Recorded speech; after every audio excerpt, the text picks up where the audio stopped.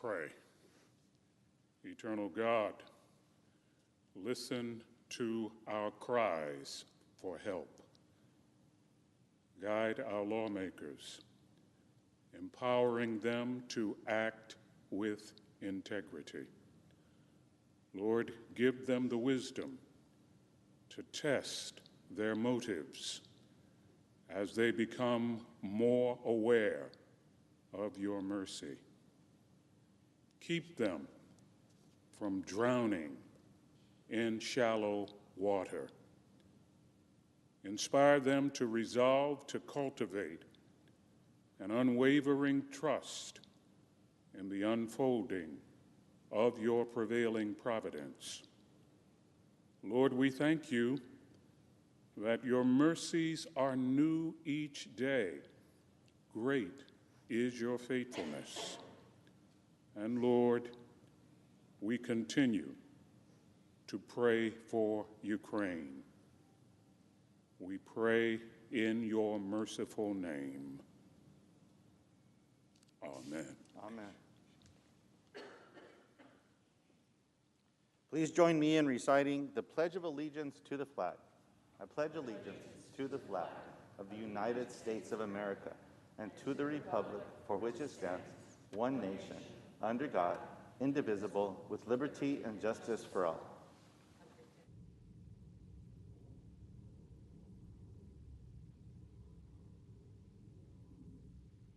Clerk will read a communication to the Senate.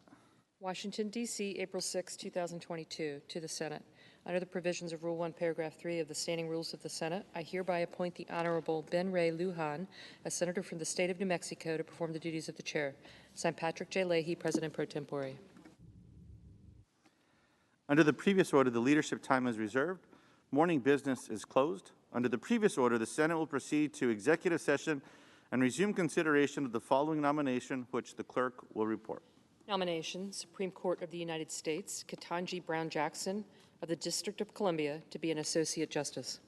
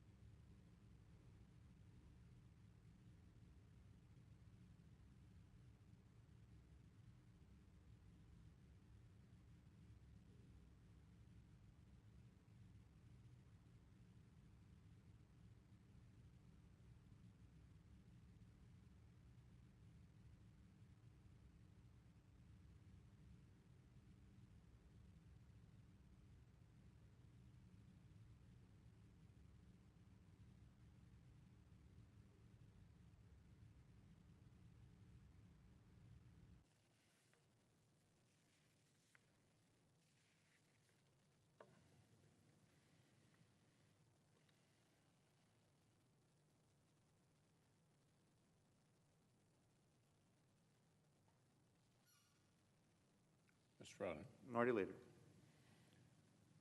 Yesterday, I explained how Democrats created the current norms around judicial appointments. These days, the Senate takes an assertive role.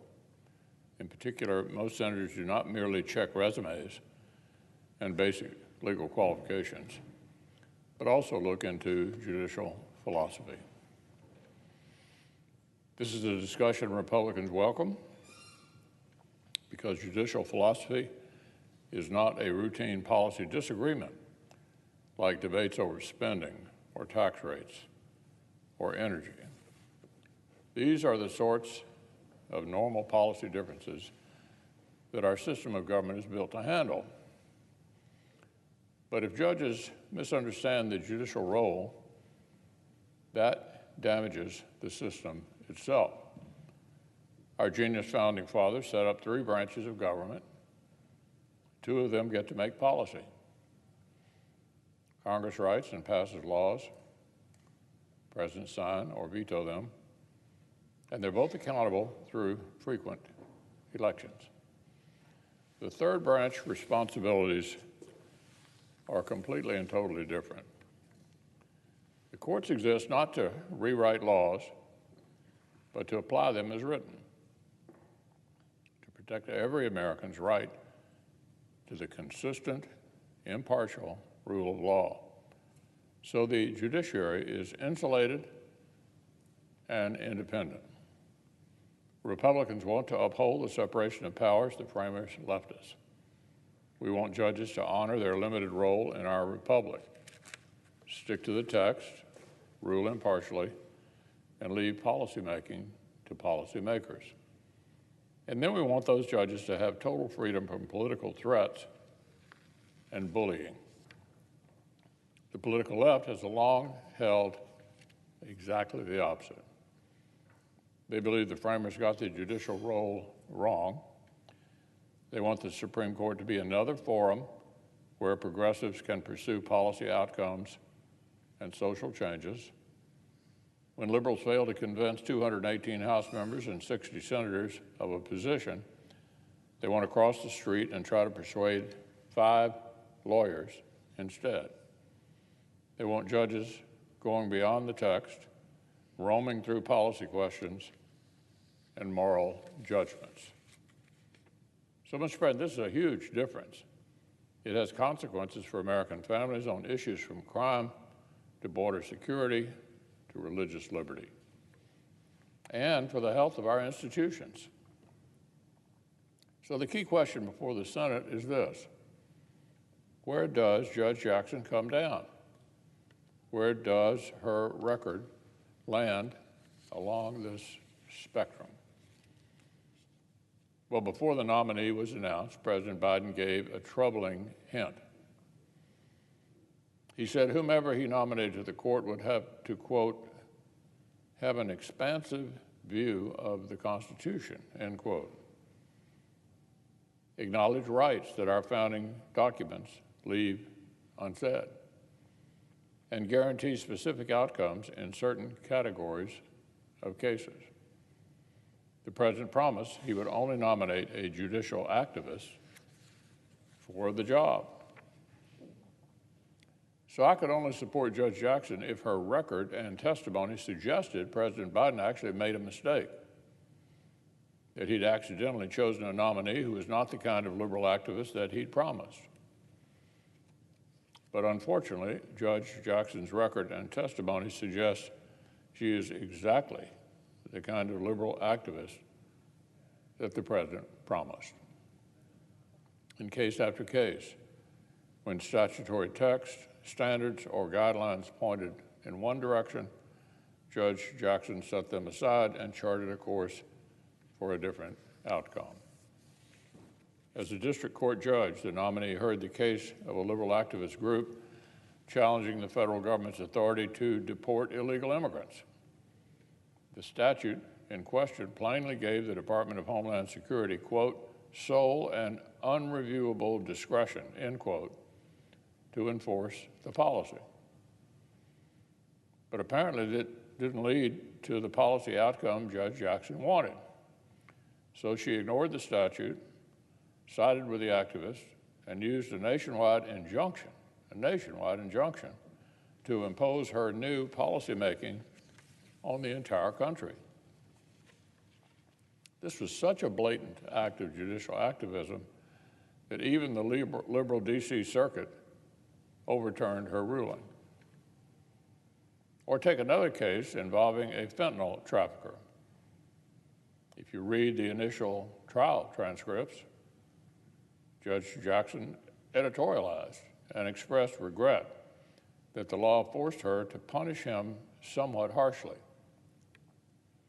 She literally apologized to this self-described kingpin that she wasn't allowed to go softer.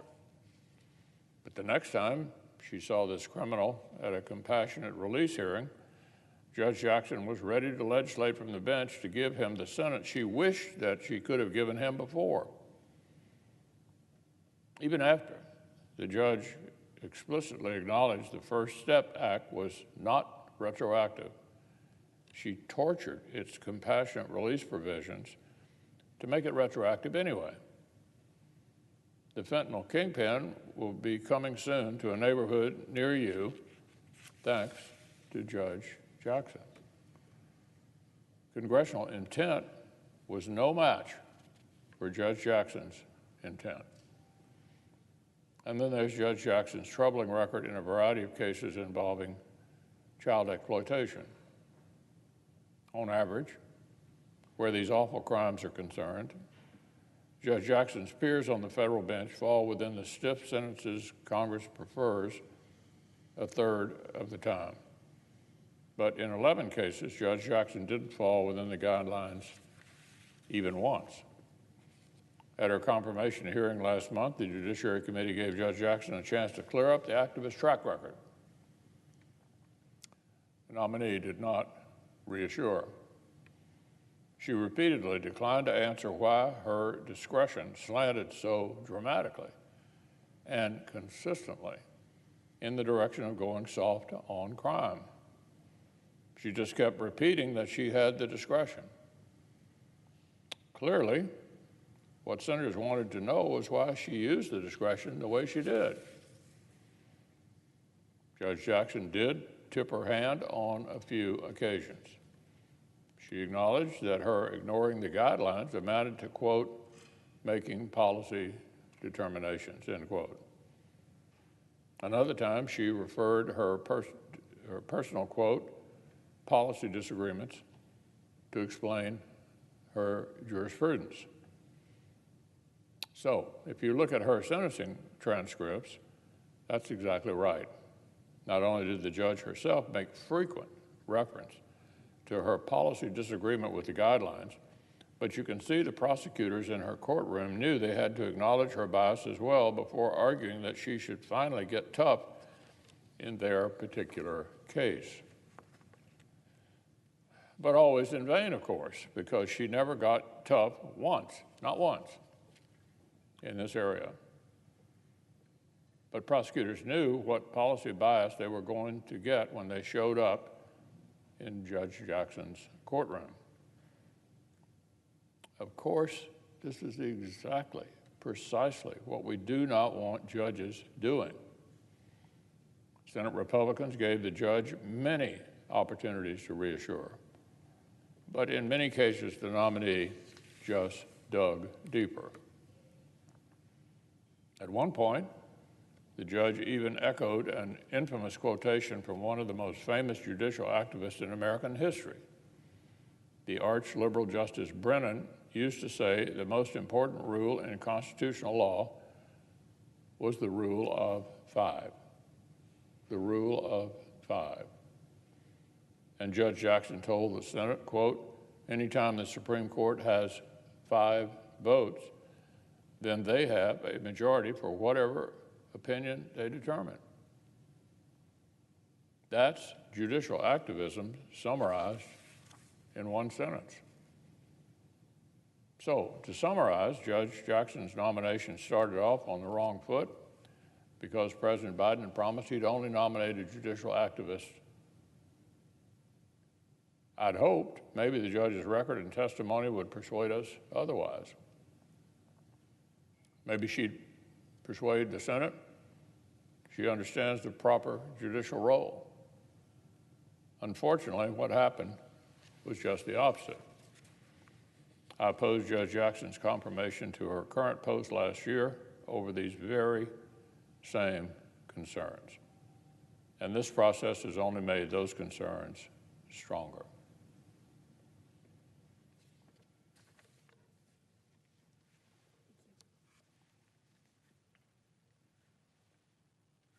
I suggest the absent quorum.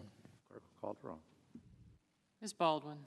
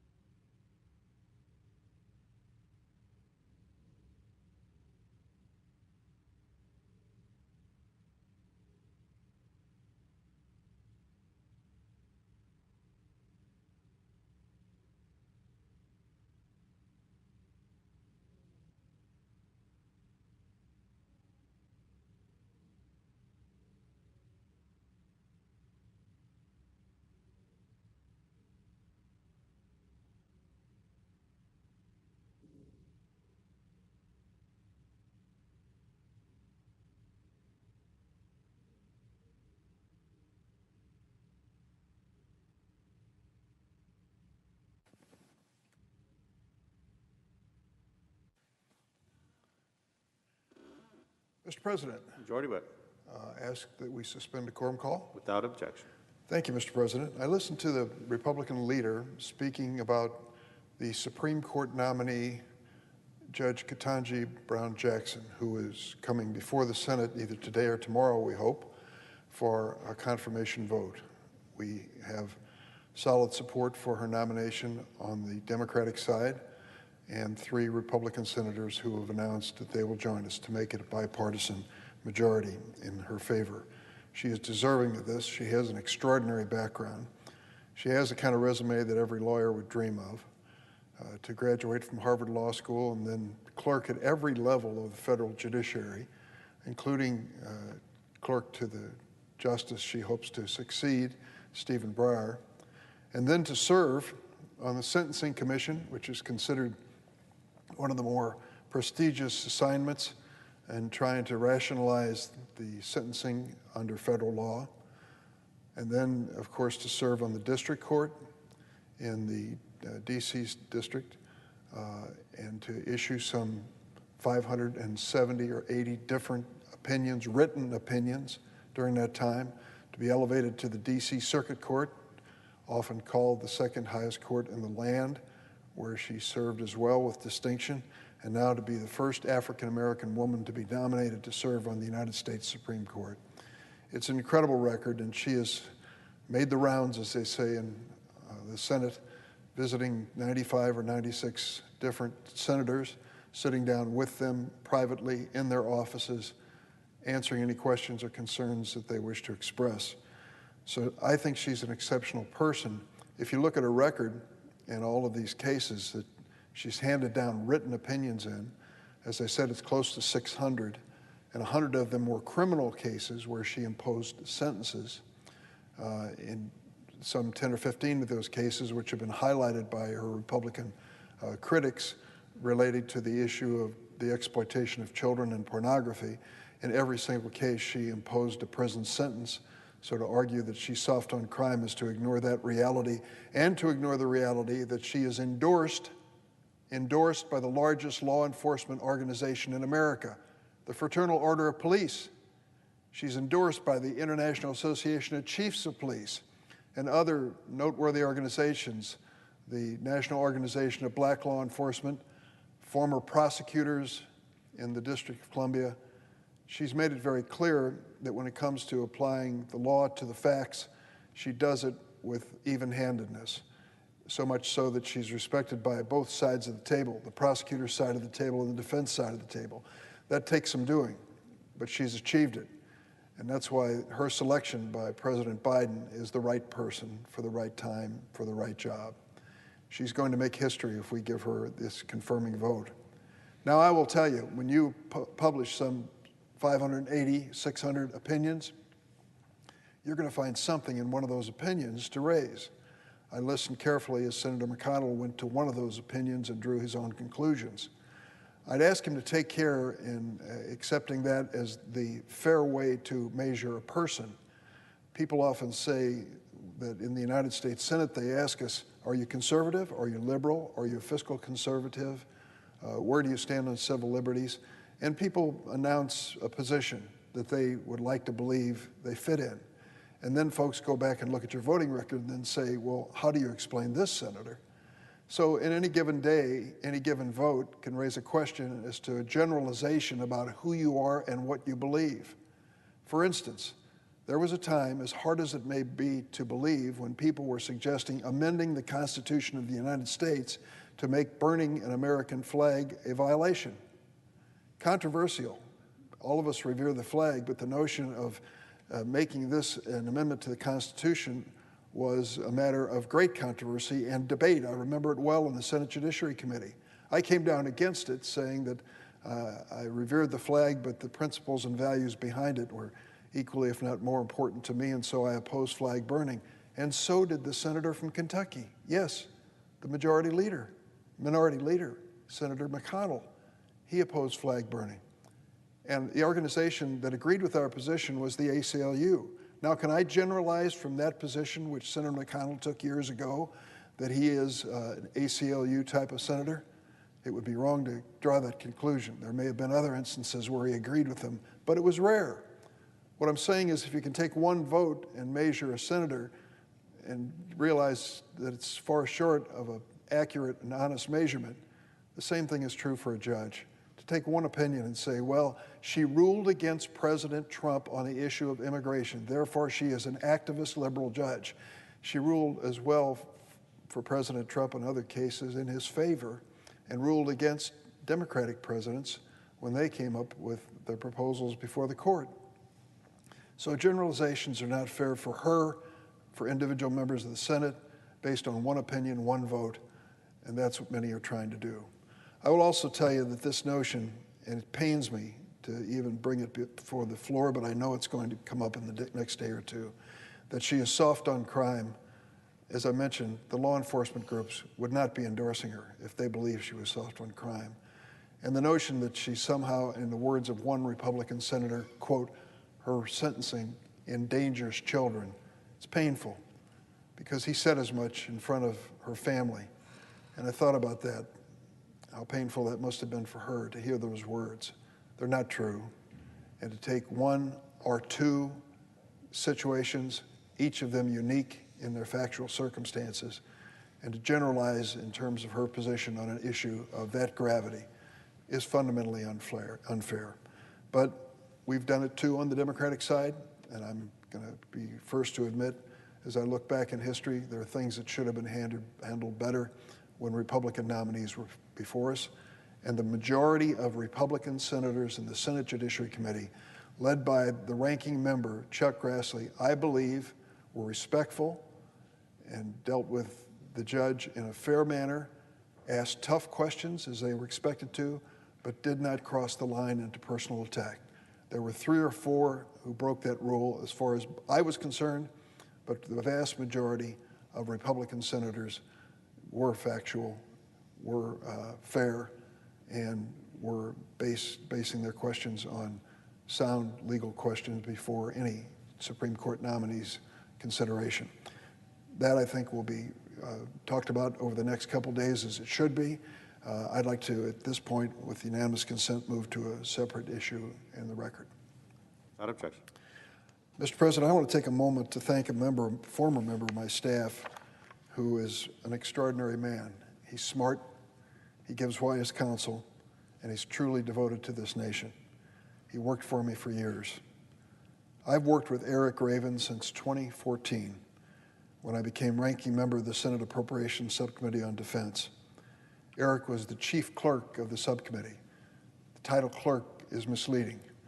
He was the brains and the operational force behind that subcommittee.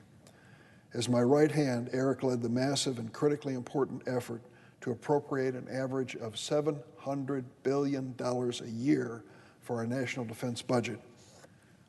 Incidentally, that's about half of our government's annual discretionary spending. Big assignment, the right person for that assignment. As I mentioned before, my first introduction to the Senate was many years ago as an intern to a former Illinois Senator, Paul Douglas. Douglas was a respected economist who joined the Marines at age 50, to defend democracy in World War II. Badly wounded, became a war hero, then was elected to the Senate. Douglas famously said, "You don't have to be a wastrel to be a liberal." Douglas fought against waste in government because he understood that every misspent dollar weakens our national defense. Every wasted dollar undermines our ability to build a better future. Well, I think Paul Douglas would have liked Eric Raven. Eric has been a stalwart ally in my efforts to advance our national defense while also protecting taxpayers' dollars and investing in things like defense medical research, domestic sourcing of the components critical to our defense industrial base. I traveled with Eric to more places than I can remember. There was one particularly eye-opening visit to a classified facility in a desert outside Las Vegas. You might say it was out of this world. I'll also remember a trip we made to Poland and the Baltics in 2018, where we discussed the danger of over-reliance on Russian gas and other issues. Today, we see that playing out tragically in Ukraine. It was always a relief to have Eric at my side. His deep institutional knowledge, his sense of humor, his black bag full of secrets have served me and the committee and America well. I know that Senator John Tester of Montana, the new chair of that same subcommittee, and other senators with whom Eric worked share my high regard for him. In his 20 years in the Senate, Eric has worked for Senator Dianne Feinstein, the late Senator Ted Kennedy, Robert Byrd, Senator Inouye, our former colleague Senator Mikulski, and the current chairman, Senator Leahy. To countless Senate staffers along the way, Eric has been a mentor, a cheerleader, and always a friend. In addition to his public service, he's a pilot and a black belt in karate, enjoys golfing, running, devoted husband to his wife Anne, father to his 7-year-old son Edward. And very soon, pending Senate approval, he will be our nation's next Undersecretary of the Navy. The Senate's loss is the Navy's and America's gain. I'm confident that Eric will excel in his new challenge just as he has in the Senate. I wish him the very best of luck and thank him for his outstanding service. Mr. President, I ask consent that the next statement I make be placed in a separate part of the record. Without objection. Mr. President, it's been almost 6 years since the disastrous collapse of the infamous for-profit college chain ITT Tech. At that time, ITT Tech was one of the largest chains of for-profit colleges in the country. 130 campuses spread over 38 states and 40,000 students enrolled. It closed its campuses 2 weeks after the Federal Department of Education barred the parent company from enrolling any more students using federal aid dollars. I've come to this floor countless times to talk about the deceptive, predatory, desperate tactics of the for-profit college industry at large. At the peak of its profitability, 2000 to 2003, it was the hottest sector on Wall Street. Publicly traded shares in for-profit colleges rose 460%, according to one analysis. In 2010, these for-profit colleges swept up more than $32 billion in federal student aid dollars.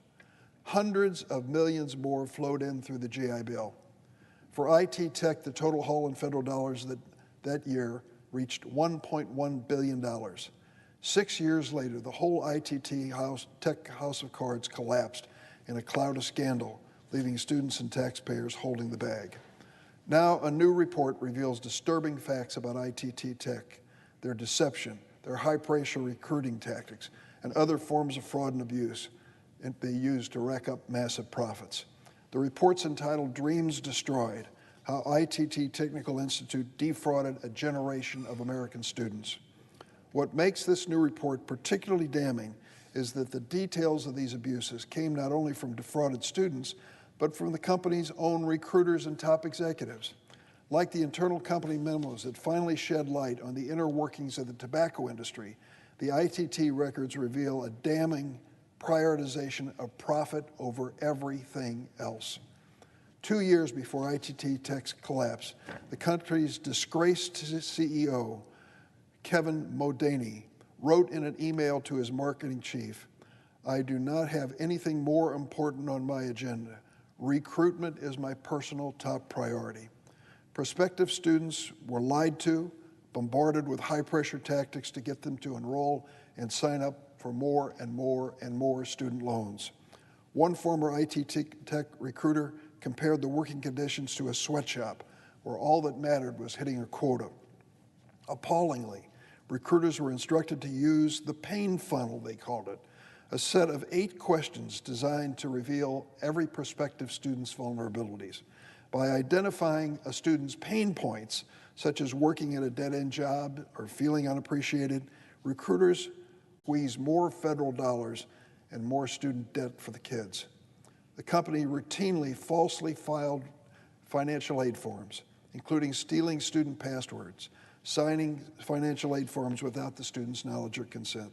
The list goes on and on. The result, Modany, the ITT shareholders, made millions. Taxpayers got ripped off. Students ended up holding the bag with worthless diplomas if they finished, but a mountain of student debt whether they finished or not. What did Modany think about the students he was defrauding? Look at his words. This is the man who was the executive who was doing this to these children. He said, "Take off the gloves with the student. Slug back. Do not hold back in any way in anything that we can put out there to question the legitimacy of his complaint. We should most definitely do so. We need to call him out publicly." That's the kind of respect they had for these students. And many of these kids, as the majority leader knows, were first-generation college students. Their mothers and fathers were so proud that they were at ITT Tech College They made it into college. Mom and dad thought they'd have to work extra hours, but it would be worth it. It was a fraud from start to finish, a fraud on American taxpayers and a terrible fraud on these students and their families. Mr. President, I see that the majority leader's on the floor here, and I have a few more pages that I'm going to put into the record on this subject. I have been talking about for-profit colleges for a number of years. Luckily, we have a president and a secretary of education who are putting watchmen in place, guardians of students in place, who believe that it's more important that kids are treated fairly and honestly than it is for some executive to make millions of dollars off of an abuse of the system. And I ask consent the rest of my statement be entered into the record. Without objection. I yield the floor.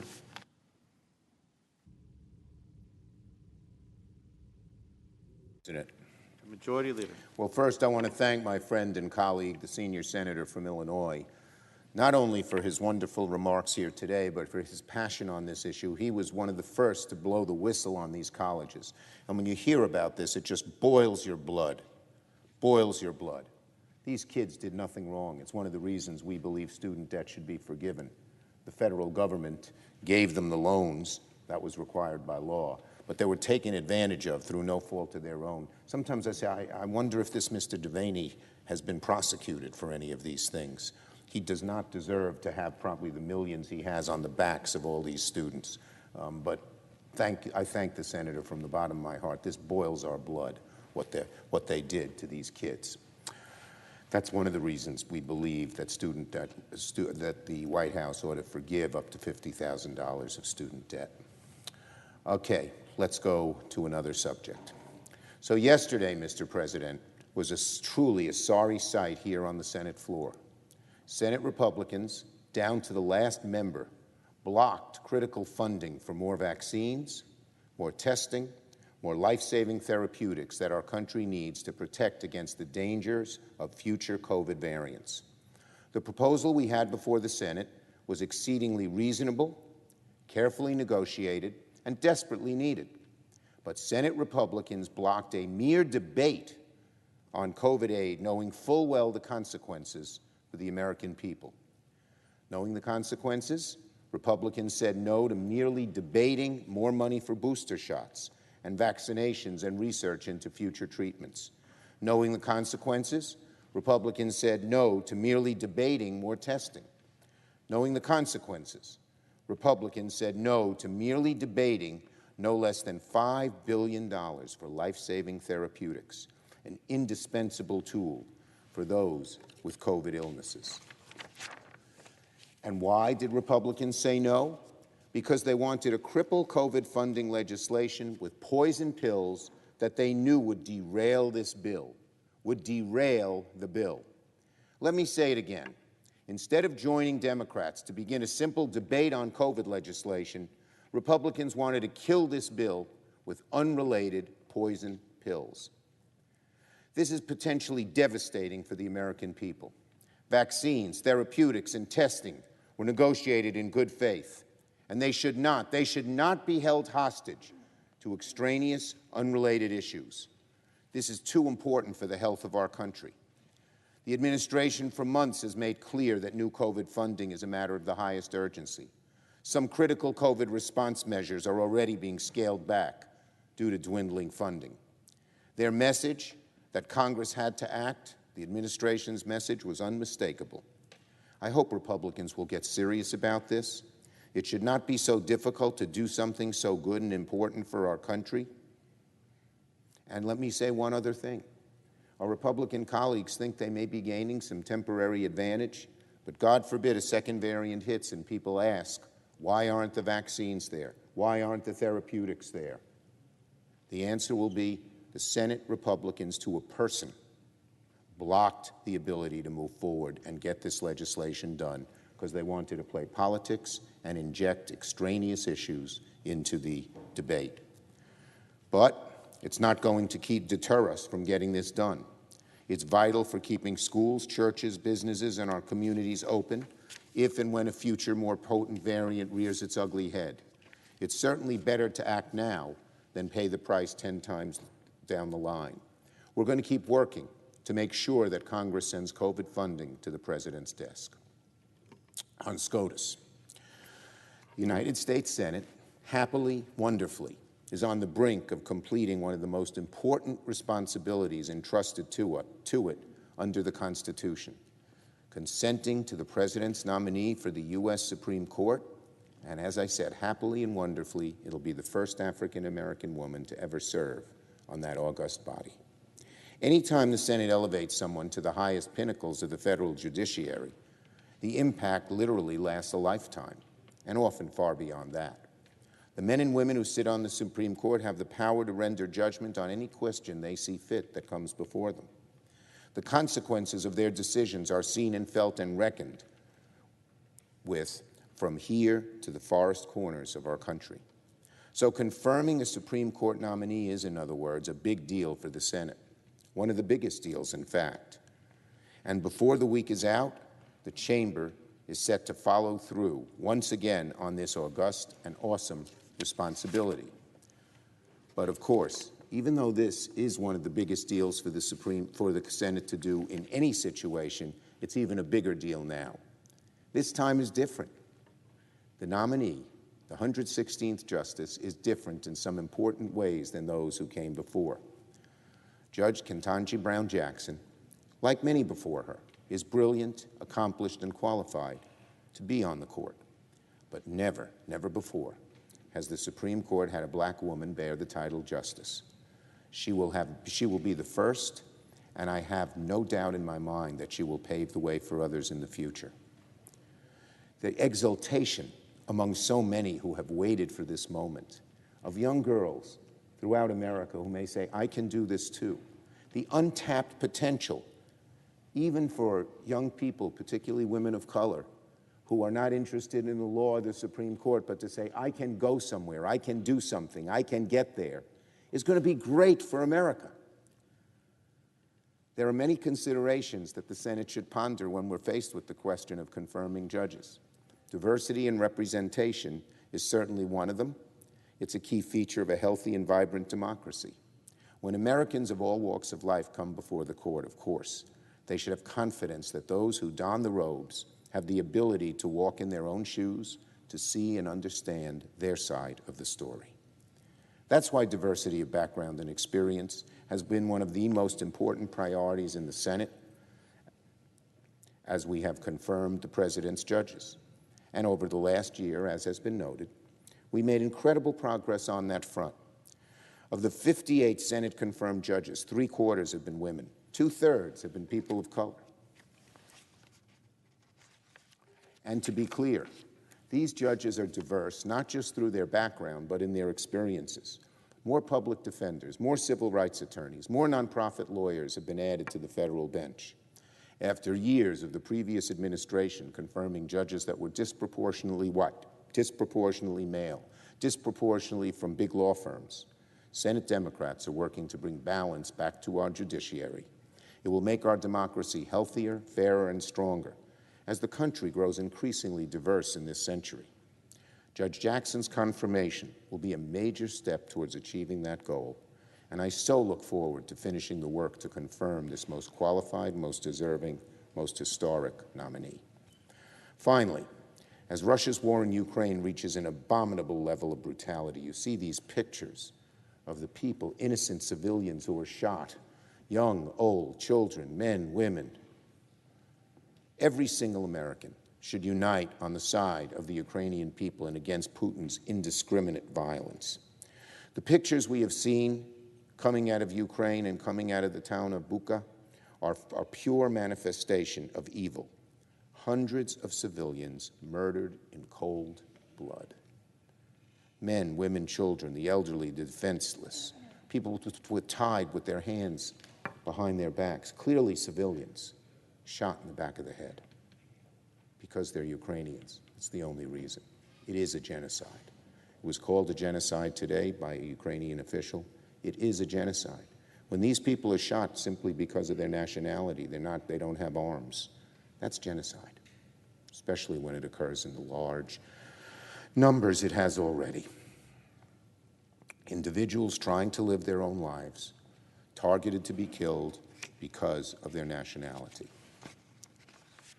Putin is a war criminal. When Putin says Ukraine and Russia are together after he did this, no Ukrainian is ever going to believe it. Even the isolated Putin must know that. But he's cornered, and so he is a war criminal. And any nation that indiscriminately and intentionally targets civilians should not enjoy doing business with American companies. But shamefully, Koch Industries is continuing to do business in Putin's Russia and putting their profits ahead of defending democracy. There's an explosive reports this morning that the Koch political arm is now pushing for the U.S. to abandon our allies and back off the hard-hitting sanctions the Biden administration has imposed on Russia. The Kochs are selling out democracy for their own profits. Every senator, Democrat, Republican, we all care about Ukraine. Every senator needs to condemn this push by the Koch brothers and call on Koch Industries to immediately suspend their operations in Russia. I look forward to every tough-talking Senate Republican to come here to the floor and call out the Koch brothers for undermining America's resolve against Putin's illegal, unprovoked, and criminal invasion of Ukraine. Senate Democrats are working on legislation to add Russia to existing laws that already deny foreign tax credits for taxes paid to North Korea and Syria. American companies that continue to do business in Russia should not receive the U.S. tax benefits that offset U.S. tax benefits that offset taxes paid to Putin's regime. I yield the floor. Senator from Virginia. Mr. President, I proudly rise to speak about the nomination of Judge Ketanji Brown Jackson to be an Associate Justice of the United States Supreme Court. When I began law school in the fall of 1979, the only woman justice at the Supreme Court was a white marble statue on the steps. There were no women members of the court. There had never been women members of the court. The motto engraved over the court's entrance, "Equal justice under law," sounded great, but it also rang hollow for the more than half of the United States population that had never seen themselves represented on the United States Supreme Court. And it was more than just the absence of women on the court. In 1868, the 14th Amendment to the Constitution was adopted in core, memorable phrase guaranteeing to all persons the equal protection of the law. But the court for more than 100 years refused to extend equal protection to women. In one of the first cases testing the meaning of the phrase equal protection of the law to all persons, the Supreme Court considered an Illinois state law restricting the practice of law to men. A dynamic young feminist activist, Myra Bradwell, passed the Illinois bar exam and applied for a law license to practice law in Illinois. She was turned down because she was a woman. She appealed her case to the Illinois Supreme Court, and they turned her down because she was a woman. And then she came to the United States Supreme Court and said, "We've just changed the Constitution to guarantee equal protection of the law to all persons. Surely you cannot turn me down in my quest to practice law after I have passed the Illinois bar exam." The Supreme Court of the United States in 1873, by a vote of 8-1, ruled that she was not entitled to an equal right to practice the profession of her choosing. Mr. President, let me read you a key part of the decision in that case. The paramount destiny and mission of women are to fulfill the noble and benign office of wife and mother. This is the law of the Creator. So a wife and mother lawyer must be a wife and mother. That's what the Supreme Court determined in analyzing the simple phrase, all persons are entitled to equal protection of the law. So here's a great trivia question. When did the Supreme Court finally decide that equal protection of the law applied to women? 1971. It took 103 years after the 14th Amendment was adopted for the Supreme Court to say, wait a minute, equal protection of the law to all persons, that means women. The case of Reed versus Reed, the court ruled that a state statute providing that males must be preferred to females in the administration of estates, it was an estate administration case, the court ruled, wait a minute, that violates women's rights to equal protection. Who was the lawyer in that case? A dynamic young civil rights lawyer with the ACLU named Ruth Bader Ginsburg. So within my career as a civil rights attorney, from when I started law school in 1979 to today, 43 years later, I have seen great change in the law's treatment of women and in their representation on the United States Supreme Court. The nomination of Judge Ketanji Brown Jackson will make history. She'll be the first African-American woman on the court, and she'll move a court that had never had a woman member when I started practicing to a court where 4 of the 9 members are women. What powerful evidence of the capacity we have as a nation to come closer and closer to the equality ideal that was articulated as our moral North Star in the opening phrase of the Declaration of Independence drafted by a Virginian in 1776. So I celebrate the history-making nature of this appointment, but it's not the reason for my support.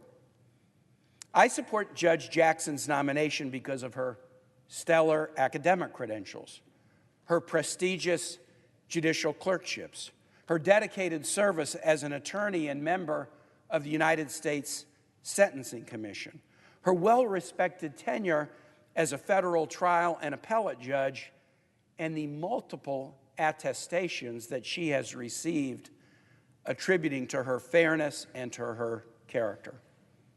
Mr. President, in particular, I think that her successful confirmation as a justice will add 2 critical skill sets to this 9-member collegial body. First, that she's a public defender, and second, that she's been a trial judge, that she was a public defender. So much of the court's docket deals with issues that are at the heart of the American criminal justice system. And there are currently members of the court, Justice Sotomayor, Justice Alito, Justice Gorsuch, who had experience as prosecutors in both the state and federal courts before they began their service in the judicial branch. That experience as prosecutor is really important experience, and it's an important expertise to have on the Supreme Court. But a Justice Ketanji Brown Jackson will be the first public defender ever to sit on the court. And for a court of 9 to share perspectives and grapple with resolution of questions involving the criminal justice system, for that court only to have people who prosecuted cases and not have people who have defended, in particularly the most indigent criminal defendants, it's a court that doesn't have the balanced 360-degree perspective that we would want in these important matters. So the fact that she served honorably as a federal public defender, in my view, is a strong trait for her, but it's even a better trait if you think about what we would need in a 9-member Supreme Court. Second, she's been a trial judge, a federal district court judge in the district court for the District of Columbia. And that is really, really important. There's only one other member of the court now who is a trial judge, and that's Justice Sotomayor. Some of the members of the court, as far as I know, I can find no evidence. Not only were they not trial judges, there are some who I'm not sure ever tried cases. what does it mean to have a trial judge on the court? Well, again, think about the docket of the Supreme Court. So much of the docket of the Supreme Court is ruling on questions and controversies whose ultimate goal is to make the nation's trials, civil and criminal trials, more fair. Admissibility of evidence, sentencing standards, definitions of police misconduct that could either gain or shed sovereign immunity in a trial going on in a trial court. How to impanel jurors, how to instruct jurors, when to strike a juror if there's evidence that the juror may have a bias or prejudice. These are all cases that come before the Supreme Court all the time, and these kinds of cases are particularly important to have a court that is well represented by people who've actually been in the courtroom and done it. What trial judges have to do is they have to figure out how to instruct and impanel jurors and deal with the juror who may have a bias question. They have to rule on evidentiary objections in a split second, dispose of discovery disputes, rule on dispositive motions like motions to dismiss or summary judgment motions. In bench trials, actually render judgments, which usually involves credibility determinations among competing witnesses. The judges in the federal system are those with the power of sentencing, the most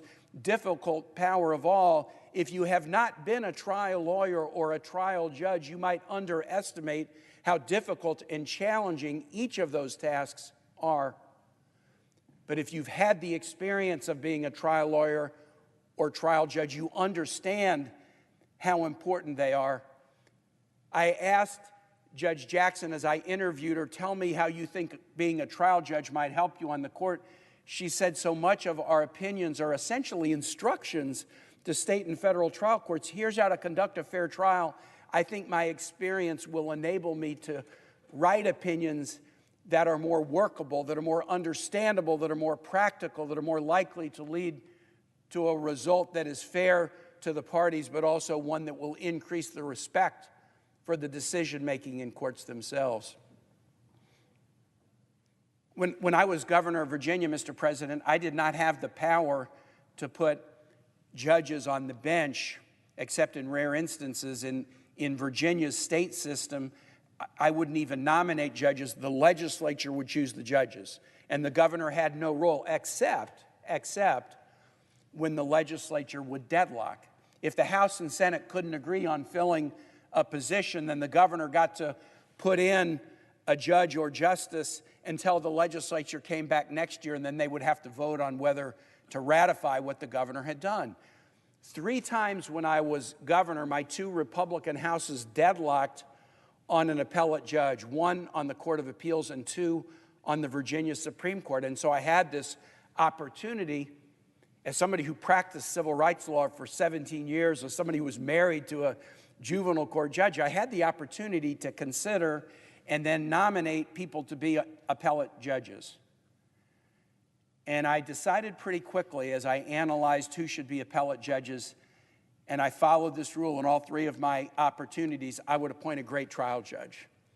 In each of the 3 instances, I appointed a great trial judge because I knew that that great trial judge would be able to sit on an appellate court and render rulings that weren't sort of philosopher king or queen rulings that might sound good in a law review article or in a panel discussion, but they could render rulings that would be instantaneously understood in courtrooms all across the Commonwealth and able to be implemented by the other trial judges who are doing their best every day to conduct fair trials.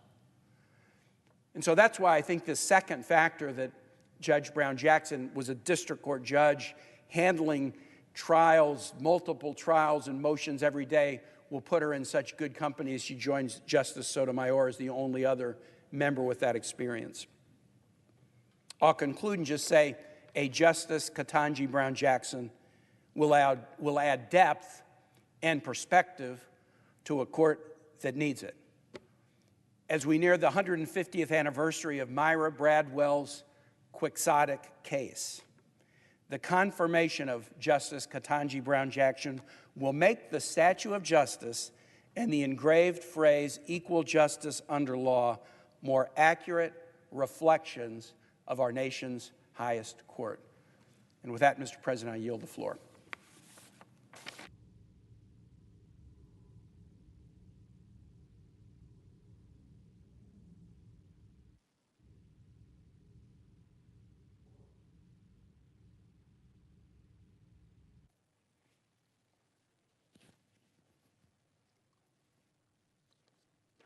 Mr. President. The Republican member. Mr. President, I ask unanimous consent that the following senators be permitted to speak prior to the scheduled vote. Myself for up to 15 minutes, Senator Cruz for up to 25 minutes, and Senator Stabenow for up to 10 minutes. Without objection. Mr. President, we're moving from disaster to catastrophe at our southern border. Last week, the Biden administration announced that Title 42 COVID-19 restrictions, which have provided for the immediate deportation of those who cross the border illegally, will end in May. Now, it's ironic that just as the administration presses for more COVID funding, it's apparently declaring COVID is over at the border. Now, I just want everybody to think about the inherent contradiction in what's being said here. By ending Title 42, the administration has says, for all intents and purposes, the pandemic is over. It's over at the border. But today it was announced that the student loan program, repayments on student loans, would be extended until the month of August. Why? Presumably because of the pandemic. And there's still a policy in place, Mr. President, if you can believe this. Yesterday I had the chance to question at the Senate Finance Committee Secretary Becerra, the Health and Human Services Department, about a policy that is in place right now that has not yet been repealed that requires children under 5 in Head Start facilities to wear masks. Masks not just when they're in the classroom, but when they're outside on the playground. Children under 5 to wear masks. Now, who says that's a bad idea? Well, for one, the World Health Organization. The World Health Organization isn't exactly a conservative-leaning institution. The World Health Organization says that it is not necessary for children under 5 to wear a mask because no discernible health or safety benefit derived from that. So that policy is still in place. Kids under the age of 5 at Head Start facilities still have to wear masks, not just inside, but when they're outside. And now, student loans, again, been deferred. You don't have to repay your student loans at least until August. It's been extended again. These policies reflect a belief on behalf of the administration that we are evidently still in a pandemic that requires these policies to stay in place. And so the student loan deferral request has been made or is going to happen. They're just going to do it. So they're doing that by fiat. And this rule that requires children under 5 to wear masks suggests we're still very concerned about the pandemic and about the spread of COVID-19. And yet, Mr. President, Title 42 is going to be lifted at the border, which is a pandemic measure. It was put in place as a result of the pandemic and has enabled our officials at the border, Customs and Border Control, to be able to at least somewhat manage the flow of illegals coming across the border. Think about that. Think about the inherent contradiction, the messages that you are sending. In addition, I would add to the $10 billion, which was originally $15 billion, that is being requested by the administration to deal with COVID. So you're asking for more funding, you're requiring kids to wear masks, you're extending the deferral on student loan repayments, and yet you're lifting Title 42 restrictions. Let me tell you what that means, Mr. President. Once Title 42 restrictions are officially lifted, the flood of illegal immigration across our southern border is expected to become a tsunami. The Department of Homeland Security expects as many as 18,000 per day to attempt to cross our southern border after the policy is lifted. 18,000 per day. That adds up to more than 500,000 migrants per month. And to put those numbers in perspective, in fiscal year 2021, the Border Patrol encountered more than 1.7 million individuals attempting to cross our southern border. That was the highest number ever recorded in a single year. Now we're talking about a rate of migration that would lead to our hitting that one-year record in just over 3 months. Mr. President, Title 42 restrictions were never intended to be a permanent border solution. And lifting them would not be a problem if the President had some meaningful plan in place for dealing with the border crisis that has been going on since he took office. But he doesn't. Again, evidenced by the fact the President had no interest in visiting the border, nor has his border czar, the Vice President of the United States. Neither have been to the border. And after lifting Title 42 without a plan, I should say, and lifting Title 42 without a plan to curb illegal immigration is nothing more than an invitation for our current crisis to get exponentially worse, which is exactly what the Department of Homeland Security expects is going to happen. Now, you don't have to take my word for it on these problems with the administration's decision. Here is what one Democrat senator had to say about the administration's Title 42 decision, and I quote, "This is a wrong decision.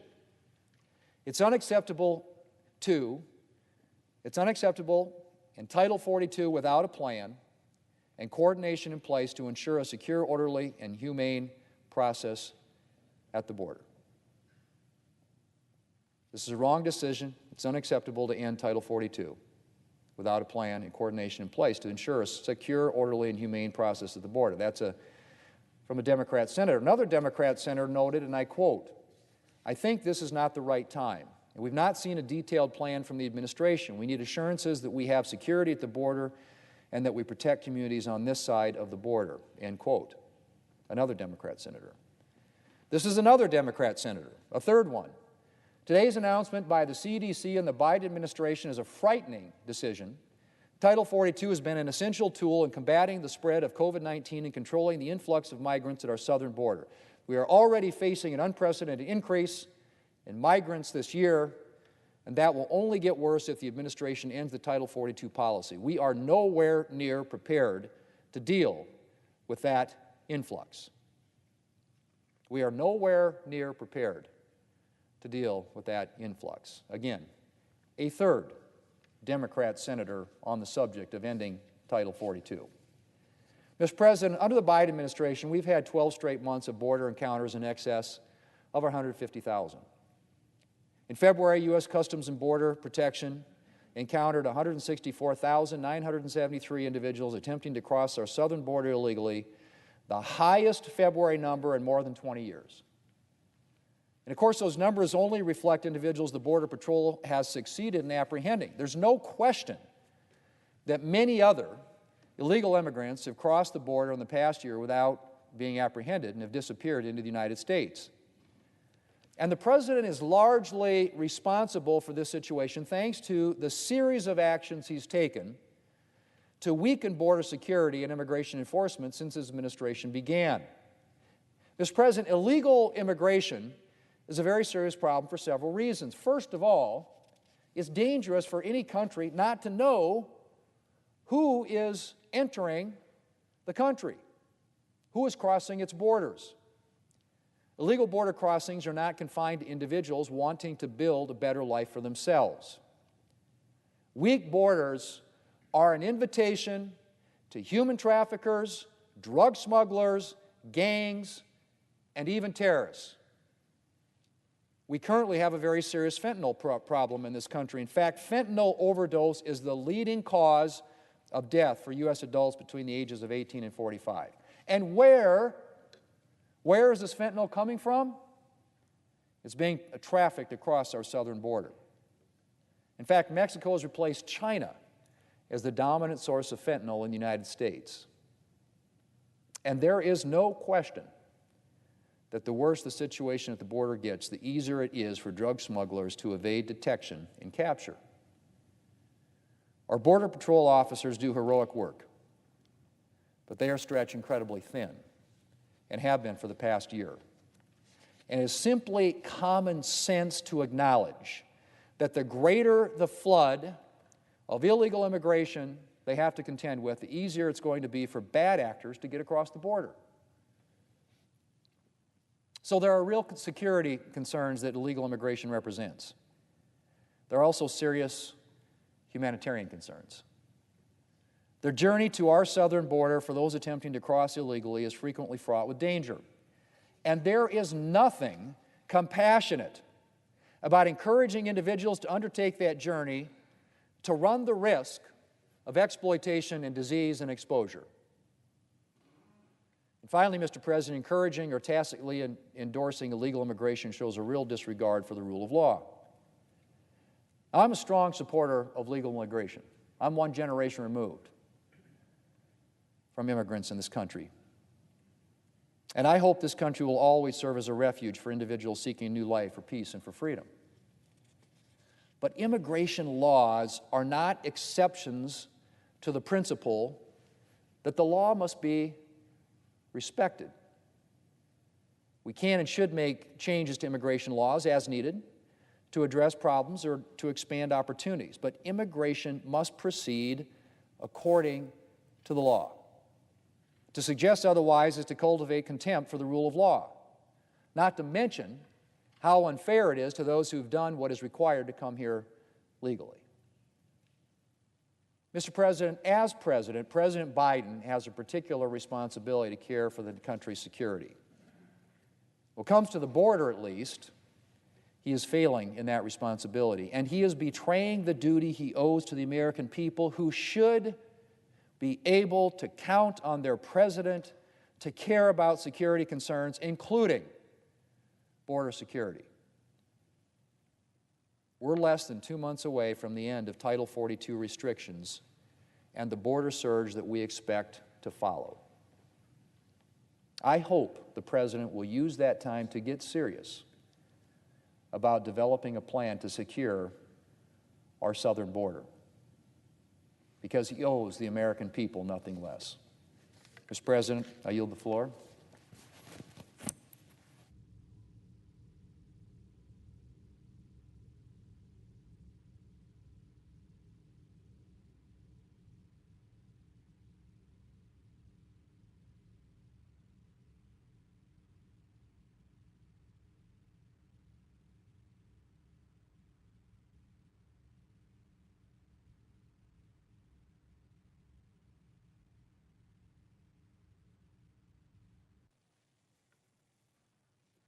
Mr. President. The senator from Texas.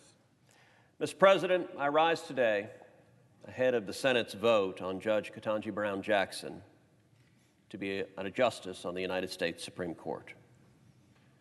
There are few responsibilities the Senate has that are more important than confirming judges, and in particular, confirming justices on the Supreme Court of the United States. The Supreme Court is charged with the responsibility of defending and upholding the Constitution and the Bill of Rights. It is charged with the responsibility of upholding the rule of law and protecting your rights and my rights. Now, Judge Jackson is someone that I've known personally for 30 years. She and I went to law school together. We were both on the law review together. Judge Jackson is someone that, on a personal level, she's smart, she's talented, she's charming. I've always liked Judge Jackson.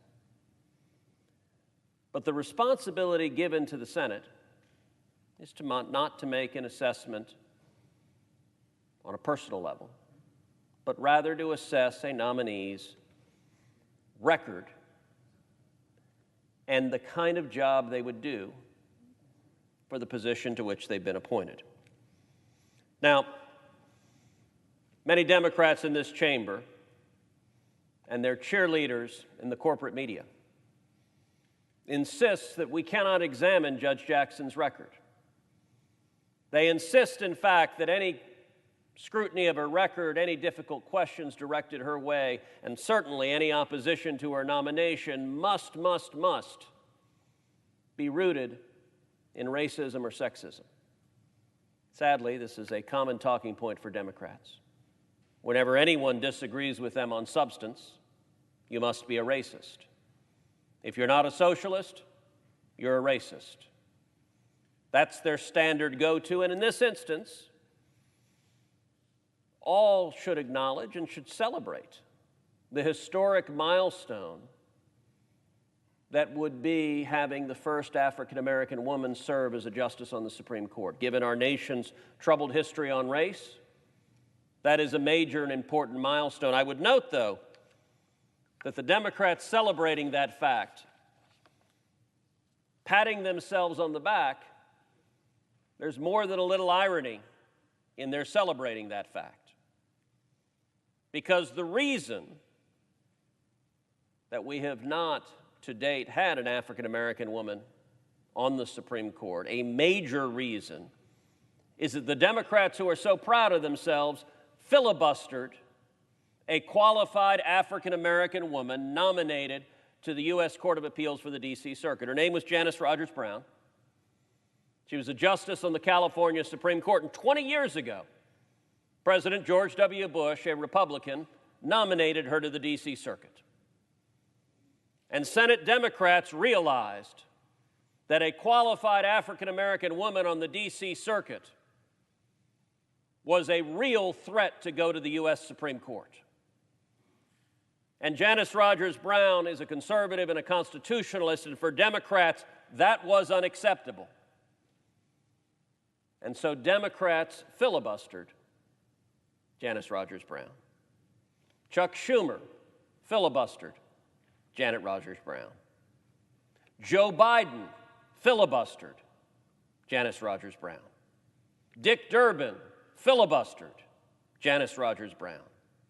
Pat Leahy filibustered Janice Rogers Brown.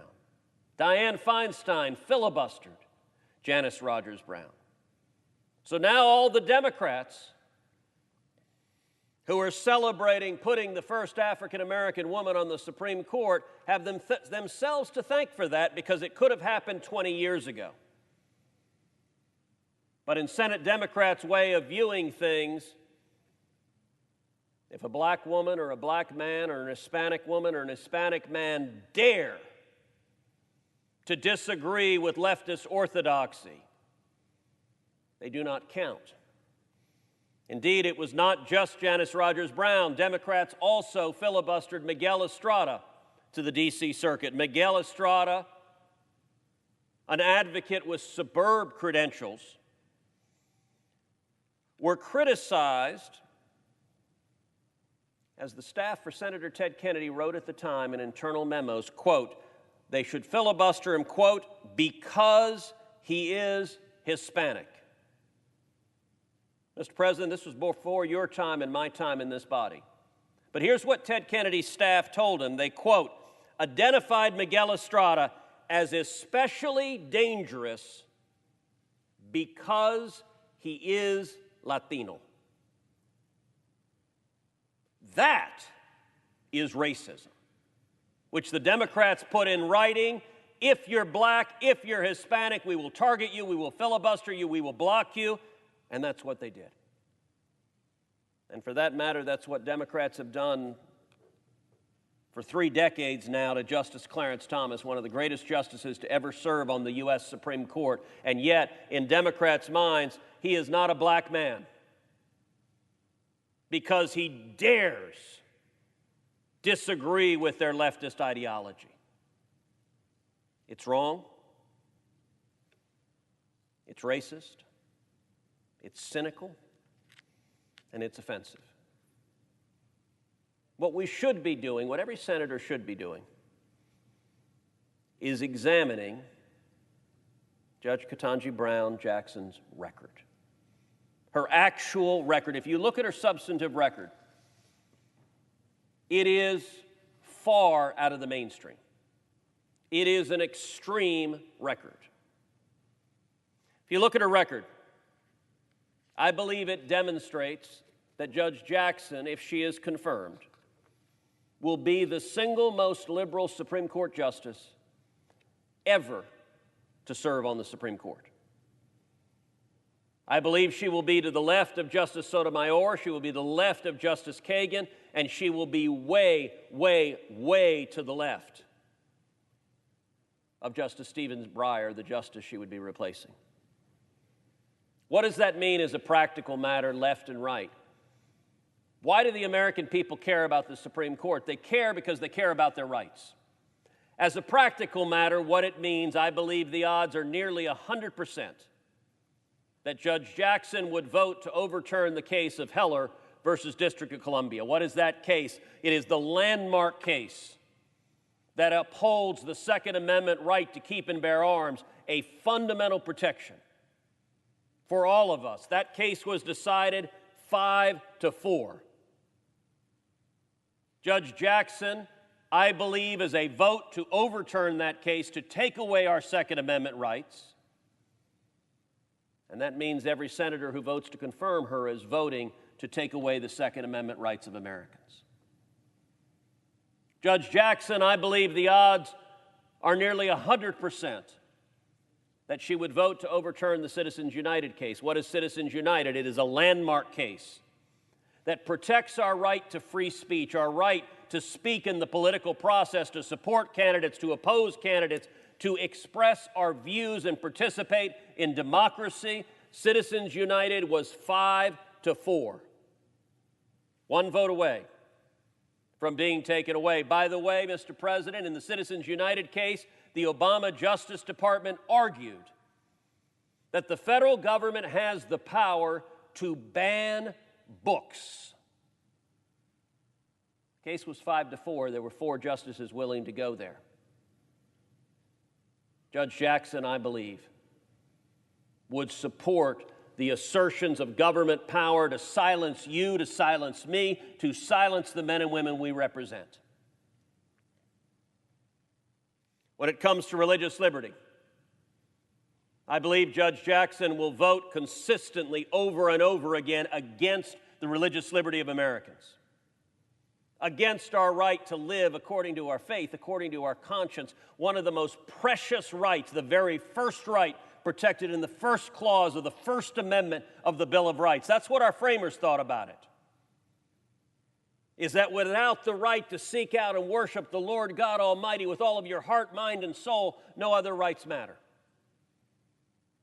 And I believe she will consistently vote to undermine that right, and in particular, one of the applications of that right in the context of school choice.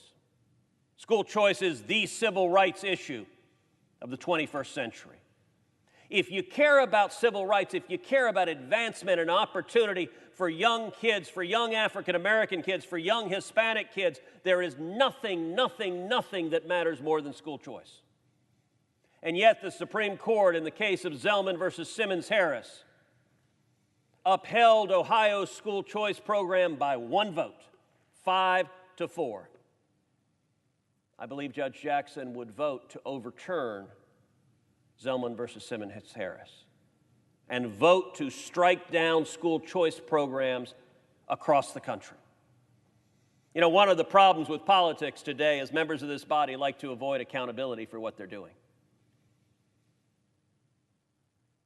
But everyone in this body is on notice that this is a justice who will vote to take away our free speech rights, vote to take away our religious liberty rights, vote to take away our Second Amendment.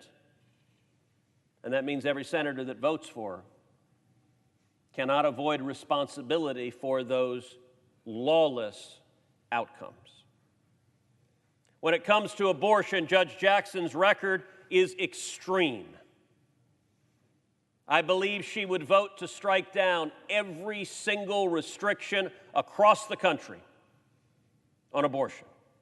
I believe she would vote to strike down prohibitions on federal partial birth abortion, a truly horrific practice opposed by the vast majority of Americans. The Supreme Court upheld the federal ban on partial birth abortion by a vote of 5-4, 1 vote away. Judge Jackson, based on her record of being a radical advocate for abortion, will consistently vote to strike down reasonable restrictions. All of those are extreme positions. But if you want to understand just how extreme, there was one portion of the confirmation hearing that I thought spoke volumes. When Senator Marsha Blackburn asked Judge Jackson, "What is a woman?" Now, Mr. President, what is a woman didn't used to be a trick question. 115 men and women have served on the Supreme Court, and all 115 of them would have no difficulty whatsoever answering the question, what is a woman? Not so Judge Jackson. Judge Jackson's response, I can't define a woman. I'm not a biologist, was her defense. Now, does that really mean that Judge Jackson doesn't know what a woman is? No, of course not. What it does show is her sensibility that she is completely in line with the radical left that wants to redefine what a woman is and erase it from the dictionary. You know, yesterday, a reporter stopped me, a reporter from a left-leaning publication, said he was asking every Senate Republican on the Judiciary Committee the following question: what is a woman? You could tell from the expression in his face, he thought this was a great gotcha question. I looked at him and said, an adult, female, human? And he looked at me astonished. And he said, did you look it up? He said, that's actually the dictionary definition. I said, no, I just speak English. If you'd like another definition, how about this one? A Homo sapien with 2 X chromosomes. For all of recorded history, people have known what a woman is. But Judge Jackson is such a fellow traveler with the radical left that she cannot acknowledge common sense. There's a reason the radical left groups in this country pressured the Biden White House to nominate Judge Jackson because she was the most extreme of the nominees being considered. There's a reason they pledged millions of dollars to support her confirmation, because she is the most extreme of the nominees being considered. Let me give an example of just how extreme. In the written questions, I submitted a question to Judge Jackson that says, quote, the theory that humans possess inherent or inalienable rights is reflected in the Declaration of Independence, which states, we hold these truths to be self-evident, that all men are created equal, that they are endowed by their Creator with certain unalienable rights, that among these are life, liberty, and the pursuit of happiness. Do you hold a position on whether individuals possess natural rights? Yes or no? Judge Jackson answered, quote, and this is in writing, I do not hold a position on whether individuals possess natural rights. Mr. President, that is a radical statement. Our country was founded on the quote I just read from the Declaration of Independence with those words that Thomas Jefferson penned. We declared our independence from Great Britain. We declared that we were our own nation. We started a revolutionary war. We drafted a constitution based on the proposition, we hold these truths to be self-evident. They're not evident to Judge Jackson. She doesn't hold a position that all men are created equal, that they are endowed by their Creator with certain unalienable rights, that among these are life, liberty, and the pursuit of happiness. Judge Jackson says she has no position on whether you have a right to life. She has no position over whether you have a right to liberty. She has no position over whether you have a right to the pursuit of happiness. If you're a modern leftist, if you're a socialist who wants the government to control every aspect of your life, every aspect of your freedom, then a judge that has no view on whether we have natural rights is exactly the kind of judge you want. And by the way, to understand how radical her opinion is, you can look at the Make the Road decision. This is a decision in her court as a district court that was challenging the Trump Department of Homeland Security's deporting people illegally in this country. The statute under which the Secretary was removing illegal aliens explicitly gave the Secretary discretion and said that discretion is unreviewable in federal courts. It was as clear and explicit an authorization and a removal of the authority of federal courts to second-guess the policy determinations. That didn't stop Judge Jackson at all. She ignored the plain text of the statute. She issued a nationwide injunction to stop the federal government from removing illegal aliens. Her decision was so extreme that on appeal, it was reversed by the Federal Court of Appeals for the D.C. Circuit unanimously. This is a left-leaning court with a majority of Democrat appointments. And unanimously, the D.C. Circuit reversed her because she ignored the plain language of the statute.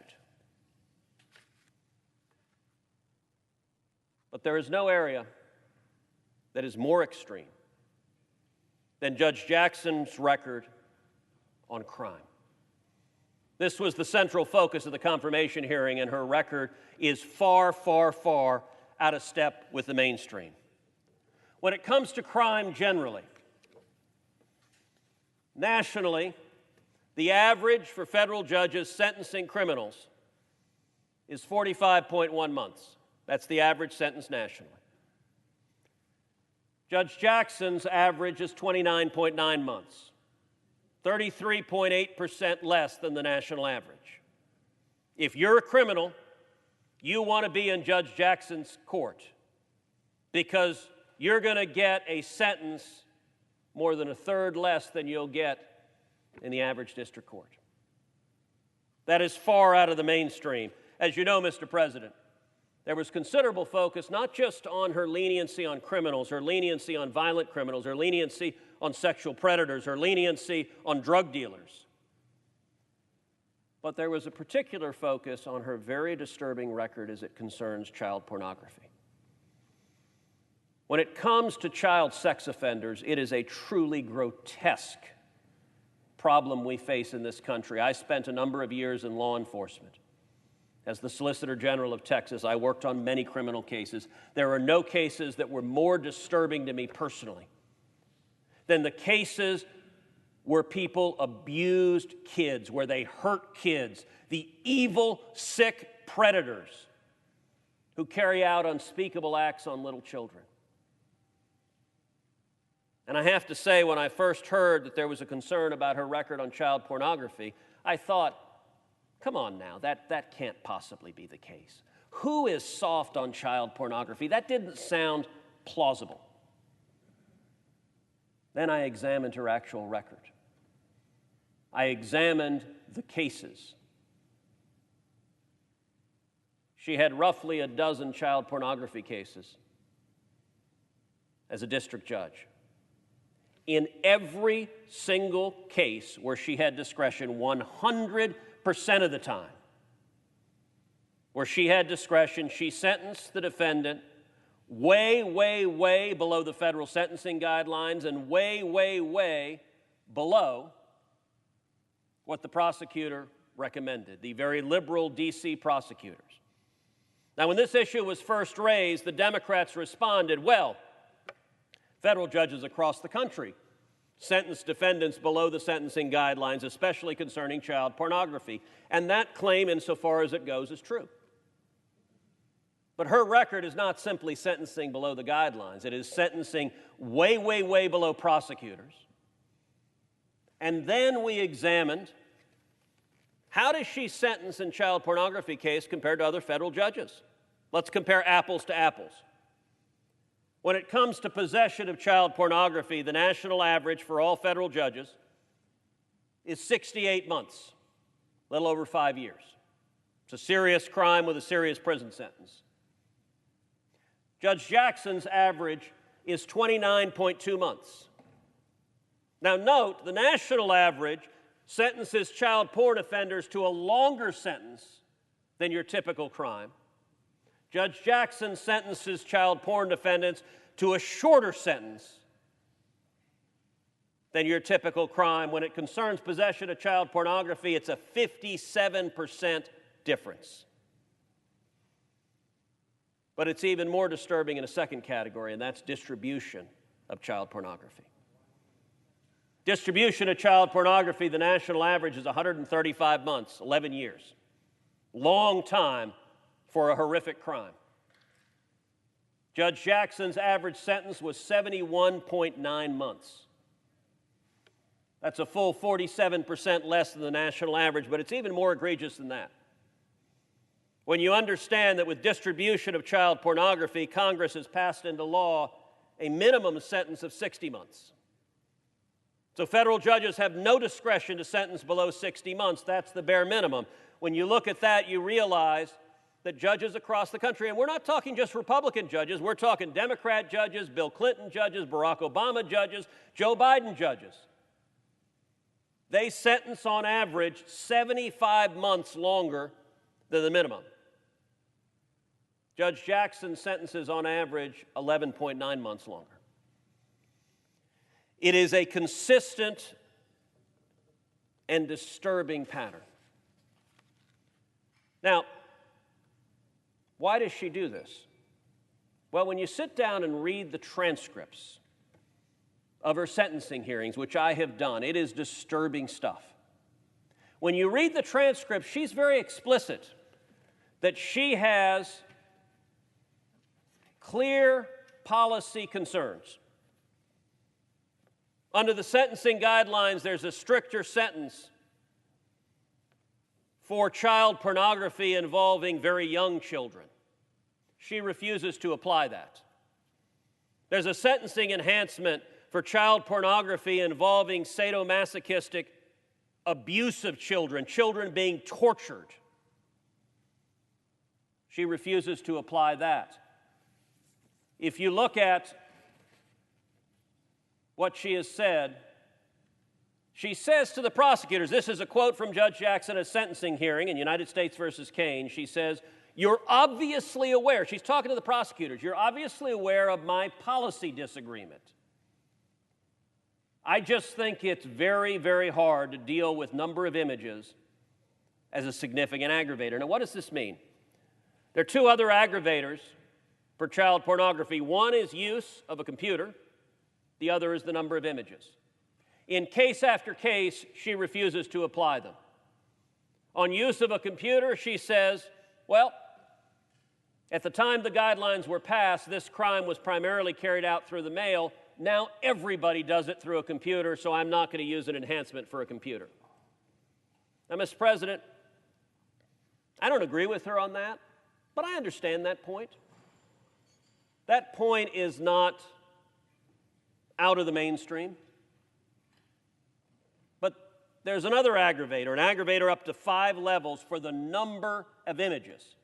And over again, she says she won't apply the number of images. I asked her at her hearing, I said, so you're saying that somebody who has videos of 1,000 children being sexually abused and somebody who has an image of one child being abused, that those are the same crimes, that you shouldn't punish the one offender more than the other? She refused to answer that question. That is extreme, it is radical, and that's not the law. Her disagreement,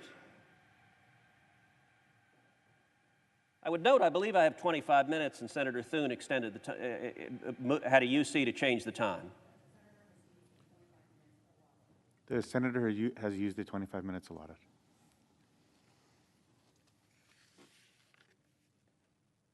When it comes to Judge Jackson's record, it is far out of the mainstream. This is a judge who, as a justice, the odds are 100%, I believe, she will vote to strike down the death penalty nationwide, and she will rule repeatedly to release violent criminals, to release murderers, to release sex offenders. This is a pattern that is highly, highly disturbing. Our Democratic colleagues like to say they don't support abolishing the police. When you nominate and confirm judges that let criminals out of jail, you have the responsibility for the consequences of your actions. Judge Jackson's record is extreme, and I urge my colleagues to vote against her confirmation.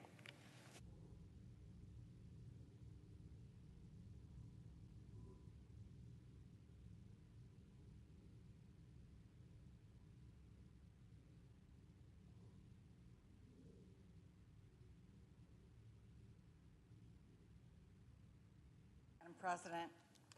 Senator from Michigan. Thank you, Madam President. First, I have 13 requests for committees to meet during today's session of the Senate. They have the approval of the majority and minority leaders. Duly noted. Thank you. First, let me say, Madam President, after listening to my colleague from Texas, if half of what he said I thought was accurate, I would not be supporting Judge Jackson. Unfortunately, it's not. And so I rise today to urge the Senate to confirm Judge Ketanji Brown Jackson to the United States Supreme Court. I'm so excited about her nomination. And her nomination, we know, is historic, not just because Judge Jackson is eminently qualified for the position. Both Democrats and Republicans agree. In fact, based on her broad range of experience, you could argue she is more qualified to serve on the Supreme Court than any sitting judge. And it's not just historic because of the dignified and honorable way she has conducted herself during this entire nomination process. If you think your last job interview was rough, take a look at hers. Judge Jackson showed incredible grace during more than 20 hours of questioning that at times was incredibly hostile and rude. I would challenge any member of this chamber to endure that level of pressure without cracking. I'm quite certain I couldn't do it. She's eminently qualified, and we've seen her judicial temperament up close. But what really makes Judge Jackson's nomination historic is this number, 115. 115. That's how many United States Supreme Court justices have served in our nation's entire history. 115. And out of those 115 justices, 108 have been white males. And just think about it for a moment. In other words, nearly 94% of the Supreme Court justices in our nation's history have been white men. That's a very exclusive club. And like many very exclusive clubs, it's tended to leave a lot of folks out in the cold. In a country as magnificently diverse as ours, that's simply not right. And I'm so grateful that President Biden understands this. The decisions made by the United States Supreme Court touch every single American. What does the right to vote truly mean under our Constitution? Freedom of religion, our freedom of speech. How are we as consumers or workers treated under our Constitution? Can a public school district force white students to attend one school while sending black students to another? Can that same public school district refuse to educate students with disabilities? Can a couple be prevented from marrying and spending the rest of their lives caring for one another because they happen to be gay? And can a state override a woman's right to privacy and force her to continue a pregnancy that puts her own health and future at risk? These are some of the types of decisions made by the United States Supreme Court every day. And when the Supreme Court doesn't look like America, it means that its decisions are less likely to take into account the lives and the needs of all Americans. The late Justice Ruth Bader Ginsburg had a straightforward answer when she was asked how many women should serve on the United States Supreme Court. How many was enough? 9, she would say. Well, we're not quite there yet, but 4, I'd say that's a pretty good start. And a black woman justice, it's about time. It's past time. You may have seen a wonderful photo making the rounds. It's of Judge Jackson's 17-year-old daughter, Layla. It's from the first day of the nomination hearing. Layla is wearing a beautiful lavender suit and sitting behind her mom. The expression on her face is absolutely priceless. She's looking at her mom with such admiration and pride. Well, Layla isn't alone. Millions of young black girls and their moms and their grandmas are looking at Judge Jackson with that same pride and admiration. they've never had someone who looks like them serving on our nation's highest court. And how many of these young girls will see this incredibly accomplished woman and think, hey, that could be me. I hope they all do. I will be honored to support Judge Jackson's confirmation. I'm excited, I'm proud of her, and I urge my colleagues to do the same. It's past time. I yield the floor.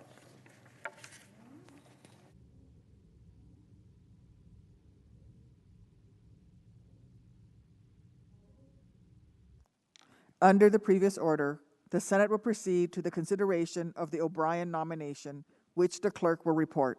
Nomination, Department of State James C. O'Brien of Nebraska to be head of the Office of Sanctions Coordination with the rank of ambassador. Questions on the nomination? Is there a sufficient second? There appears to be. The clerk will call the roll. Ms. Baldwin, Mr. Barrasso, Mr. Bennett, Mrs. Blackburn, Mr. Blumenthal, Mr. Blunt, Mr. Booker, Mr. Bozeman, Mr. Braun, Mr. Brown, Mr. Burr, Ms. Cantwell, Mrs. Capito, Mr. Cardin, Mr. Carper, Mr. Casey, Mr. Cassidy.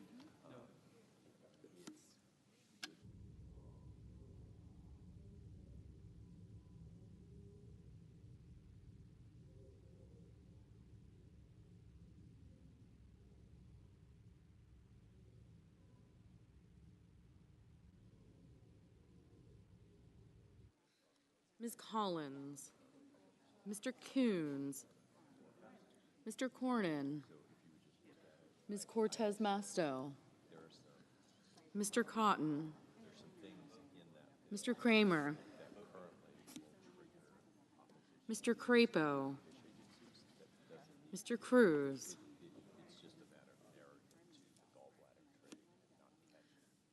Mr. Daines, Ms. Duckworth, Mr. Durbin,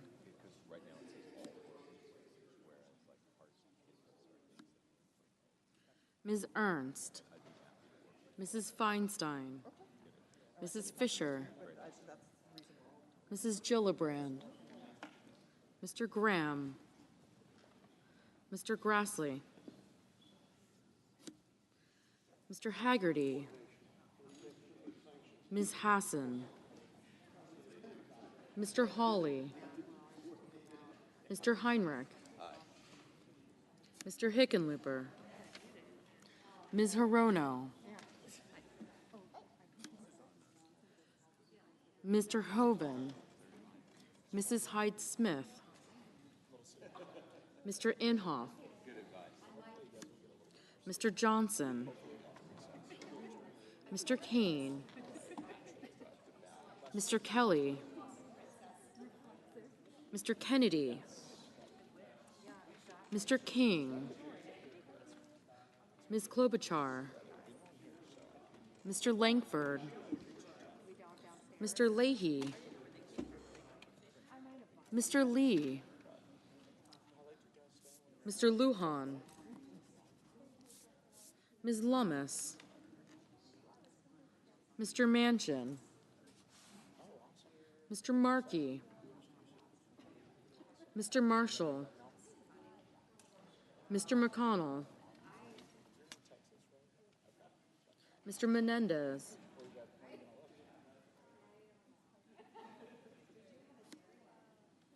Mr. Merkley,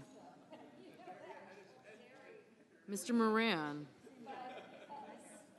Ms. Murkowski, Mr. Murphy, Mrs. Murray, Mr. Ossoff, Mr. Padilla, Mr. Paul, Mr. Peters, Mr. Portman,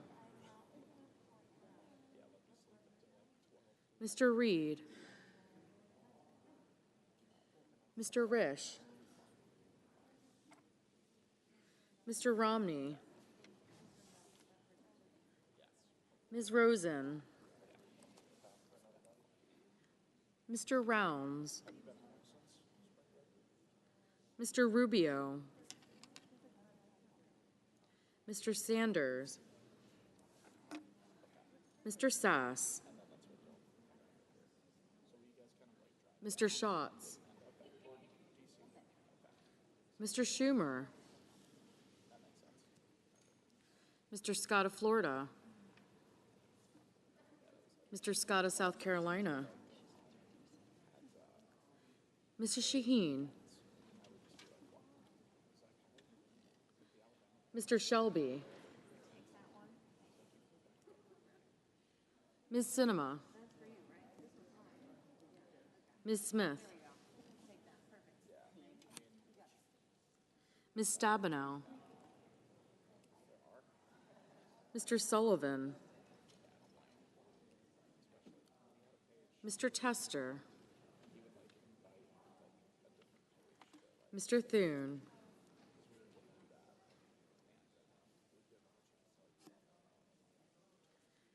Mr. Tillis, Mr. Toomey, Mr. Tuberville, Mr. Van Hollen, Mr. Warner, Mr. Warnock, Ms. Warren, Mr. Whitehouse, Mr. Wicker, Mr. Wyden,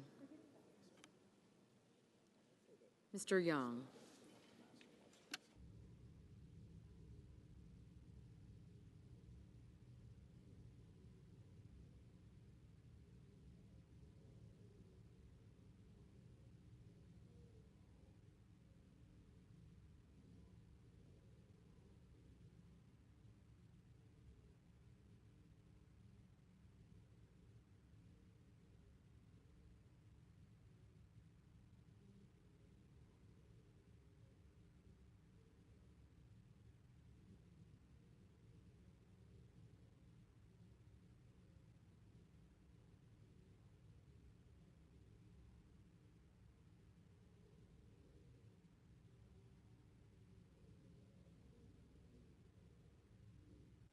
Senators voting in the affirmative: Barrasso, Blumenthal, Cardin, Cornyn, Duckworth, Heinrich, Leahy, Lujan, Markey, Murray, Stabenow, and Whitehouse. Mr. Schumer, aye. Senators voting in the negative, Braun, Cassidy, Cruz, and Ernst.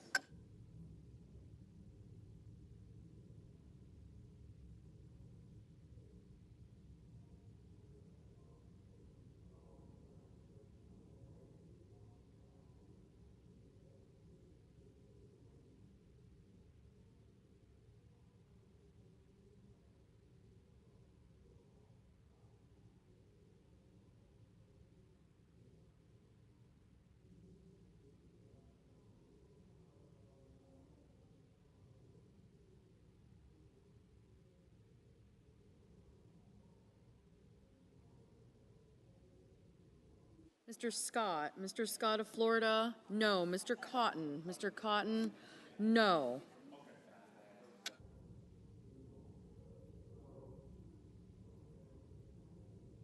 Mr. Peters, aye. Mr. Bennett, aye.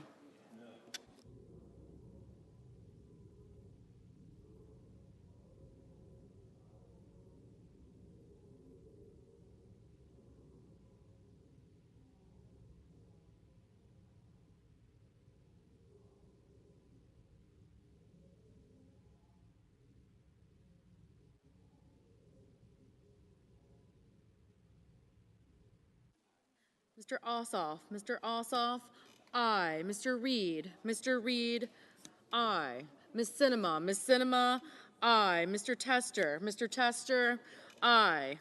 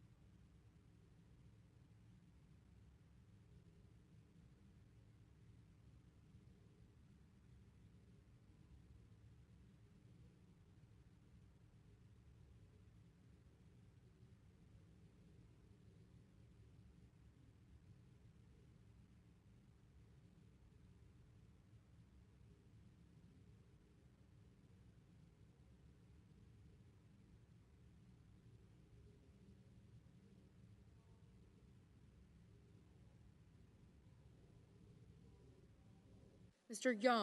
Young, aye.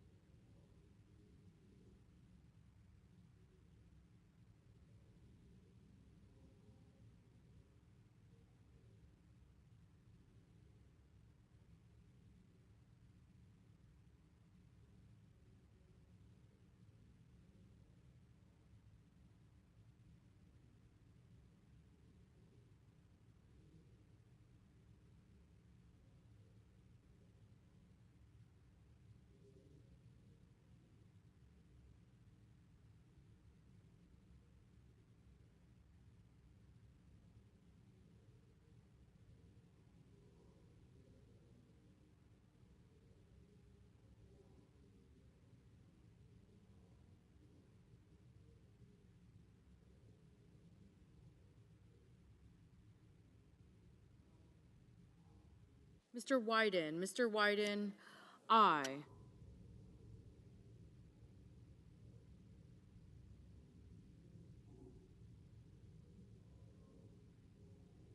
Mr. Crapo, aye.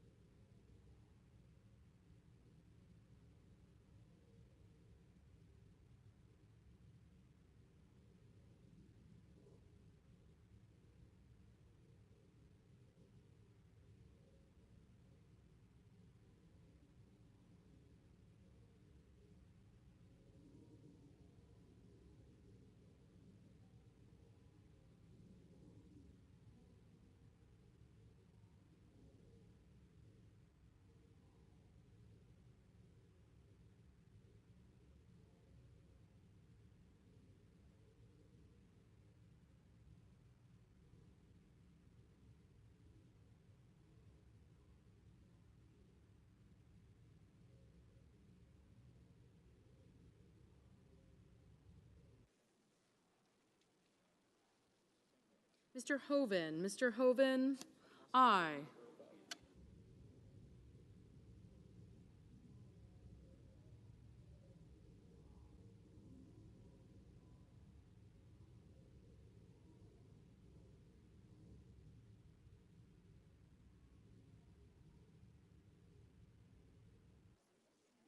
Ms.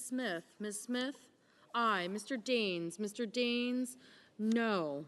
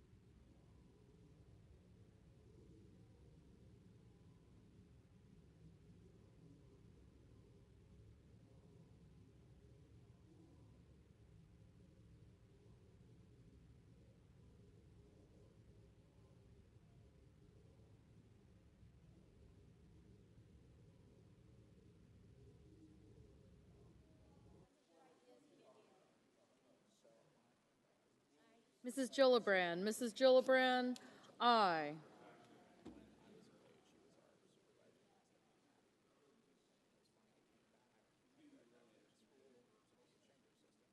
Ms. Baldwin, aye. Ms. Hassan, aye.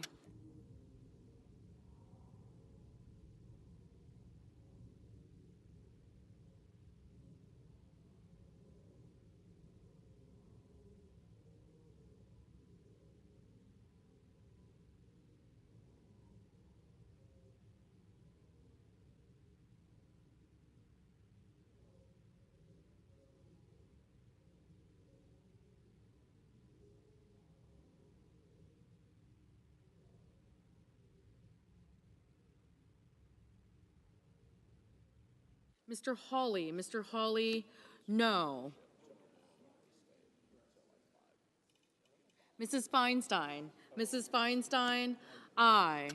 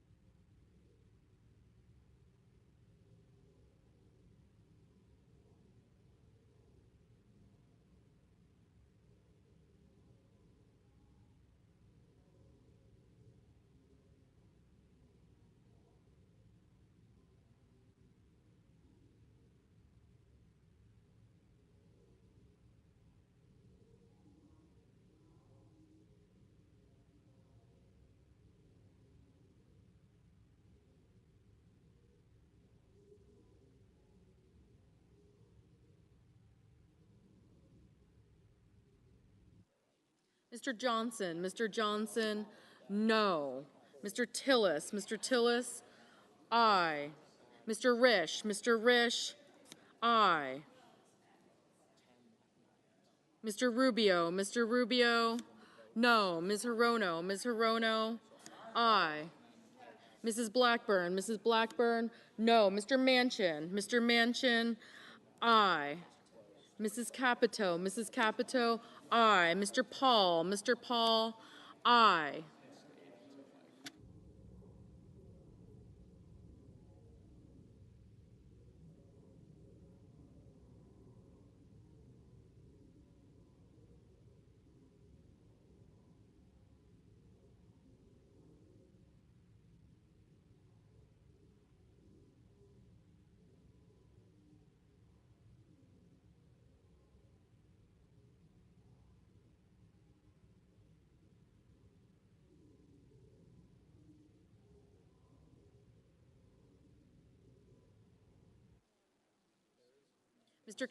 Mr. Kelly, aye.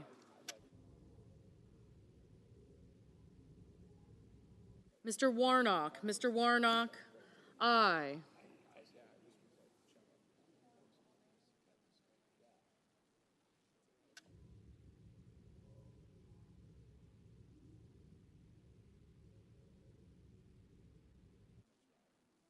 Mr. Grassley, aye.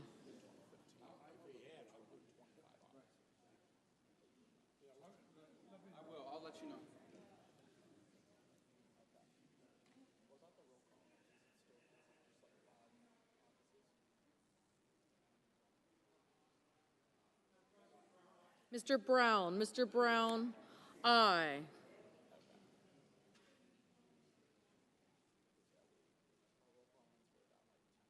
Mr. Merkley, aye.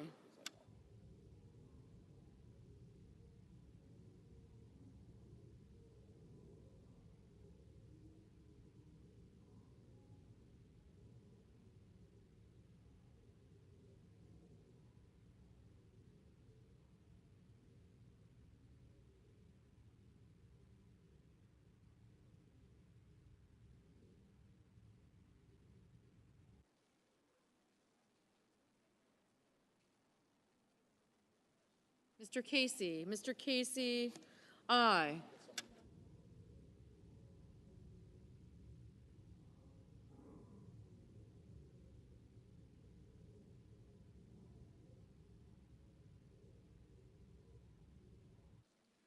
Mrs. Hyde Smith, no.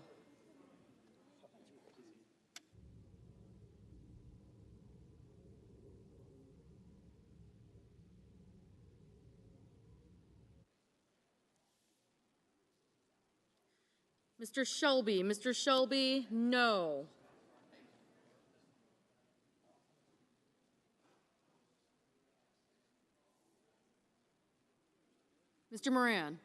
Mr. Moran, no. Mr. Van Hollen, aye.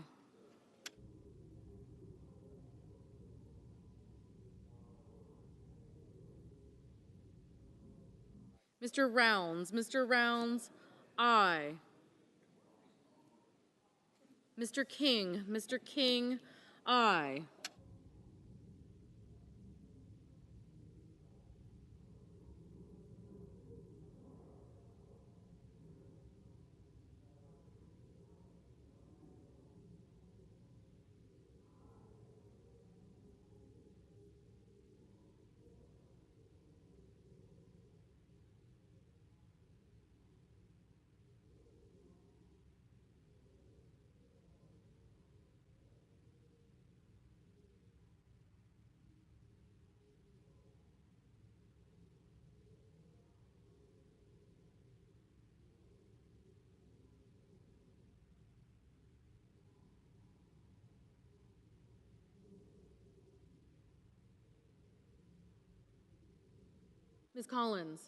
Ms. Collins, aye. Mr. Lee, no.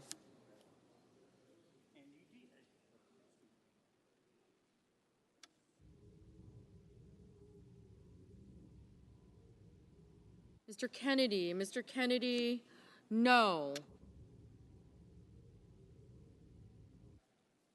Mr. Wicker, aye. Mr. Padilla, aye.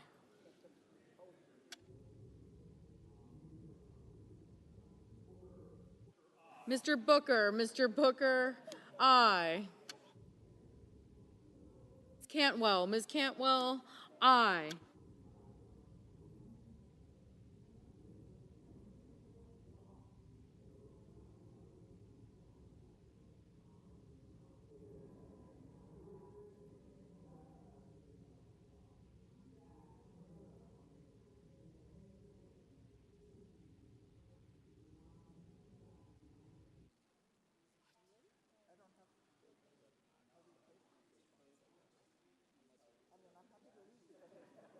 Mr. Sanders, aye.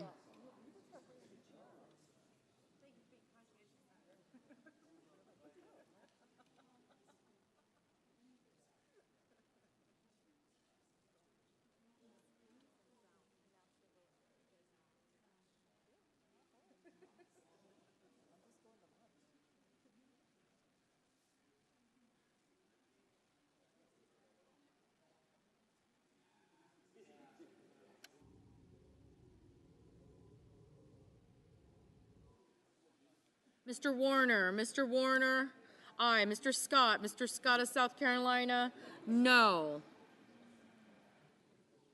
Mr. Kramer, no. Ms. Warren, aye.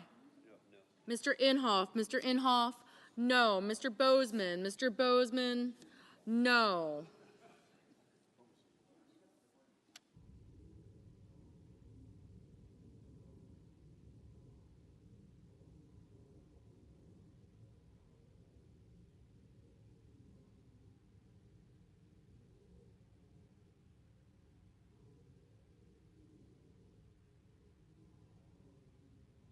Mrs. Shaheen, aye. Mr. Thune, aye.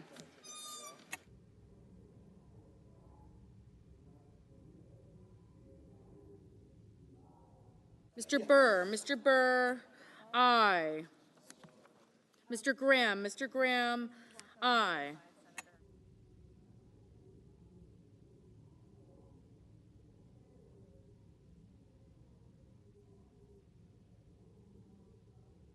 Ms. Lummis, no.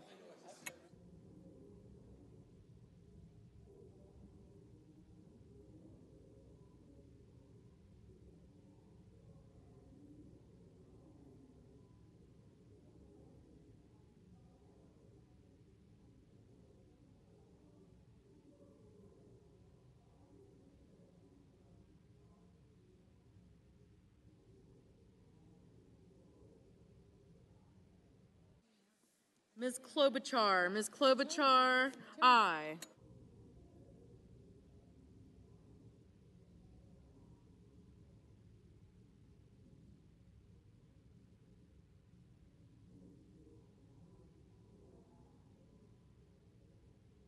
Mr.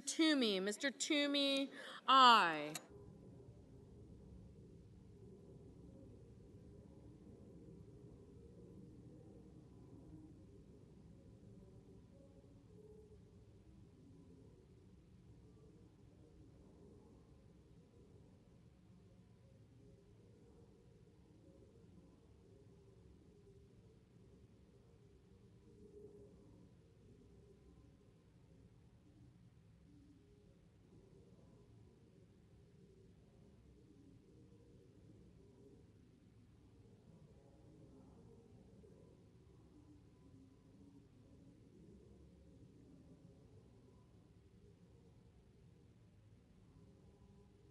Mr. Marshall, no.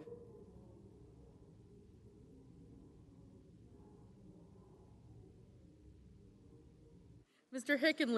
Hickenlooper, aye.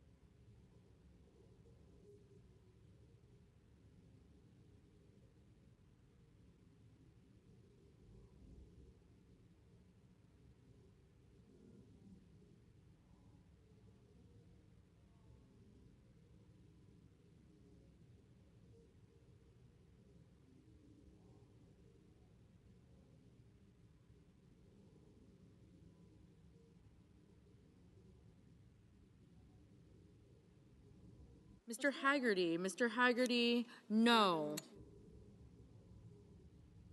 Mr. Durbin, aye.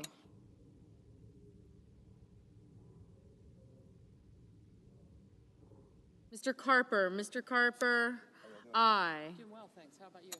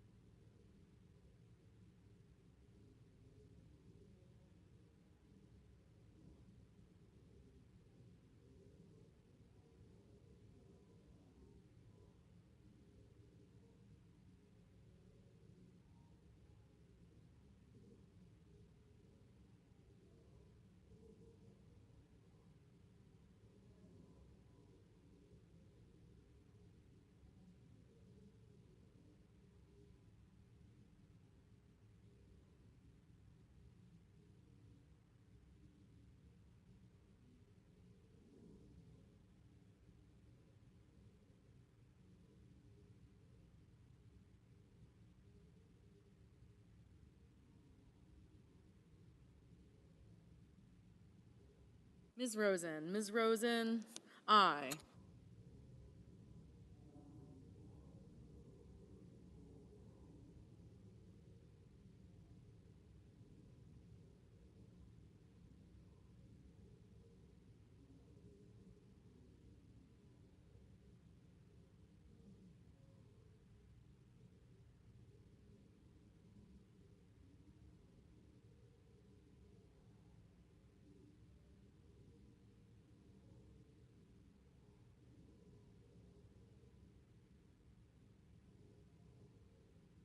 I mean, around this with it. Mr. Kane, I'll send you the link. aye. Mr. Murphy, aye. Yeah, if she wants to meet me there, it's like in Howard.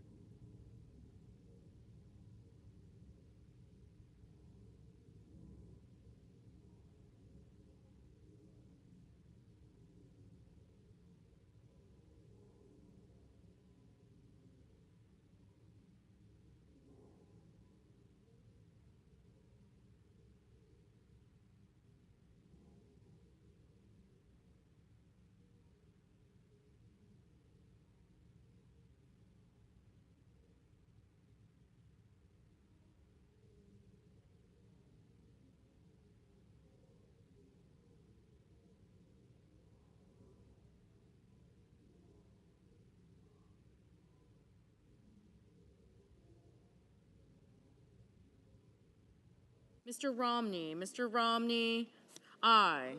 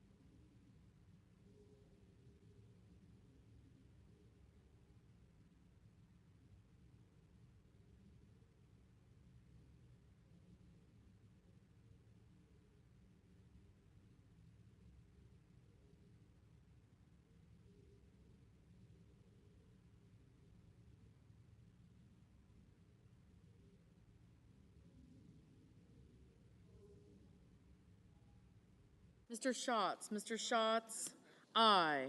What do you call it?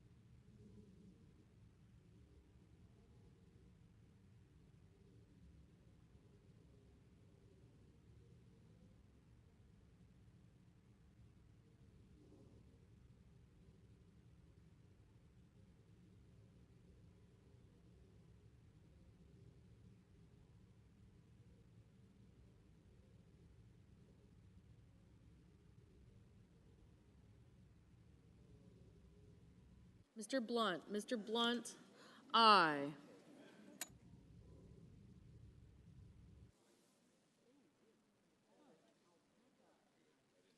Mr. Tuberville, no.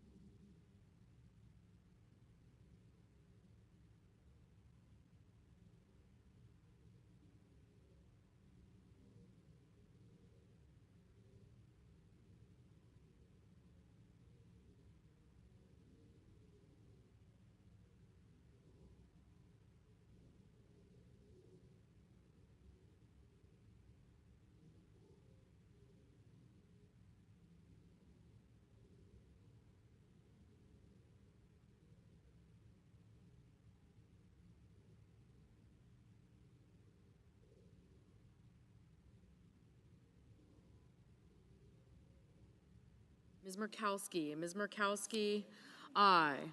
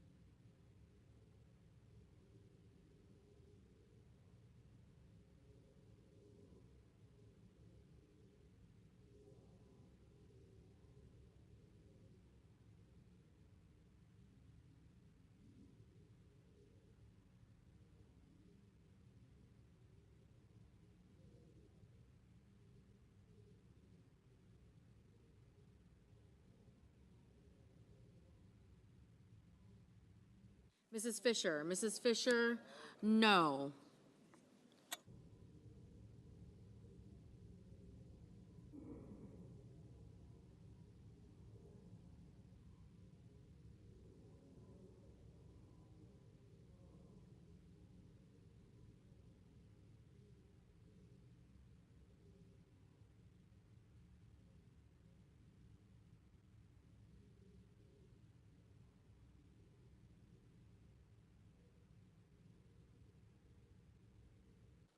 Mr. McConnell.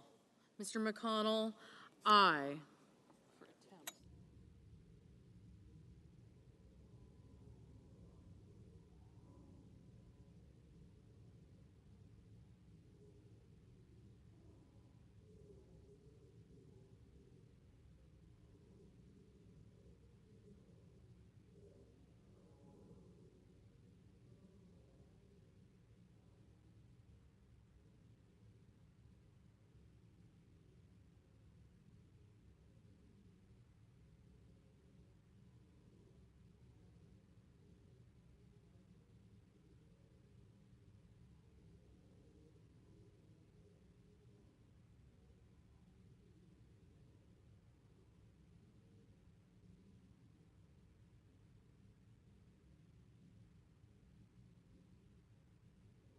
Mr. Sullivan. Mr. Sullivan, aye.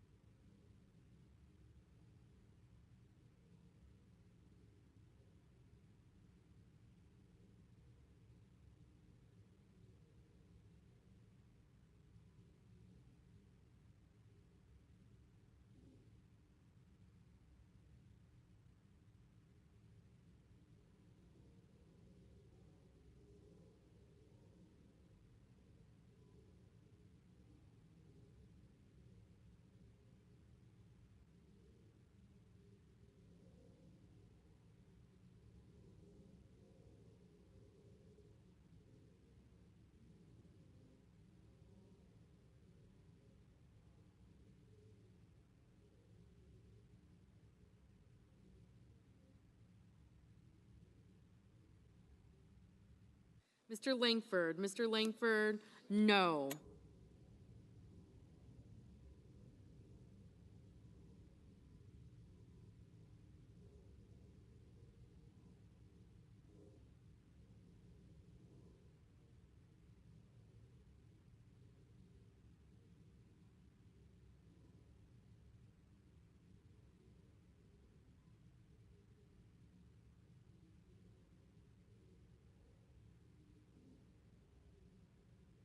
Mr. Portman. Mr. Portman, no. Mr. Portman. Mr. Portman, aye.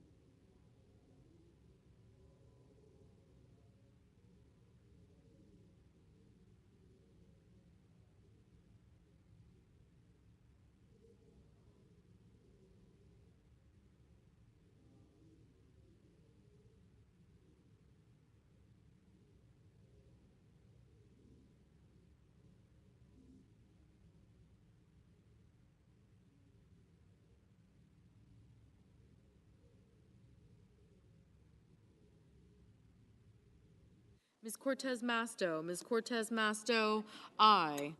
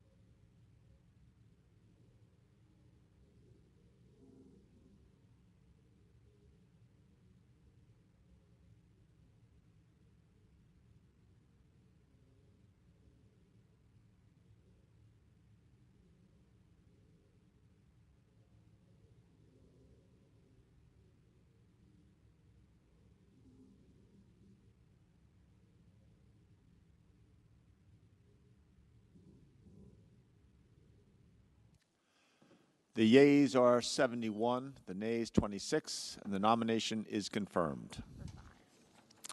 Under the previous order, the motion to reconsider is considered made and laid upon the table, and the President will be immediately notified of the Senate's action.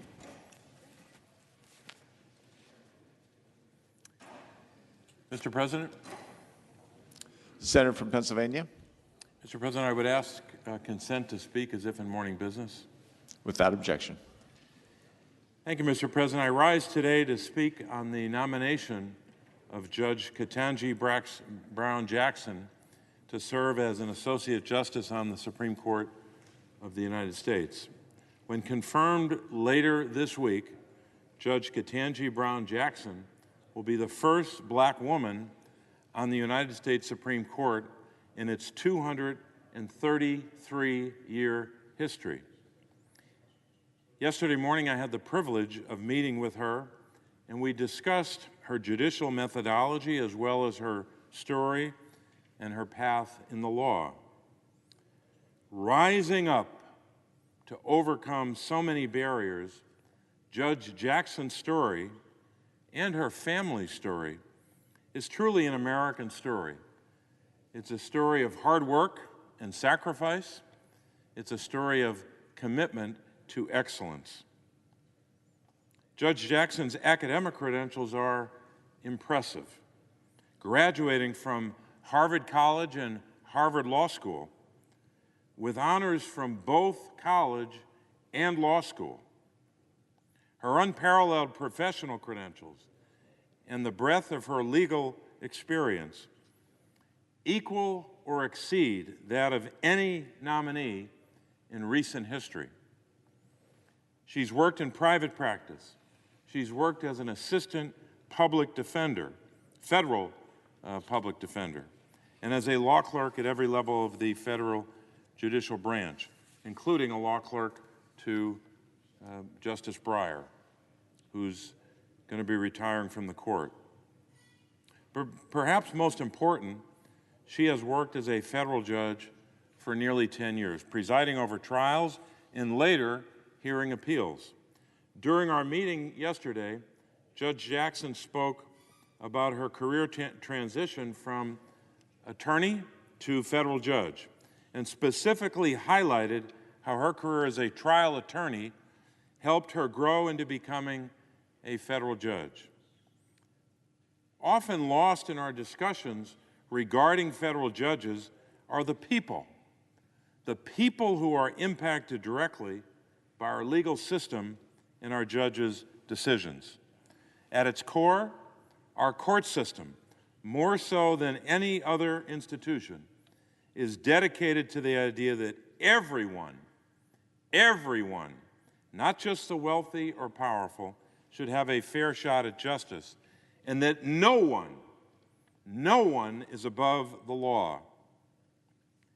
The Beatitudes in the New Testament speaks to this idea of justice. We've all heard it over and over again. Blessed are they who hunger and thirst for justice, for they shall be satisfied. The power of our judicial system and our judiciary stems from the integrity and the independence of our judges. It stems from their unrelenting commitment to the rule of law and to equal justice for all Americans. And throughout her career, but particularly as a public defender, a federal public defender, Judge Jackson has fought for a more equitable and a more just America, representing individuals accused of committing crimes and those who cannot afford a lawyer. All of those cases are difficult cases for any lawyer.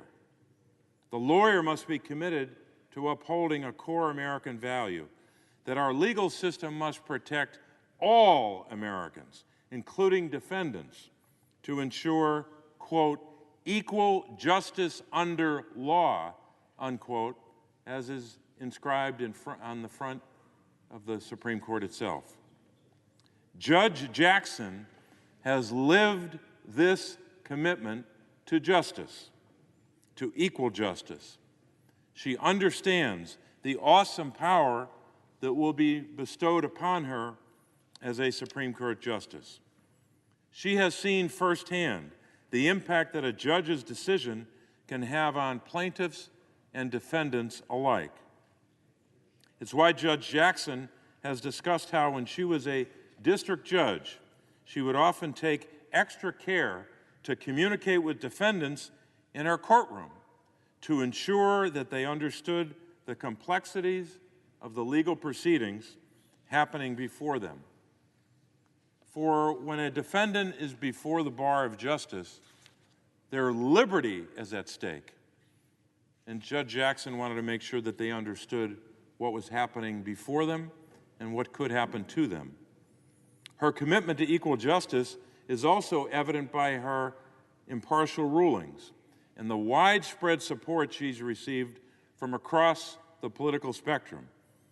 As a district court judge and as a circuit court judge, Judge Jackson has ruled for and against the government, in favor of prosecutors and for criminal defendants, for labor and for business, for civil plaintiffs and defendants. Her nomination received the support from several Republican senators, Republican-appointed judges, and former Republican-appointed officials. She received broad support from law enforcement organizations, including the Fraternal Order of Police, the International Association of Chiefs of Police, and other top law enforcement officials, including former Philadelphia Police Commissioner Charles Ramsey, as well as crime survivors and other advocates. Her nomination has received further support from civil rights organizations, as well as business organizations.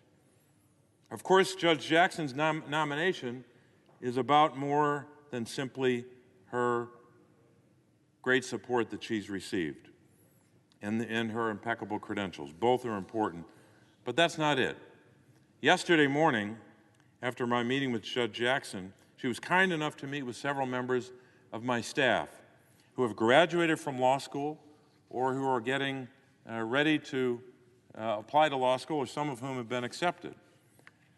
She offered some salient advice about law school. I won't disclose what it was here, but it was good advice. And she encouraged them to keep going, to persevere. Now, Judge Jackson is already today, and has been for weeks and months now, an inspiration to tens of millions of Americans. Her graciousness, her humility, and her legal acumen are simply unmatched. Her confirmation to the Supreme Court will also inspire many future generations, those yet to come, and not simply future lawyers and advocates. And certainly, and particularly, her nomination and her confirmation will be particularly inspiring to young black women and girls to persevere, as she said to our staff yesterday. The day of her confirmation will be a good day for America. She lifts our spirits at a very difficult time for our nation. And while we have a long way to go, Judge Jackson's nomination is an important step to bringing us closer to having our institutions better reflect the great diversity of our nation as we strive to be a more perfect union. I'll go back to the Beatitudes again. Blessed are they who hunger and thirst for justice, for they shall be satisfied. Judge Jackson, I have no doubt, will continue her work to strive for justice, to act with justice, as one of the great hymns tells us. She will do all of this as she discharges her duty as Justice Jackson. I look forward to voting for her to serve as an Associate Justice on the Supreme Court of the United States of America. Madam President, I would yield the floor.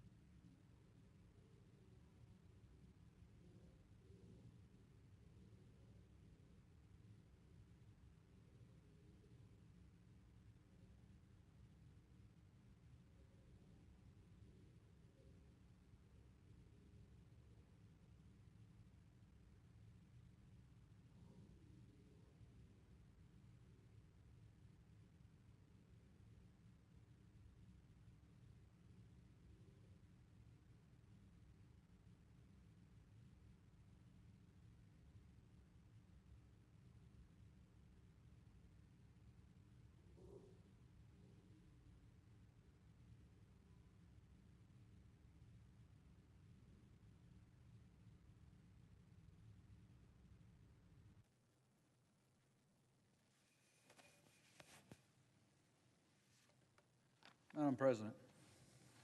Senator from Maryland.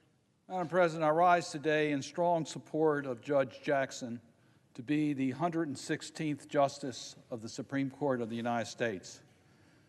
As a senator, one of my most important responsibilities I have under the Constitution is whether to provide my consent to a president's nomination to the Supreme Court, the highest court in our land.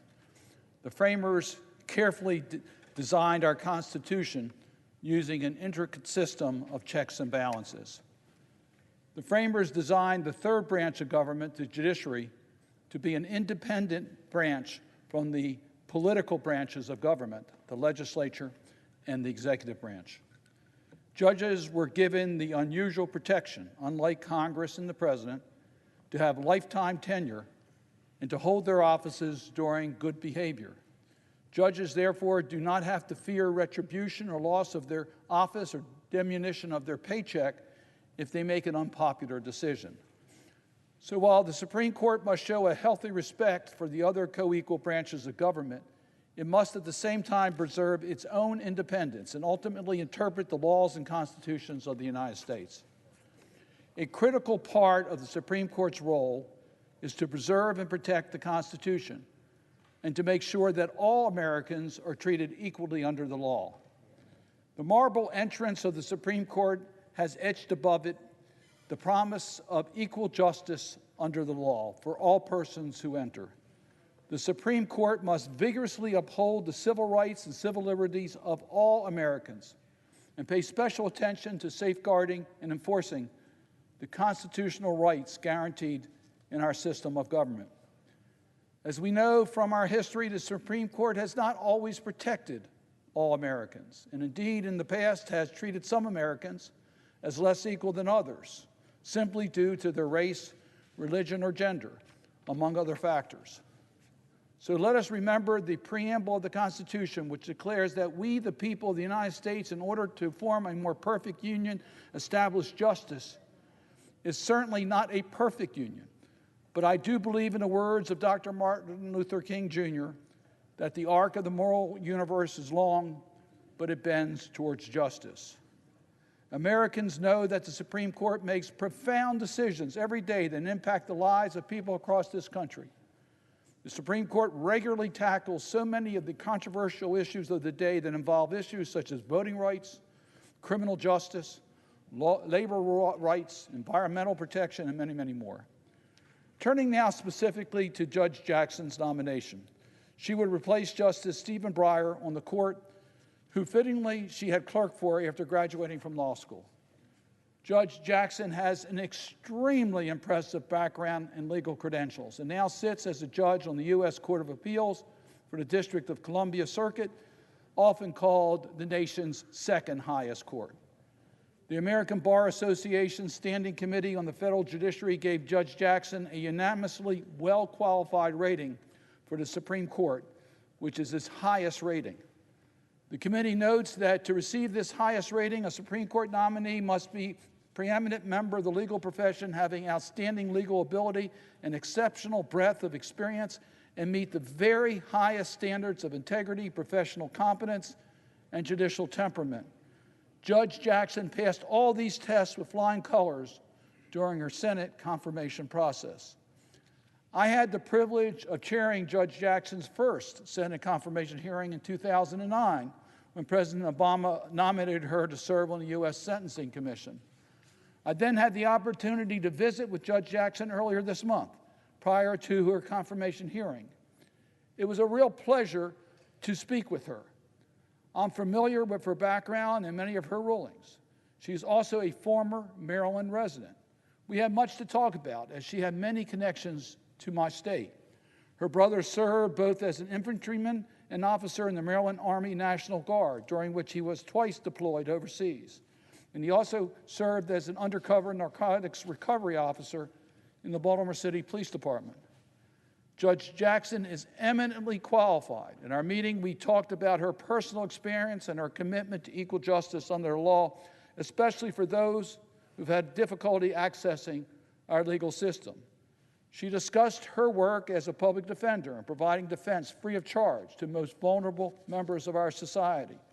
In this work, Judge Jackson carried out the mandate of the Sixth Amendment of the Constitution, which provides in all criminal prosecutions, the accused shall enjoy the right to a speedy and public trial and to have the assistance of counsel for his defense. She talked about her outreach to our next generation in terms of talking to students in high school and college, as well as our next generation of lawyers in law school. I'm often reminded of the words of my dear friend, the late Congressman Elijah Cummings of Baltimore, that our children are the living messages we send to a future we will never see. I do think Judge Jackson is having an important and ongoing conversation about democracy with our students. I frankly think she will be a powerful role model for so many that will follow in her footsteps, in particular women and women of color that see Judge Jackson break yet another barrier and glass ceiling at the Supreme Court. These students can believe that, yes, they belong, even in the highest court in the land, in the most elite corridors of power in our nation's capital. We discussed the importance of an independent judicial branch of government and protecting the rights of individuals against powerful special interests that would abuse their power. I was impressed with Judge Jackson's throughout our conversation. Judge Jackson exemplifies the American story and experience. Her parents were public school teachers, and Judge Jackson said she was inspired to go into law by watching her father study when he was in law school. Raised in Miami, Florida, she attended Florida public schools. She then went on to earn her BA magna cum laude from Harvard University and later her JD cum laude from Harvard Law School. She went on to clerk for 3 different federal judges, Judge Patty Saris in the District of Massachusetts, Judge Bruce Celia of the First Circuit Court of Appeals, and then Justice Stephen Breyer on the Supreme Court of the United States. After working in private practice, she joined the U.S. Sentencing Commission as an assistant special counsel before serving as an assistant federal public defender in Washington. Judge Jackson then returned to private practice again before being nominated in 2009 by President Obama to serve as a commissioner and later vice chair of the U.S. Sentencing Commission. As I noted earlier, I had the privilege to chair this confirmation hearing for Judge Jackson, after which she was unanimously confirmed by voice vote in the Senate in 2010. In this role, I noted that Judge Jackson often worked to find common ground with her fellow commissioners that brought very different backgrounds and perspectives to the commission. In particular, Judge Jackson made significant strides to make our criminal justice system and sentencing policy more fair and just. For example, she worked on a bipartisan basis to effectively implement the Fair Sentencing Act, which addresses the 100-to-1 disparity in the law regarding crack cocaine and powder cocaine, which had led to disproportionate and discriminatory treatment of minorities in our criminal justice system. I am hopeful that Judge Jackson can use these same skills of finding common ground with individuals from different backgrounds and build a consensus as a justice on the Supreme Court. In 2013, President Obama nominated Judge Jackson to serve as a U.S. District Judge for the District of Columbia, and again, the Senate unanimously confirmed her nomination by voice vote. As a district court judge, Judge Jackson wrote more than 500 opinions and considered a wide array of issues that would come before the Supreme Court. She has a real breadth of experience here, including cases involving constitutional, civil rights, and national security issues, administrative issues involving federal agencies, environmental issues, criminal law, and procedural issues, and matters involving government transparency. On the bench, her record clearly demonstrates that Judge Jackson impartially applies the law and precedent to the facts in a fair and impartial manner, regardless of her own personal views on the subject. Judge Jackson took special care to make sure the parties before her understood her approach to deciding cases, and she issued clearly reasoned decisions. As Judge Jackson said in her confirmation hearing for the district court circuit, when I work with clients as a defender, most of my clients didn't really understand what was happening to them. No one really explained to them what they were supposed to expect, so they did not know where things might have gone wrong. Therefore, as a judge, Judge Jackson said that she will take extra time to communicate with the parties. I speak them directly and not just their lawyers. I use their names. I explain every stage of the proceeding because I want them to know what is going on. In reviewing her record, I noticed that Judge Jackson's analysis and decision-making has led her to rule both for and against the government in different cases, both for and against employers and workers, for and against criminal defendants and prosecutors, based on the merits of the case and her application of the law to the facts of that particular case. In her confirmation hearing and written answers to questions for the record, Judge Jackson pledged to support and defend the Constitution and further pledged to rule without fear or favor or prejudice or passion, consistent with her judicial oath. She indicated she understood the limits of the judicial role and the importance of adhering to precedents of the court. And just last year, President Biden elevated Judge Jackson to the U.S. Court of Appeals for the District of Columbia Circuit. The Senate confirmed Judge Jackson to this position by a bipartisan vote of 53 voting in favor in an evenly divided Senate. In that confirmation hearing, Judge Jackson again stressed the importance of courts having a duty of independence from political pressure, meaning that judges must resolve cases and controversies in a manner that is consistent with the law, requires, despite the judge's own personal views of the matter, and this is even when respect to cases and controversies that pertain to controversial political issues. She's committed to carrying out her oath as a judge. She particularly noted that she did not pay attention to who was in the administration when ruling on cases, which is consistent with her case record ruling both for and against Trump administration in different cases. Judge Jackson did a superb job during the recent confirmation hearings, as our presiding officer knows, and consistently impressed me with her talents. Not only was she eminently qualified, we already knew that about her outstanding qualifications. Not only was she in command of all the legal subjects, we knew that she would excel in discussing the law and her job as a judge. But her demeanor in the face of repeated and often outrageous assaults by Republican members of the Senate truly set her apart. She maintained her judicial temperament throughout this week's hearings and showed why she will be a major factor on the Supreme Court. Judge Jackson's confirmation hearing reinforced to me how critical it will be to have her on the Supreme Court. Members of the committee unsuccessfully tried to distort Judge Jackson's sentencing record. The record clearly rebuts these charges, as Judge Jackson's sentences are well within the judicial mainstream, and Judge Jackson often followed the recommendations made by the probation office. The ABA Standing Committee debunked several of these myths when they analyzed Judge Jackson's record as part of their review process before her confirmation hearing.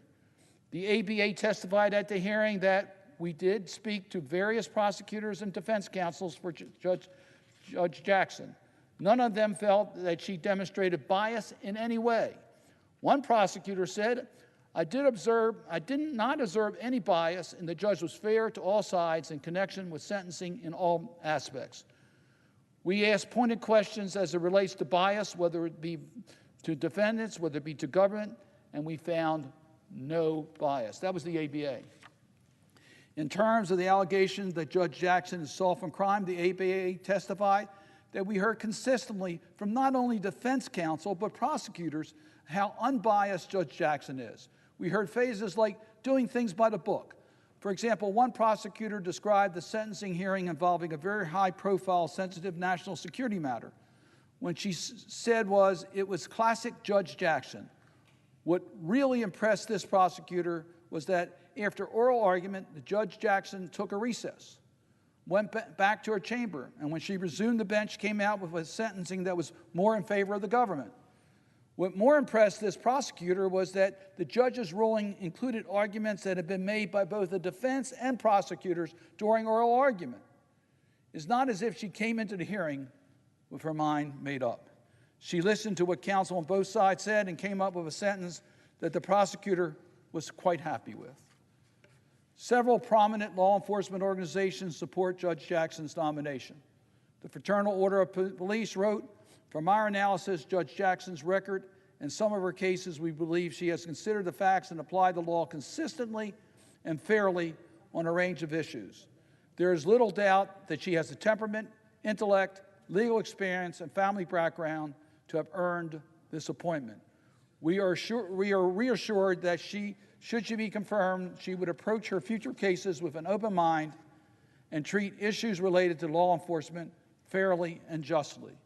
And the International Association of Chiefs of Police support Judge Jackson's nomination. They wrote, when the IACP chooses to support an individual, we do not take it lightly, and we take into careful consideration their background, experience, and previous opinions issued as they relate to law enforcement and criminal justice issues. During time as a judge, She has displayed her dedication to ensuring that our communities are safe and the interests of justice are served. We believe Judge Jackson's years of experience have shown she has the temperament and qualifications to serve as the next Associate Justice on the Supreme Court. That was the International Association of Chiefs of Police.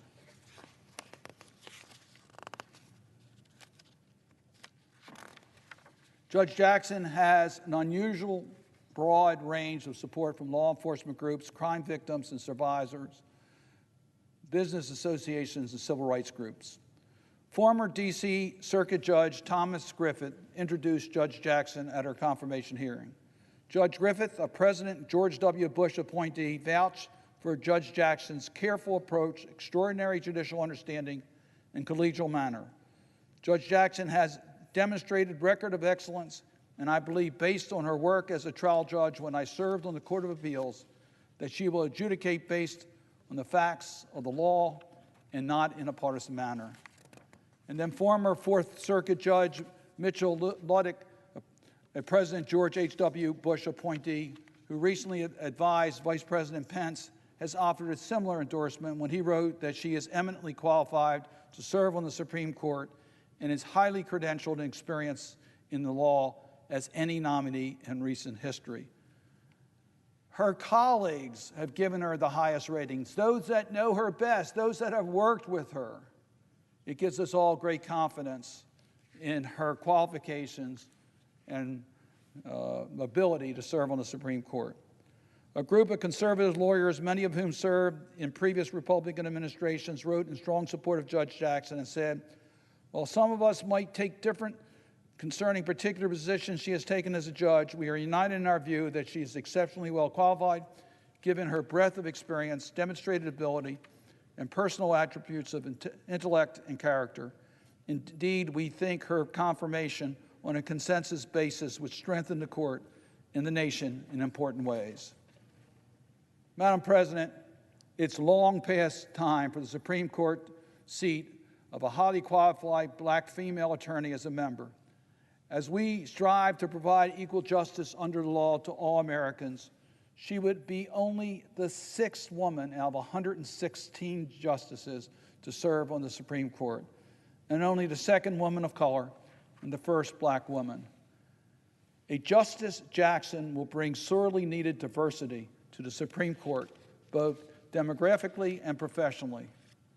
As the Leadership Conference on Civil and Human Rights noted, this professional diversity is another critical step in ensuring our courts look more like America. Judge Jackson will be the first justice with any significant criminal defense experience since the retirement of Justice Thurgood Marshall in 1991, and she would be the only Supreme Court justice to have served as a public defender. Public defenders play a critical role in our legal system, yet they are vastly underrepresented on the federal bench. At all levels of our judiciary, there is nearly 6 times as many former prosecutors on the federal bench than former criminal defense lawyers, and just over 5% of the federal appellate judges have experience as a public defender. Our highest court should reflect the diversity of the legal profession, and Judge Jackson's meaningful experience is greatly needed on our Supreme Court. I believe that Judge Jackson will faithfully uphold her judicial oath, which contains a special provision whereby judges promise to administer justice without respect to persons and to do equal rights to the poor and to the rich. I believe that she respects the separation of powers and checks and balances in our system, and that she is committed to uphold the civil rights and civil liberties of all Americans. I will proudly vote to confirm Judge Jackson so she will become Justice Jackson. With that, Madam President, I yield the floor. Senator from Washington. Madam President, I come to the floor today to talk about something that's impacting consumers every day, and that is our supply chain shortage as it relates to semiconductors, or abbreviated here as chips.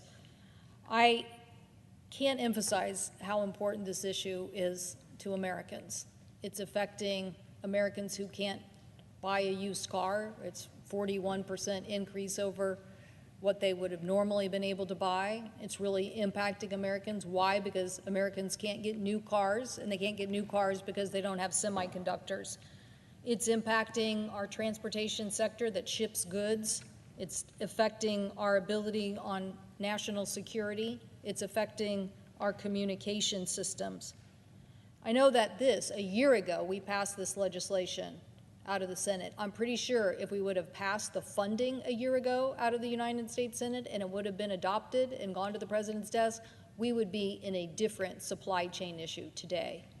So I want to ask my colleagues to move quickly at going to conference on this legislation. Reporting indicates that semiconductor shortages may have cost the United States a full % of economic output in 2021. Other reports highlight the fact that semiconductor shortage is driving inflation, and yet our colleagues don't want to help get us to conference. When you don't have chips, you don't have trucks to drive. So we have an opportunity to invest in American workers and to show international leadership and innovation by going to conference and passing this Competition and Innovation Act. I want to thank Senator Schumer and Senator Young for their work in a bipartisan fashion to get this legislation before us, to help us move it through the process, and now help us deliver on what is impacting Americans, critical supply chain shortages. My colleagues have spoken long about the need to reshore our semiconductor supply chain. That's why when we passed this bill a year ago, we had strong bipartisan support, and we've continued to grow the support for this action. We're here today, though, to say if we continue to delay this issue, the investment is going to go somewhere else.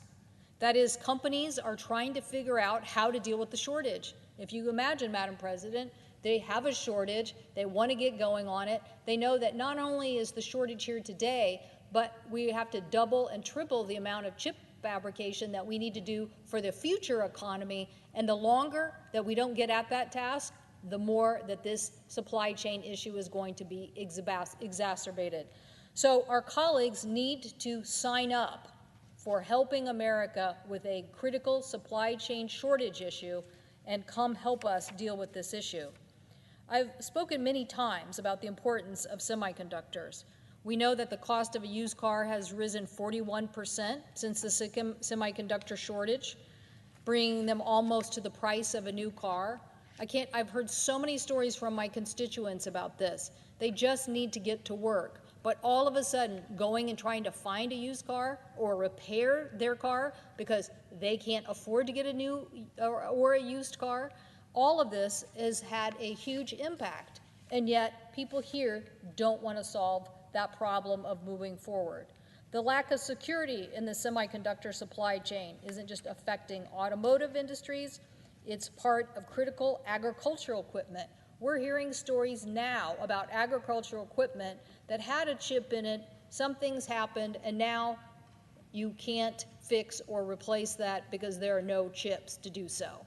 So literally, our agricultural production is being slowed down and may miss growing season because they don't have the semiconductors. All of these industries are being impacted. In December of this past year, 59 different company CEOs, Apple, Cisco, Ford, GE, Healthcare, and many others wrote to Congress saying that they supported this important investment in design and research of manufacturing of semiconductors, and they pointed to the domestic vulnerability of our supply chain as the main reason to get this done. They knew that our domestic capabilities were sagging. Companies like John Deere and others who do precision agriculture equipment depend on those chips to maximize the yield in the field so that our farmers can be fed.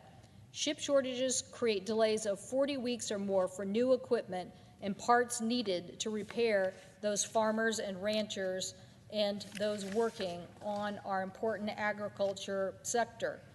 About 2/3 of the medical technology companies have semiconductors, and over half of their products, like ventilators, respirators, and pacemakers, these med tech companies need mature chip technology and compete with already impacted automotive and industrial sectors. They know what this shortage is about, and yet we continue to delay to go to conference. If you care about anything in the supply chain and the shortages, then then help us go to conference and get this legislation. Medical tech component delays of 1 year or more have been reported. Knowing how hard-fought experiences of the pandemic, we need to have this issue with our healthcare system addressed. Early on in the pandemic, the aviation industry avoided supply chain experiences that we now see with the autos, and they know how much that safety depends on those chips. But now airlines are having to upgrade and modernize, and they also are seeing the chip shortage. This is coming from lots of different people in the aviation sector. SpaceX Starlink, which is a satellite internet service provider, is trying to provide internet service to underserved areas and beneficiary of some of the investments that we just made in broadband to the very, very hard to serve remote areas of our nation. They say that the semiconductor chip shortage had impacted their ability to fulfill orders. What more do my colleagues need to know? We have a supply chain crisis, we have a chip shortage, and now people want to continue to delay going to conference and getting this done. The aerospace and defense industries are important to our national defense, and they are impacted. In February, the Department of Defense published a report on our vulnerabilities. They said that the decline in, quote, the decline in domestic manufacturing represents a substantive security and economic threat for the United States and many of our allied nations. And yet people want to delay. They also said that U.S. companies are finding it so expensive to build leading-edge chips that they're choosing not to do so, especially in face of the fact they can get foreign subsidies. It is 30 or 40% cheaper to build a semiconductor fabrication facility in Asia than it is in the United States. And Madam President, this is one of the things I think our colleagues don't understand is how expensive these facilities are in the billions of dollars to get done in the capital investment. And I know some of my colleagues are concerned that why should we help in this supply chain crisis? Well, we know that the United States wants to be a leader in this technology for our own national security issues. As one of my own constituents said, if there's a reason we support agriculture for food security, we should support chips for national security. I couldn't agree more. I'm not going to see the most advanced chips made by somebody else threatening us at some point in time that they won't give us the chips that we need for the operations of our economy. We need to build this equipment now, and we need to move forward. American companies know that semiconductor supply chains are vital, and that reshoring in the United States now, as we look at how supply chains due to COVID, now due to Ukraine, have caused national security issues. So these companies understand that being more secure by having the supply chain in the United States should be a national priority. It should have strong bipartisan support. We have companies trying to invest, but they also are saying, is this legislation really going to get done? The fact that it was basically passed out of the Senate and now we are delaying in tactics to go to conference is frustrating. Earlier this year, Intel announced they were investing $20 billion in Ohio to build semiconductor fabrication facilities. The CEO of Intel testified before the Commerce Committee about the importance of this investment and the importance of this underlying passage of legislation. He testified that this investment of $20 billion could soon become as big as $100 billion, but not if we don't pass this legislation. Global Foundries announced that it would invest billions of dollars in semiconductor manufacturing equipment in places in the northeast part of the United States. But they too are contingent upon us passing this legislation. When I think about the workforce that is going to be needed to produce this kind of product, or the workforce that's going to be needed in cleaner sources of energy, I know that passing this legislation is key to getting the training and skilling of that workforce underway right now as soon as possible. There's one reason that Apple, one of the largest sellers of smartphones in the world, announced last year that they would have to bring back some of their production to the United States. It's because the government worked to bring leading-edge semiconductor manufacturing into Arizona. This is about securing leadership in innovation. It is about this aha moment that everybody around the world has seen because of COVID and Ukraine, that the security of doing this needs to be done now and invested in the United States, but some people are still dragging their feet.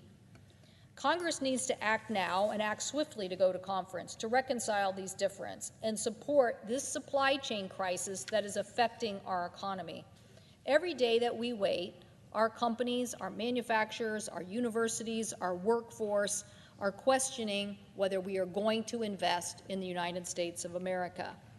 The CEO of Intel told us that Europe has put $49 billion in a CHIPS package, and they had the money available before we had our legislation done. That's right. People listened to this issue of bringing, for more secure reasons, investment out of Asia and back to the United States. But yes, Europe listened and went and got the money and got the bill done. That is why some people have said, we're not going to be buying chips in US dollars, we'll be buying them in euros. This is so important. We must get this legislation done. Companies may test their ideas in Europe, maybe the R&D is in Europe, but is that what we want? We want to be the leaders in this. There's an entire ecosystem in an information age that is about the next generation of advanced chips that leads to the next advanced manufacturing. If you want our automakers, if you want our truck makers, if you want the communications technology and the defense people to also have that ecosystem, you have to send this price signal now that the Congress, the House and Senate are serious about resolving this issue. This is not a summertime issue. It is not a after the November election issue. It is a now issue. Show the American consumer that you have concern for their costs and shortages that is plaguing them in all aspects of their life, and get an agreement, and let's go to conference and show Americans that we can work in a bipartisan basis to address the supply chain crisis. I thank the President. I yield the floor.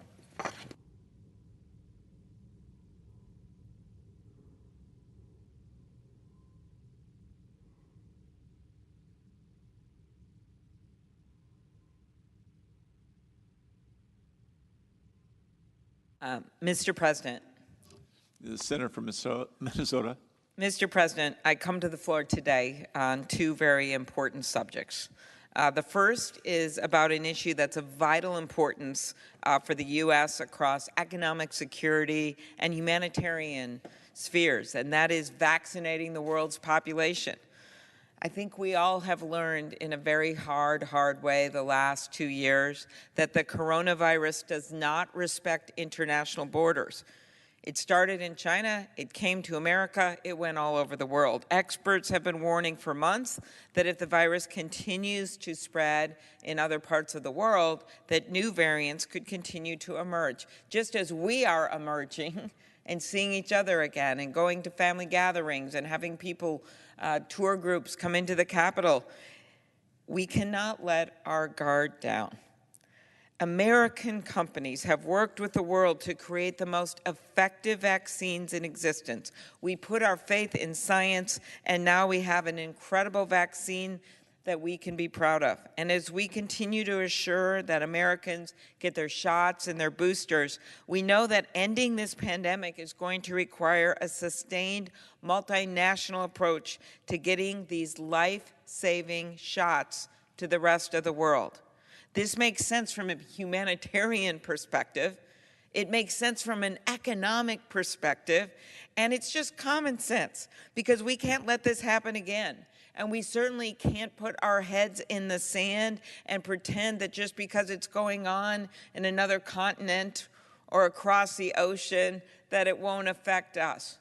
For those in America that have lost loved ones that couldn't even say goodbye to their loved ones because they were in a hospital holding the hands of a nurse and all they could do was see them in the hospital bed over a Zoom screen or on an iPad.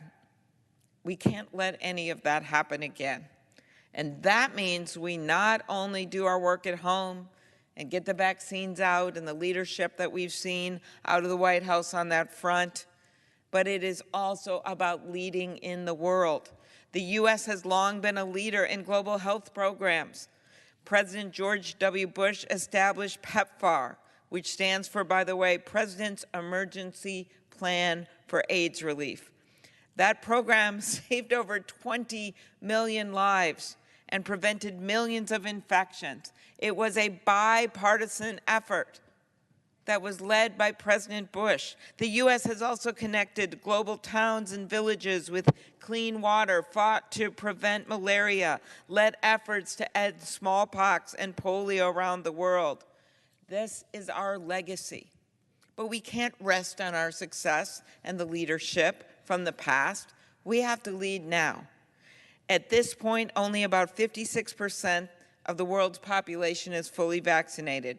In nations around the world, the individual rate is much lower. In Nigeria, Africa's most populous country, only 5% of people are fully vaccinated. Few people will disagree with the assessment that new variants will continue to form, asked Dr. Fauci, as long as much of the world remains unvaccinated. And that makes every nation vulnerable, including ours. And we can do this at such a relatively small cost to what the gain will be. The gain in saving lives abroad and in America, the gain in keeping a stable economy around the world, because you know we export to the world, and we know we are interconnected with the world. So when it comes to beating this virus, we have to recognize that our destiny is linked with the rest of the world. We can't give up this fight. Now is not the time to cut corners. We have suffered enough through this virus, and we have the needed tools to vaccinate a global population. We have the vaccine. We just have to get it to the people that need it. I will keep fighting to get the resources to get this done. We will work with our colleagues on the other side of the aisle till we get this done and vaccinate the world. Second important topic, what's in front of us right now, and that is Judge Jackson's nomination to be an Associate Justice of the Supreme Court. I enthusiastically support the nomination of Judge Jackson. I supported it at a recent committee hearing and our committee vote on Monday. As a member of the Senate Judiciary Committee, I have had the opportunity to spend a lot of time with the judge in my office for nearly an hour, and then watching her persevere, that's a good word, through 2 full days of questions. And I know that she is going to be confirmed by the Senate, and by the way, I appreciate the support of every Democrat of her nomination, as well as Senators Collins and Murkowski and Romney. She showed the American people why she is the person to meet this moment in our country's history. She is someone that showed such grace under pressure, as so many people have had to do, by the way, in the last 2 years. She showed herself to be a true person. Someone, when asked about how you balanced work with being a mom, she said, "We're not all perfect. I can't do everything all the time, but I try my best and I love my kids." And she clearly is a shining example of a good mother. She talked about her faith, even under direct, over-the-top questioning by our colleagues. She kept true to her faith and to her values and to her view of a judge, which is to take the facts and the law and make a decision without fear or favor. She showed the American people why she is the person to meet this moment as the first Black woman nominated to the court and only the 6th woman in the history of our country. 115 justices. She is the 6th woman. She will open a door that has been long shut for so many. And she'll do it by virtue of her strong presence, her skills, and her experience. She will show little girls and boys across the country that everything is possible. She was already an inspiration to one 11-year-old girl, that name of Maddie Morgan. I met Maddie's dad when I was on a walk in Washington, D.C. He parked his car, sprung out of his car, and showed me the letter that his daughter had written President Biden when President Biden announced that he was going to make a nomination but didn't reveal who it was and was interviewing candidates. Maddie, this 11-year-old, decided that she would be appropriate for the job. She noted that she would live many more years and so therefore would be the longest serving justice in history. She noted that she could be a voice for kids, and she also noted that she lived very close to the courthouse and she could walk to work all the time. And then when Judge Jackson was announced by President Biden as a nominee, Maddie said this: "If I'm going to be snubbed, it couldn't be for a better candidate." So that little 11-year-old girl was sitting in the hearing room watching as a woman who is truly an inspiration to her, Judge Jackson, answered question after question. And by the way, I am not surprised by some of our Republican colleagues either supporting Judge Jackson or voicing their belief that she is a qualified person and a smart person and someone who deserves to be nominated, even if they, for other reasons, aren't voting for her. I think they're pretty consistent in saying with the American public that Judge Jackson is qualified. In fact, 2/3 of Americans, according to one recent poll, say Judge Jackson should be confirmed. As we learned during the hearing, Judge Jackson grew up in a family that values public service. Her parents, who I had the chance to meet, started their careers as teachers. And when Judge Jackson's dad set his sights on becoming a lawyer, her mom figured out how to support the family while he attended law school. As a lawyer, she balanced work with parenthood. I appreciated hearing about how Judge Jackson would sit with her dad while he was studying the law books and she was doing a coloring book. She, as someone who has been a federal public defender, the first with that experience, who will be in the room where it happens, but also having many relatives in law enforcement, has a unique perspective of the law and a very important respect for people in law enforcement. Her brother was a police officer who also served in the military. One of her uncles was a detective, and the other uncle was the chief of police for the Miami Police Department. It was from that family of public servants that Judge Jackson set her sights high. After graduating from law school, doing very well there, she was a clerk for Justice Breyer. And then as she heads into this nomination, after 3 votes, this will be her 4th vote in front of this Senate with bipartisan support, she will come to the court with more judicial experience than 4 other justices had when they went on the court. These are current justices.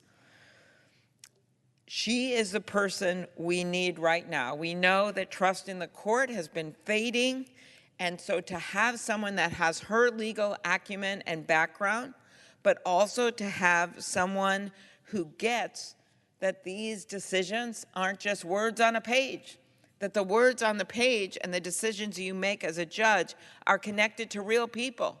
They affect whether someone's going to get health care. They affect their own health care choices. They affect if you're going to have clean water or air. And they affect whether or not you can actually vote and how you can vote and when you can vote and if you can vote. She gets it. I appreciated her willingness to take so many questions. We talked about antitrust, a subject true to my heart, as well as the importance of the First Amendment and many other detailed questions that she got. And I know a lot of those questions that got attention were the over-the-top ones, the attacks on her. But nevertheless, the bulk of the questions in that hearing got to true questions about the law and her views and her knowledge of the cases. And she passed every single thing with flying colors. At this critical moment, Judge Jackson had the qualities to make sure that the court and the Constitution, in Justice Breyer's words, work for the people of today. She has a quintessentially American story. And as she put it, her success is a testament to the hope and promise of this country. I urge my colleagues to embrace the hope and promise of Judge Jackson and the hope and promise of this country. Vote for her. Thank you. I yield the floor.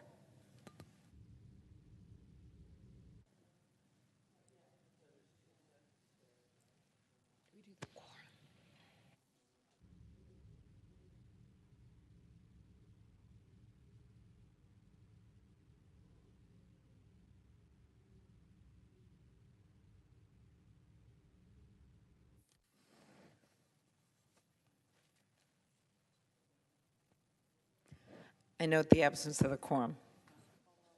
Clerk will call the roll. Ms. Baldwin.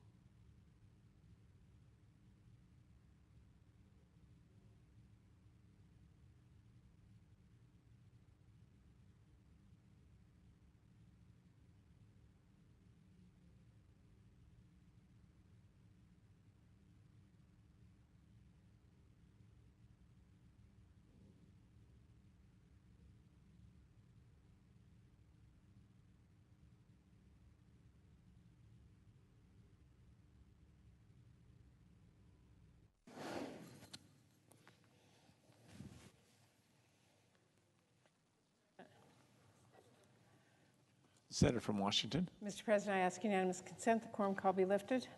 Without objection. Thank you, Mr. President. Mr. President, I am here to voice my very strong, enthusiastic support for Judge Ketanji Brown Jackson's nomination and to urge all of our colleagues in joining me to vote to confirm her.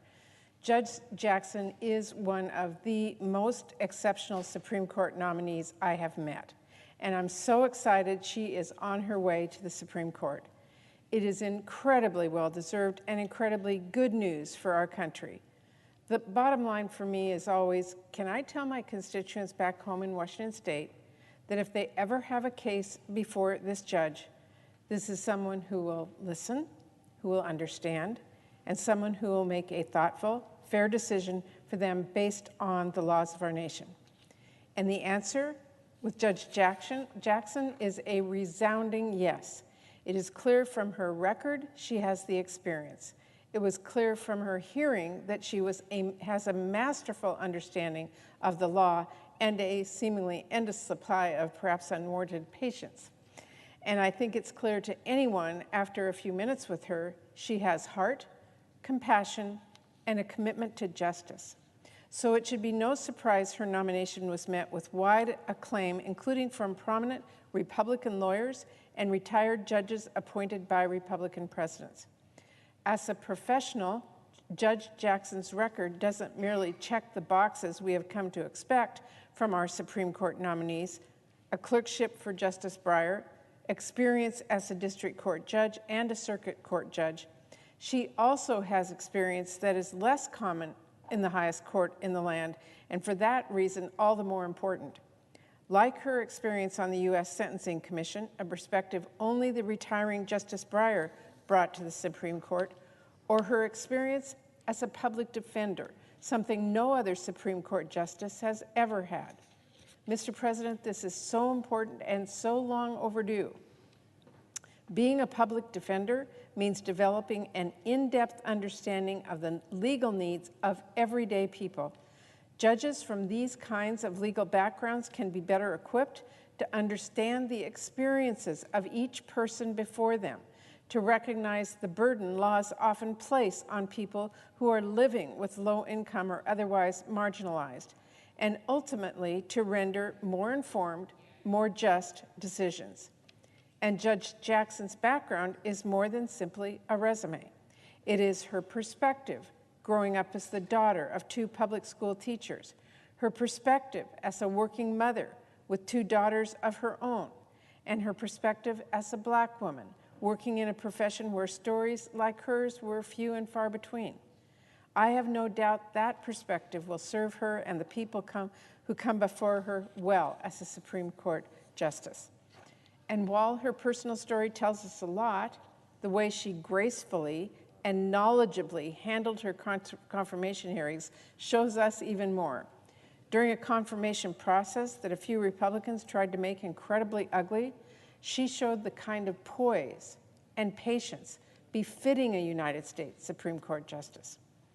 Over the course of hundreds of questions, she offered thoughtful answers that demonstrated an expert understanding of the law, a carefully considered methodology for how she approaches each case, and an unmistakable commitment to ensuring justice and upholding the liberties of all Americans, not just the powerful and well-connected.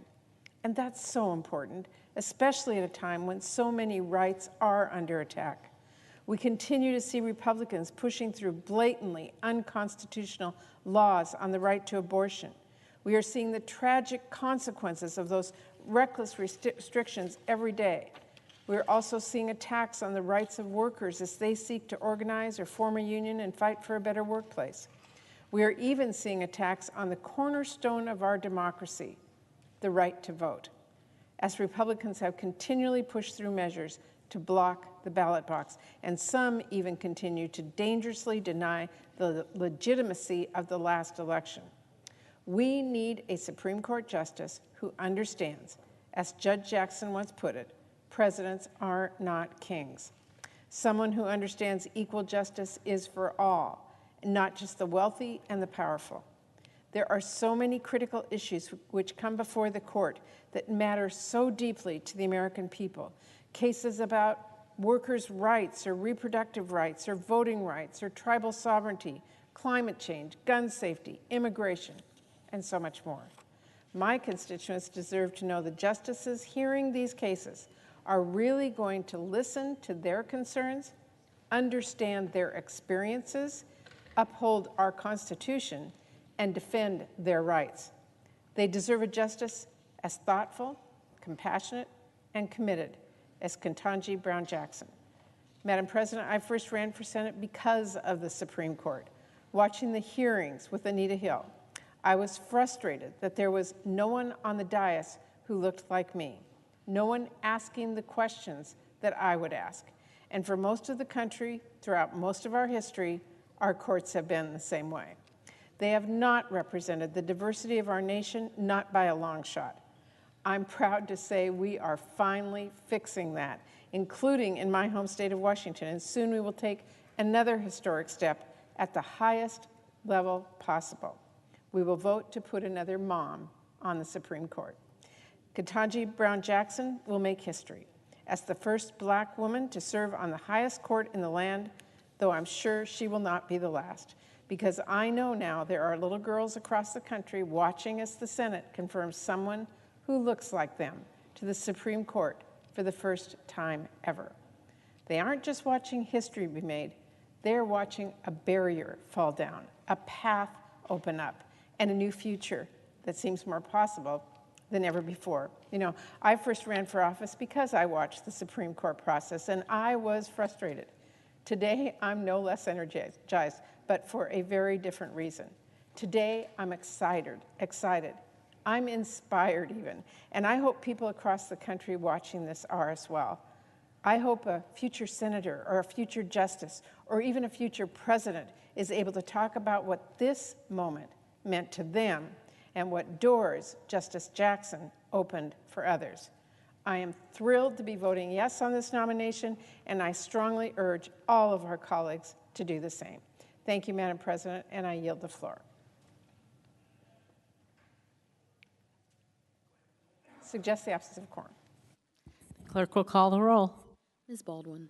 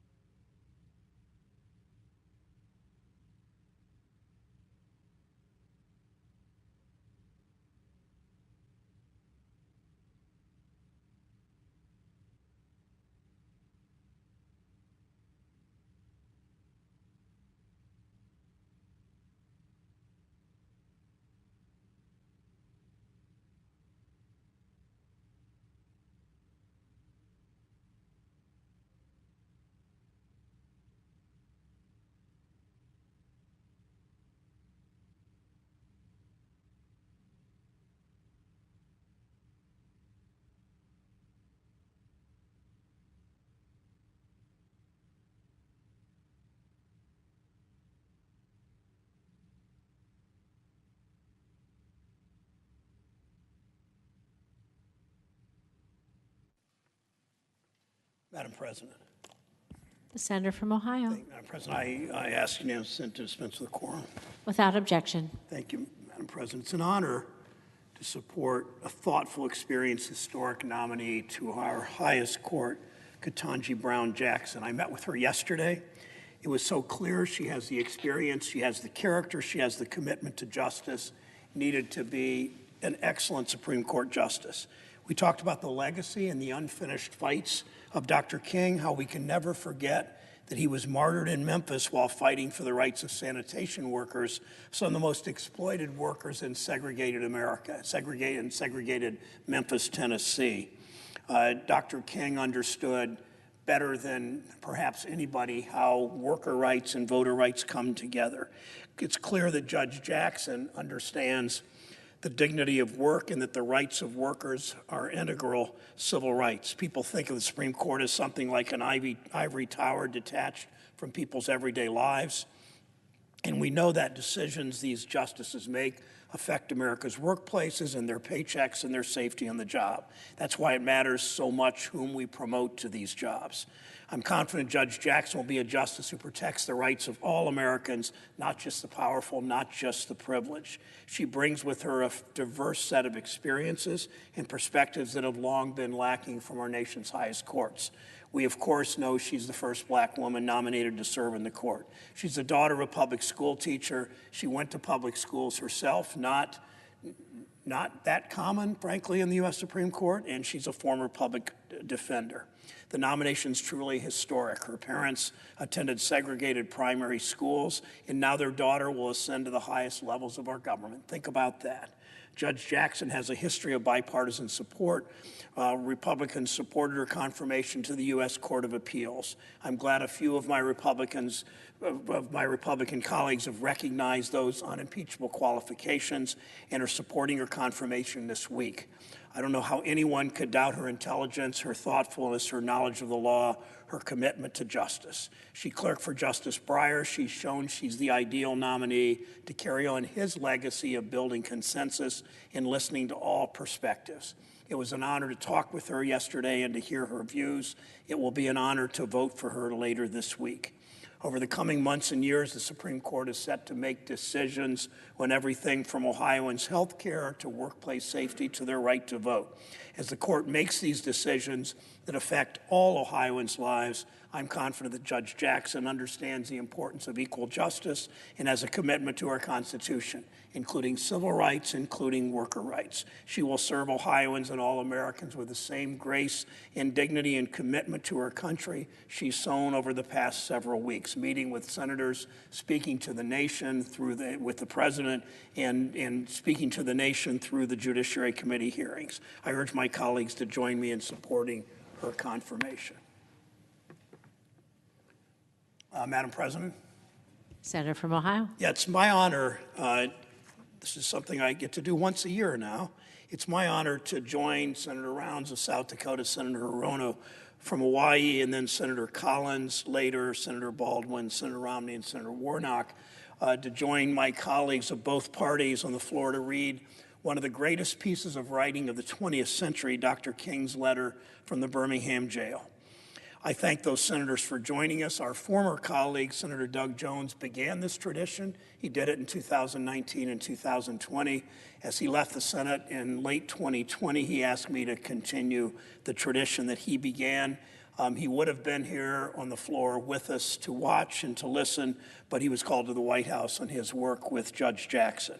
This is a bipartisan reading. I very purposely chose 3 Republican friends. Senator Rounds will go first, and 3 Democratic friends, followed by Senator Hirono. And let me just lay out where we are and what we're doing. It was April 1963. Dr. King was held in the Birmingham jail for the supposed crime of leading a series of peaceful protests and boycotts in the city of Birmingham, Alabama. The goal was to put pressure in the business community to end discrimination in their hiring for local jobs. Some white ministers from Alabama had taken issue with his boycotts. They said, "Slow down, Dr. King, don't move too fast. We're for voting rights too, we're for ending discrimination, but don't demand too much all at once." Dr. King rejected that premise. That's what this letter's about. It's about demanding justice now for people in Alabama whose skin was black and who simply could not vote because of the color of their skin. We can't wait around and hope the problems in families' lives will solve themselves. It's up to us as citizens, as leaders, as members of our churches and our communities. Dr. King made this point more eloquently and persuasively, certainly than I can. We will begin the letter of the reading of the letter with Senator Rounds from South Dakota. Senator from South Dakota. Thank you, Madam President. Ladies and gentlemen of the Senate, first of all, to my friend and colleague, Senator Brown, I thank you for the opportunity to participate today, and I hope to do my best to add a feeling of strength to the message that Dr. Martin Luther King shared in his letter. This is a reading from a letter from a Birmingham jail. Dr. Martin L. King, Jr., April 16th, 1963. My dear fellow clergymen, while confined here in the Birmingham City Jail, I came across your recent statement calling my present activities unwise and untimely. Seldom do I pause to answer criticism of my work and ideas. If I sought to answer all the criticisms that crossed my desk, my secretaries would have little time for anything other than such correspondence in the course of the day, and I would have no time for constructive work. But since I feel that you are men of genuine goodwill and your criticisms are sincerely set forth, I want to try to answer your statement in what I hope will be patient and reasonable terms. I think I should indicate why I am here in Birmingham, since you've been influenced by the view which argues against outsiders coming in. I have the honor of serving as president of the Southern Christian Leadership Conference, an organization operating in every southern state with headquarters in Atlanta, Georgia. We have some 85 affiliated organizations across the South, and one of them is the Alabama Christian Movement of Human Rights. Frequently, we share staff, educational, and financial resources with our affiliates. Several months ago, the affiliate here in Birmingham asked us to be on call to engage in a nonviolent direct action program if such were deemed necessary. We readily consented, and when the hour came, we lived up to our promise. So I, along with several members of my staff, am here because I was invited here. I am here because I have organizational ties here. But more basically, I am in Birmingham because injustice is here. Just as the prophets of the 8th century BC left their villages and carried their "Thus saith the Lord" far beyond the boundaries of their hometowns, and just as the Apostle Paul left his village of Tarsus and carried the gospel of Jesus Christ to the far corners of the Greco-Roman world, so am I compelled to carry the gospel of freedom beyond my own hometown. Like Paul, I must constantly respond to the Macedonian call for aid. Moreover, I am cognizant of the interrelatedness of all communities and states. I cannot sit idly by in Atlanta and not be concerned about what happens in Birmingham. Injustice anywhere is a threat to justice everywhere. We are caught in an inescapable network of mutuality, tied in a single garment of destiny. Whatever affects one directly affects all indirectly.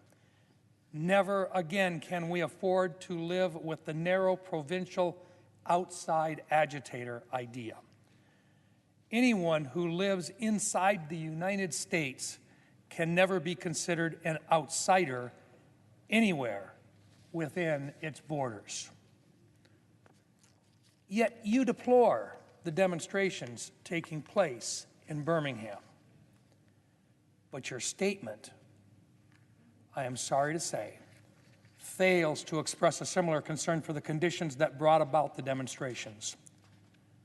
I am sure that none of you would want to rest content with the superficial kind of social analysis that deals merely with effects and does not grapple with underlying causes. It is unfortunate that demonstrations are taking place in Birmingham, but it is even more unfortunate that the city's white power structure left the Negro community with no alternative. In any nonviolent campaign, there are 4 basic steps: collection of the facts to determine whether injustices exist, negotiation, self-purification, and direct action. We have gone through all of these steps in Birmingham. There can be no gainsaying the fact that racial injustice engulfs this community. Birmingham is probably the most thoroughly segregated city in the United States. Its ugly record of brutality is widely known. Negroes have experienced grossly unjust treatment in the courts. There have been more unsolved bombings of Negro homes and churches in Birmingham than in any other city in the nation. These are the hard, brutal facts of the case. On the basis of these conditions, Negro leaders sought to negotiate with the city fathers, but the latter consistently refused to engage in good faith negotiation. Then, last September, came the opportunity to talk with leaders of Birmingham's economic community. In the course of the negotiations, certain promises were made by the merchants. For example, to remove the store's humiliating racial signs. On the basis of these promises, the Reverend Fred Shuttlesworth and the leaders of the Alabama Christian Movement for Human Rights agreed to a moratorium on all demonstrations. As the weeks and months went by, we realized that we were the victims of a broken promise. A few signs, briefly removed, returned. The others remained. As in so many past experiences, our hopes had been blasted, and the shadow of deep disappointment settled upon us. We had no alternative except to prepare for direct action, whereby we would present our very bodies as a means of laying our case before the conscience of the local and the national community. Mindful of the difficulties involved, we decided to undertake a process of self-purification. We began a series of workshops on nonviolence, and we repeatedly asked ourselves, are you able to accept blows without retaliating? Are you able to endure the ordeal of jail? We decided to schedule our direct action program for the Easter season, realizing that except for Christmas, this is the main shopping period of the year. Knowing that a strong economic withdrawal program would be the byproduct of direct action, we felt that this would be the best time to bring pressure to bear on the merchants for the needed change. Then it occurred to us that Birmingham's mayoral election was coming up in March, and we speedily decided to postpone action until after the election day. When we discovered that the Commissioner of Public Safety, Eugene Bull Connor, had piled up enough votes to be in the runoff, we decided again to postpone action until the day after the runoff so that the demonstrations could not be used to cloud the issues. Like many others, we waited to see Mr. Connor defeated. And to this end, we endured postponement after postponement. Having aided in this community need, we felt that our direct action program could be delayed no longer. I yield the floor. Ask, why direct action? Why sit-ins, marches, and so forth? Isn't negotiation a better path? You are quite right in calling for negotiation. Indeed, this is the very purpose of direct action. Nonviolent direct action seeks to create such a crisis and foster such a tension that a community which has constantly refused to negotiate is forced to confront the issue. It seeks so to dramatize the issue that it can no longer be ignored.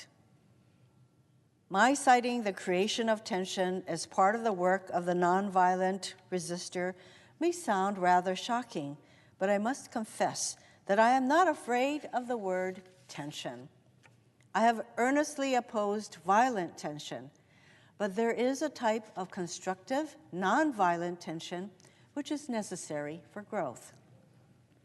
Just as Socrates felt it was necessary to create a tension in the mind so that individuals could rise from the bondage of myths and half-truths to the unfettered realm of creative analysis and objective appraisal.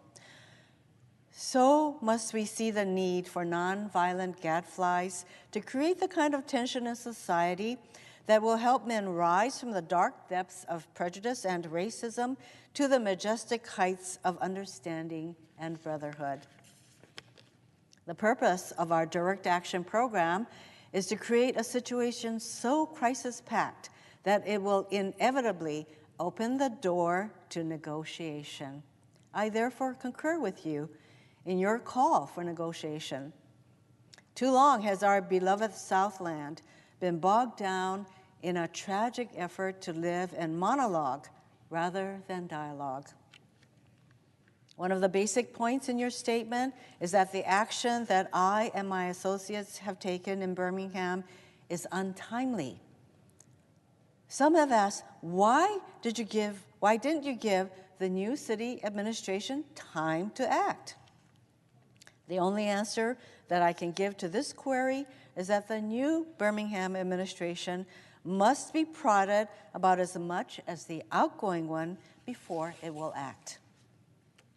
We are sadly mistaken if we feel that the election of Albert Boutwell as mayor will bring the millennium to Birmingham.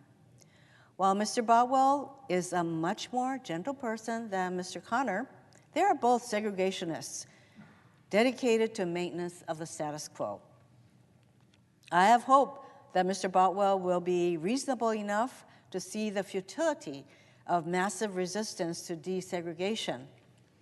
But he will not see this without pressure from devotees of civil rights. My friends, I must say to you that we have not made a single gain in civil rights without determined legal and nonviolent pressure. Lamentably, it is an historical fact that privileged groups seldom give up their privileges voluntarily. Individuals may see the moral light and voluntarily give up their unjust posture. But as Reinhold Neuher has reminded us, groups tend to be more immoral than individuals. We know through painful experience that freedom is never voluntarily given by the oppressor. It must be demanded by the oppressed. Frankly, I have yet to engage in a direct action campaign that was well-timed in the view of those who have not suffered unduly from the disease of segregation. For years now, I've heard the word wait. It rings in the ear of every Negro with piercing familiarity.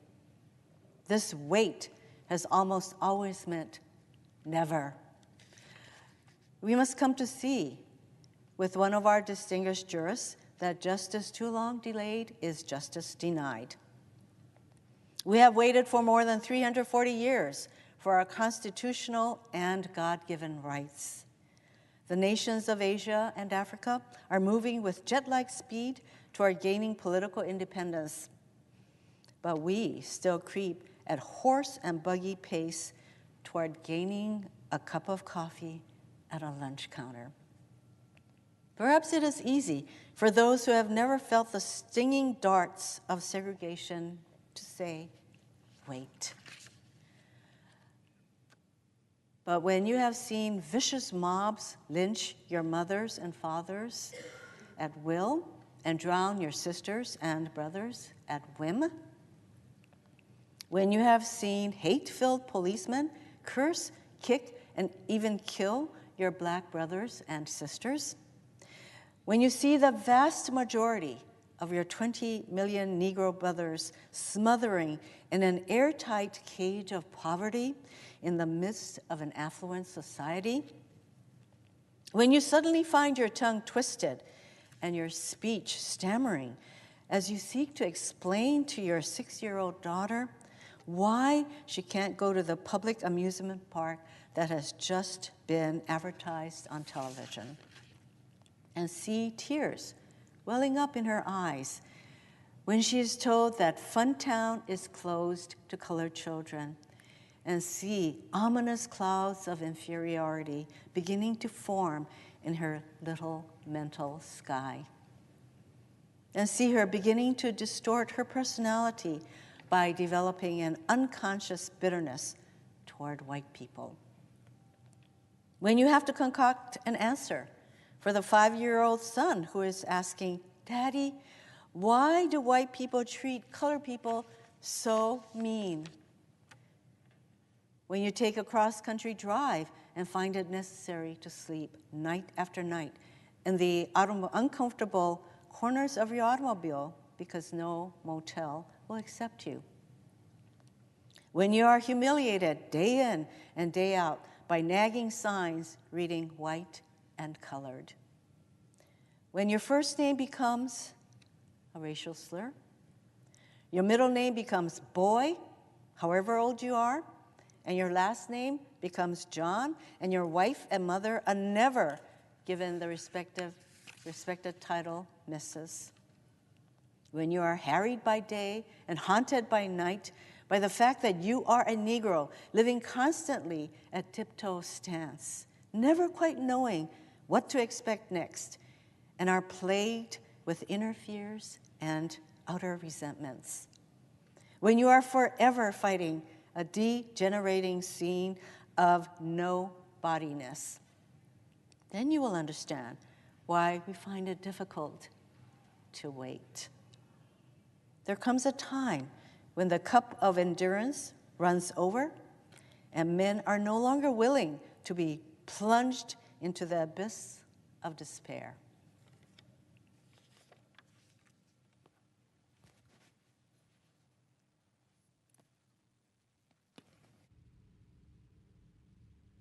Hope, sirs, that you can understand our legitimate and unavoidable impatience. You express a great deal of anxiety over our willingness to break laws. This is certainly a legitimate concern, since we so diligently urge people to obey the Supreme Court's decision of 1954 outlawing segregation in the public schools. At first glance, it may seem rather paradoxical for us to consciously break laws. One may well ask, how can you advocate breaking some laws and obeying others? The answer lies in the fact that there are two types of laws, just and unjust. I would be the first to advocate obeying just laws. One has not only a legal, but a moral responsibility to obey just laws. Conversely, one has a moral responsibility to disobey unjust laws. I would agree with St. Augustine that an unjust law is no law at all. Now, what is the difference between the two? How does one determine whether a law is just or unjust? A just law is a man-made code that squares with the moral law or the law of God. An unjust law is a code that is out of harmony with the moral law. To put it in the terms of St. Thomas Aquinas, an unjust law is a human law that is not rooted in eternal law and natural law. Any law that uplifts human personality is just. Any law that degrades human personality is unjust. All segregation statutes are unjust because segregation distorts the soul and damages the personality. It gives the segregator a false sense of superiority and the segregated a false sense of inferiority. Segregation, to use the terminology of the Jewish philosopher Martin Buber, substitutes an I it relationship for an I-thou relationship, and ends up relegating persons to the status of things. Hence, segregation is not only politically, economically, and sociologically unsound, it is morally wrong and sinful. Paul Tillich has said that sin is separation. Is not segregation an existential expression of man's tragic segregation, separation, his awful estrangement, his terrible sinfulness? Thus it is that I can urge men to obey the 1954 decision of the Supreme Court, for it is morally right. And I can urge them to disobey segregation ordinances, for they are morally wrong. Let us consider a more concrete example of just and unjust laws. An unjust law is a code that a numerical or power majority group compels a minority group to obey, but does not make binding on itself. This is difference made legal. By the same token, a just law is a code that a majority compels a minority to follow, and that it is willing to follow itself. This is sameness made legal. Let me give another example. A law is unjust if it is inflicted on a minority that, as a result of being denied the right to vote, had no part in enacting or devising the law.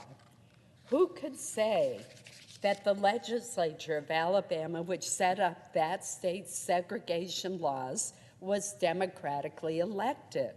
Throughout Alabama, all sorts of devious methods are used to prevent Negroes from becoming registered voters.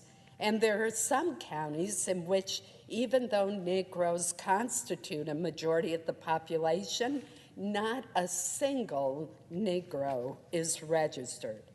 Can any law enacted under such circumstances be considered democratically structured? Sometimes a law is just on its face and unjust in its application. For example, I have been arrested on a charge of parading without a permit. Now, there is nothing wrong in having an ordinance that requires a permit for a parade, but such an ordinance becomes unjust when it is used to maintain segregation and to deny citizens the First Amendment privilege of peaceful assembly and protest. I hope you are able to see the distinction I am trying to point out. In no sense do I advocate evading or defying the law, as would a rabid segregationist. That would lead to anarchy. One who breaks an unjust law must do so openly, lovingly, and with a willingness to accept the penalty. I submit that an individual who breaks a law that conscience tells him is unjust and who willingly accepts the penalty of imprisonment in order to arouse the conscience of the community over its injustice is in reality expressing the highest respect for law.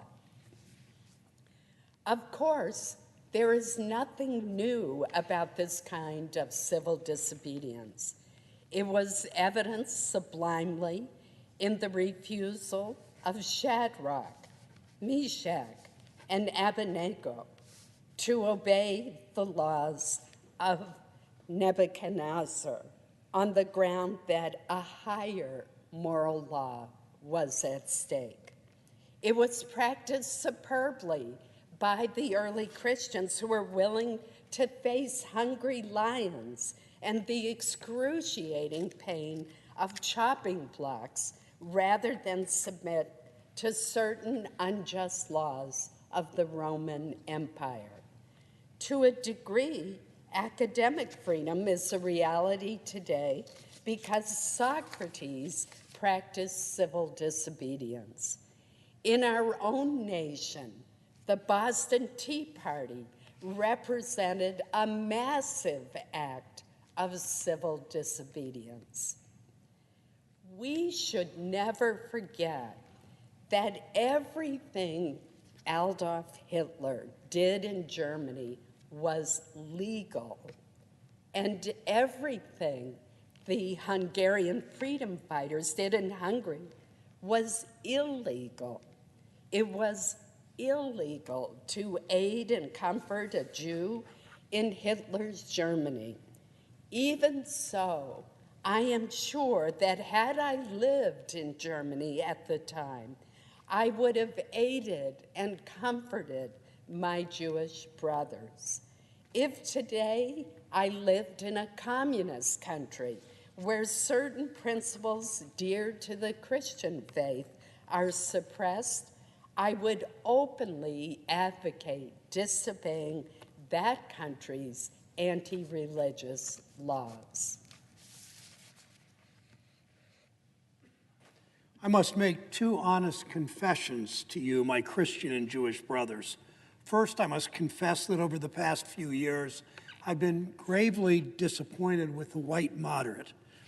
I've almost reached the regrettable conclusion that the Negro's great stumbling block is his stride toward freedom, is not the white citizen's consular or the Ku Klux Klaner, but the white moderate who is more devoted to order than to justice, who prefers a negative peace, which is the absence of tension, to a positive peace, which is the presence of justice, who constantly says, I agree with you in the goal you seek, but I cannot agree with your methods of direct action, who paternalistically believes he can set the timetable for another man's freedom, who lives by a mythical concept of time, and who constantly advises the Negro to wait for a more convenient season.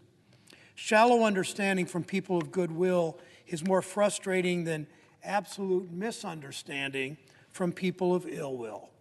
Lukewarm acceptance is much more bewildering than outright rejection. I had hoped that the white moderate would understand that law and order exist for the purpose of establishing justice, and when they fail in this purpose, they become the dangerously structured dams that block the flow of social progress. I'd hoped that the white moderate would understand that the present tension in the South is a necessary phase of the transition from an obnoxious negative peace in which the Negro passively accepted his unjust plight to a substantive and positive peace in which all men will respect the dignity and worth of human personality. Actually, we who engage in nonviolent direct action are not the creators of tension. We merely bring to the surface the hidden tension that is already alive. We bring it out in the open where it can be seen and dealt with.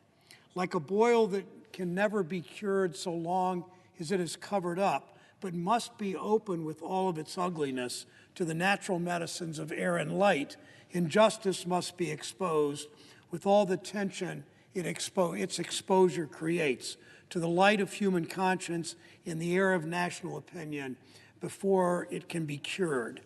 In your statement, you assert that our actions, even though peaceful, must be condemned because they precipitate violence. But is this a logical assertion? Isn't this like condemning a robbed man because his possession of money precipitated the evil act of robbery? Isn't this like condemning Socrates because his unswerving commitment to truth and his philosophical inquiries precipitated the act by the misguided populace in which they made him drink hemlock? Isn't this like condemning Jesus because his unique God consciousness and never-ceasing devotion to God's will precipitated the evil act of crucifixion? We must come to see that, as the federal courts have consistently affirmed, it's wrong to urge an individual to cease his efforts to gain his basic constitutional rights because the quest may precipitate violence. Society must protect the robbed and punish the robber. I'd hope that the white moderate would reject the myth concerning time in relation to the struggle for freedom. I just received a letter from a white brother in Texas. He writes, "All Christians know that the colored people will receive equal rights eventually, but it's possible that you are in too great a religious hurry. It has taken Christianity almost 2,000 years to accomplish what it has. The teachings of Christ take time to come to earth." Such an attitude stems from a tragic misconception of time, from the strangely irrational notion that there's something in the very flow of time that will inevitably cure all ills. Actually, time itself is neutral. It can be used either destructively or constructively. More and more, I feel that the people of ill will have used time much more effectively than have the people of goodwill. We'll have to repent in this generation, not merely for the hateful words and actions of the bad people, but for the appalling silence of the good people. Human progress never rolls in on wheels of inevitability. It comes through the tireless efforts of men willing to be co-workers with God, and without this hard work, time itself becomes an ally of the forces of social stagnation. We must use time creatively in the knowledge that the time is always ripe to do right. Now is the time to make real the promise of democracy in transforming our pending national elegy into a creative psalm of brotherhood. Now is the time to lift our national policy from the quicksand of racial injustice to the solid rock of human dignity. You speak of our activity in Birmingham as extreme. At first, I was rather disappointed that fellow clergymen would see my nonviolent efforts as those of an extremist. I began thinking about the fact that I stand in the middle of two opposing forces in the Negro community. One is a force of complacency, made up in part of Negroes who, as a result of long years of oppression, are so drained of self-respect and a sense of somebodyness that they've adjusted to segregation, and in part of a few middle-class Negroes because of a degree of academic and economic security, and because of some ways they profit by segregation, have become insensitive to the problems of the masses. The other force is one of bitterness and hatred. It comes perilously close to advocating violence. It is expressed in the various black nationalist groups that are springing up across the nation, the largest and best known being Elijah Muhammad's Muslim movement. Nourished by the Negro's frustration over the continued existence of racial discrimination, this movement is made up of people who have lost faith in America, who have absolutely repudiated Christianity, and who have concluded that the white man is an incorrigible devil. I've tried to stand between these two forces, saying that we need emulate neither the do-nothingism of the complacent nor the hatred and despair of the black nationalist. For there is the more excellent way of love in nonviolent protest. I'm grateful to God that through the influence of the Negro Church, the way of nonviolence became an integral part of our struggle. If this philosophy had not merged, by now many streets of the South would, I am convinced, be flowing with blood. I'm further convinced that if our white brothers dismiss as rabble-rousers and outside agitators those of us who employ nonviolent direct action, and if they refuse to support our nonviolent efforts, millions of Negroes will, out of frustration and despair, seek solace and security in black nationalist ideologies, a development that would inevitably lead to a frightening racial nightmare. Oppressed people cannot remain oppressed forever. The yearning for freedom eventually manifests itself, and that is what has happened to the American Negro. Something within has reminded him of his birthright of freedom, and something without has reminded him that it can be gained. Consciously or unconsciously, he has been caught up by the zeitgeist, and with his black brothers of Africa and his brown and yellow brothers of Asia, South America, and the Caribbean, the United States Negro is moving with a sense of great urgency toward the promised land of racial justice. If one recognizes this vital urge that has engulfed the Negro community, one should readily understand why public demonstrations are taking place. The Negro has many pent-up resentments and latent frustrations, and he must release them. So let him march. Let him make prayer pilgrimages to City Hall. Let him go on freedom rides and try to understand why he must do so. If his repressed emotions are not released in nonviolent ways, they will seek expression through violence.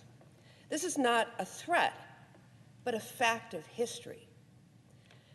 So I have not said to my people, get rid of your discontent.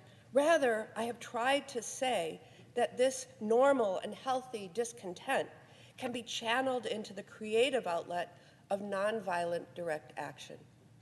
And now this approach is being termed extremist.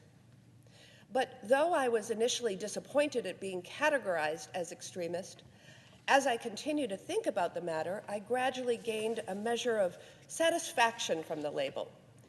Was not Jesus an extremist for love? Love your enemies, bless them that curse you, do good to them that hate you, and pray for them which despitefully use you and persecute you. Was not Amos an extremist for justice? Let justice roll down like the waters and righteousness like the ever-flowing stream. Was not Paul an extremist for the Christian gospel? I bear my body the marks of the Lord Jesus. Was not Martin Luther an extremist? Here I stand, I cannot do otherwise, so help me God. And John Bunyan, I will stay in jail to the end of my days before I make a butchery of my conscience.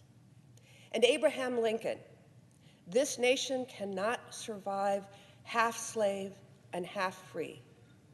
And Thomas Jefferson, we hold these truths to be self-evident that all men are created equal. So the question is not whether we will be extremists, but what kind of extremists we will be.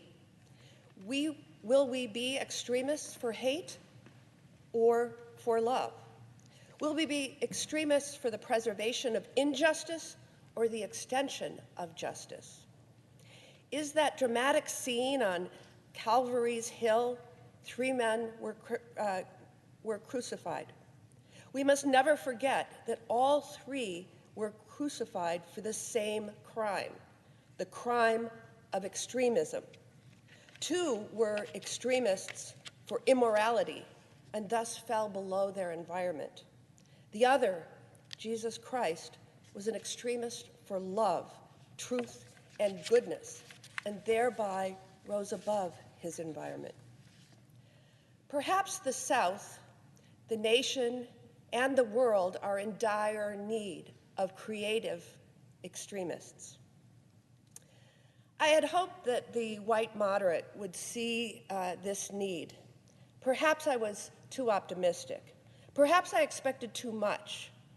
I suppose I should have realized that few members of the oppressor race can understand the deep groans and passionate yearnings of the oppressed race. And still, fewer have the vision to see that injustice must be rooted out by strong, persistent, and determined action. I am thankful, however, that some of our white brothers in the South have grasped the meaning of this social revolution and committed themselves to it. They are still all too few in quantity, but they are big in quality. Some, such as Ralph McGill, Lillian Smith, Harry Golden, James McBride, Ann Braden and Sarah Patton Boyle have written about our struggle in eloquent and prophetic terms. Others have marched with us down nameless streets of the South. They have languished in filthy, roach-infested jails, suffering the abuse and brutality of policemen who view them as dirty, expletive lovers. Unlike so many of their moderate brothers and sisters, they have recognized the urgency of the moment and sensed the need for powerful action, antidotes to combat the disease of segregation. Let me take note of my other major disappointment. I have been so greatly disappointed with the white church and its leadership. Of course, there are some notable exceptions. I am not unmindful of the fact that each of you has taken some significant stands on this issue. I commend you, Reverend Stallings, for your Christian stand on this past Sunday in welcoming Negroes to your worship service on a non-segregated basis. I commend the Catholic leaders of this state for integrating Spring Hill College several years ago. But despite these notable exceptions, I must honestly reiterate that I have been disappointed with the church. I do not say this as one of those negative critics who can always find something wrong with the church. I say this as a minister of the gospel who loves the church, who was nurtured in its bosom, who has been sustained by its spiritual blessings, and who will remain true to it as long as the cord of life shall lengthen.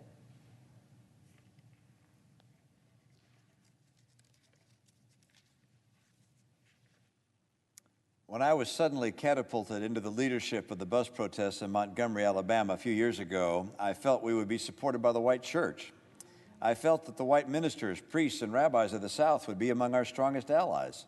Instead, some have been outright opponents, refusing to understand the freedom movement and misrepresenting its leaders.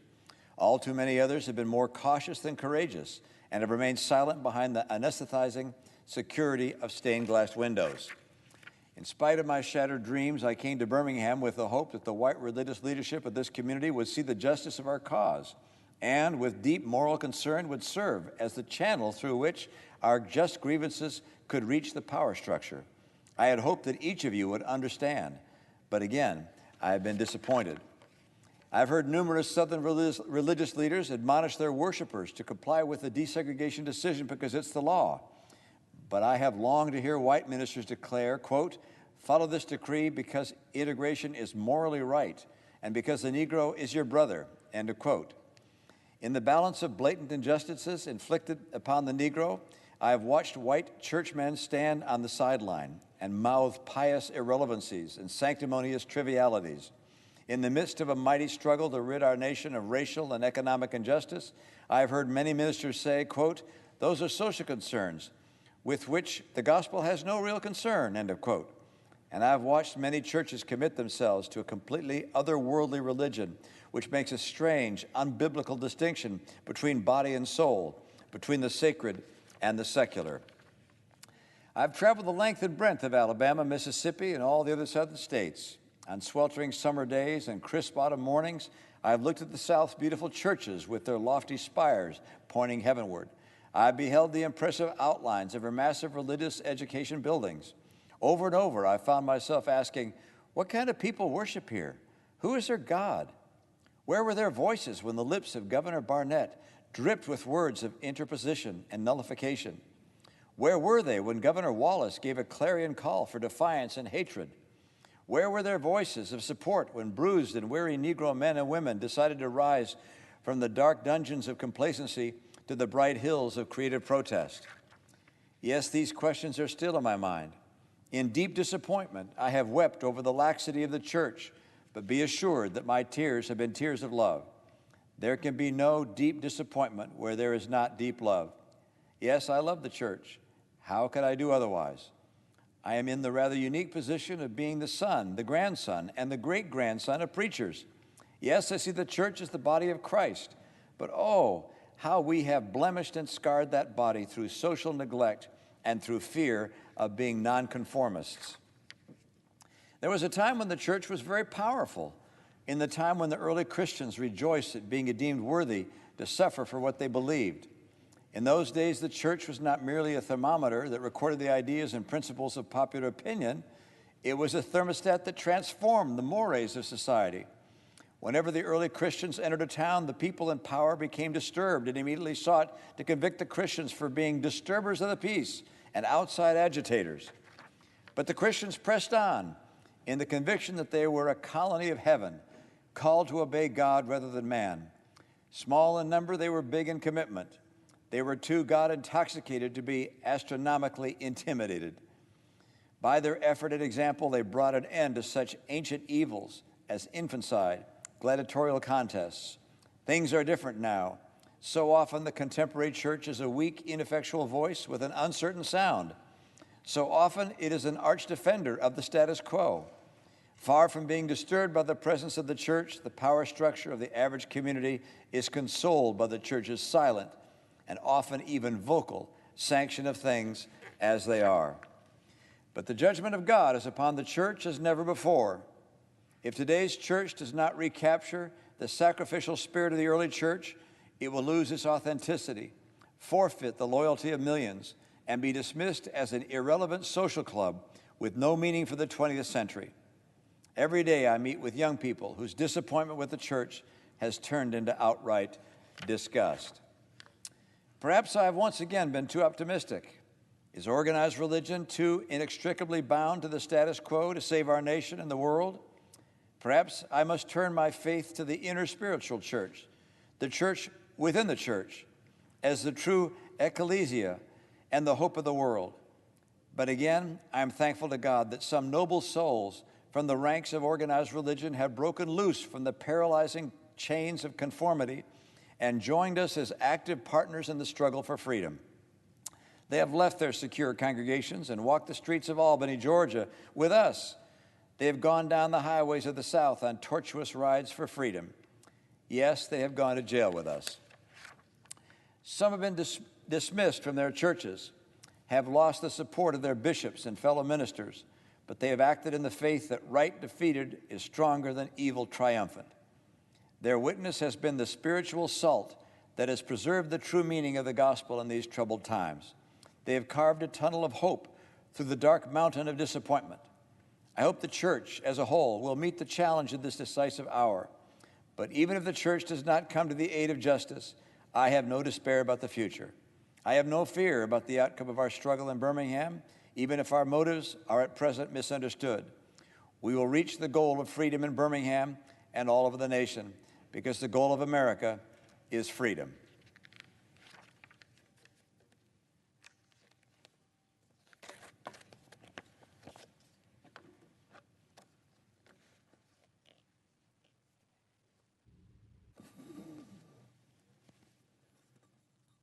Abused and scorned though we may be, our destiny is tied up with America's destiny.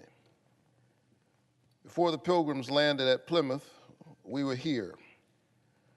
Before the pen of Jefferson etched the majestic words of the Declaration of Independence across the pages of history, we were here. For more than 2 centuries, our forebears labored in this country without wages. They made cotton king.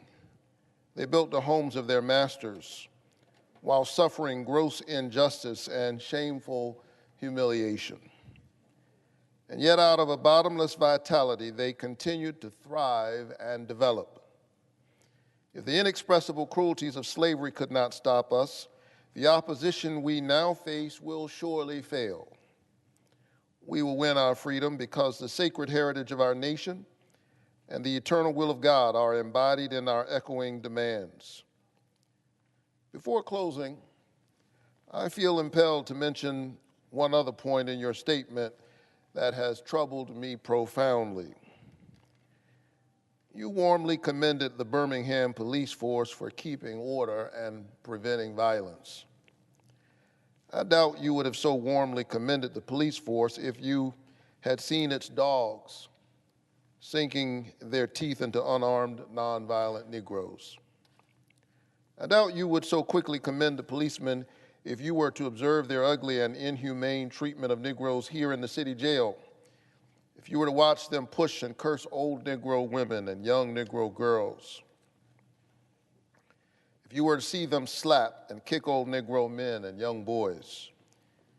If you were to observe them, as they did on 2 occasions, refuse to give us food because we wanted to sing our grace together. I cannot join you in your praise of the Birmingham Police Department. It is true that the police have exercised a degree of discipline in handling the demonstrators.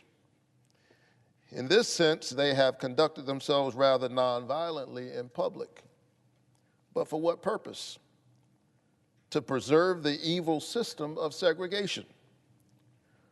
Over the past years, I have consistently preached that nonviolence demands that the means we use must be as pure as the ends we seek. I have tried to make clear that it is wrong to use immoral means to attain moral ends. But now I must affirm that it is just as wrong, or perhaps even more so, to use moral means to preserve immoral ends.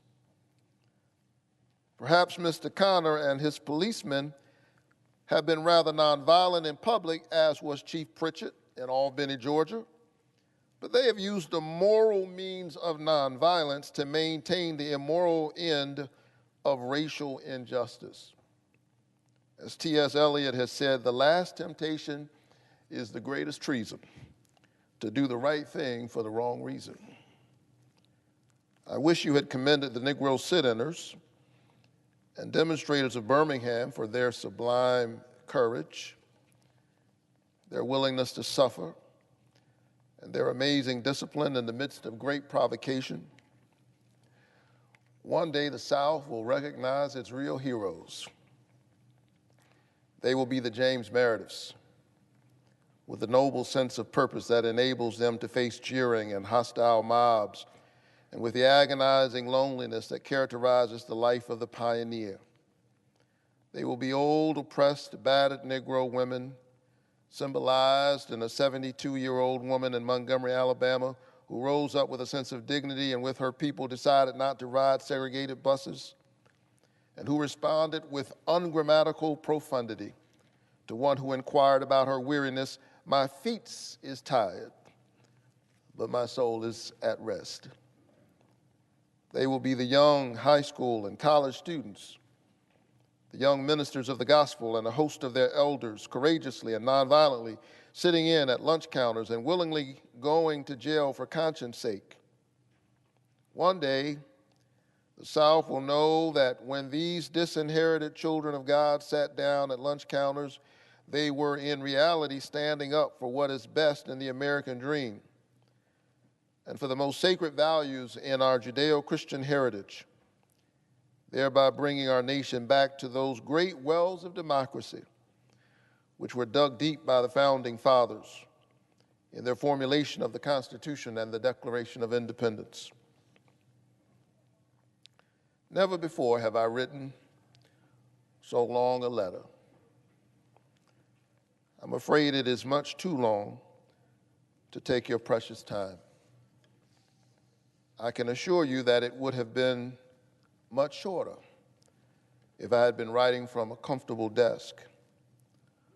But what else can one do when he is alone in a narrow jail cell, other than write long letters, think long thoughts, and pray long prayers?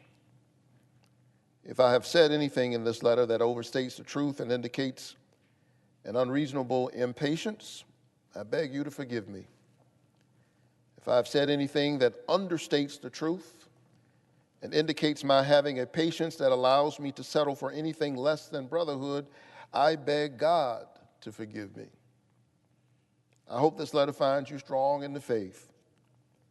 I also hope that circumstances will soon make it possible for me to meet each of you, not as an integrationist or a civil rights leader, but as a fellow clergyman and a Christian brother.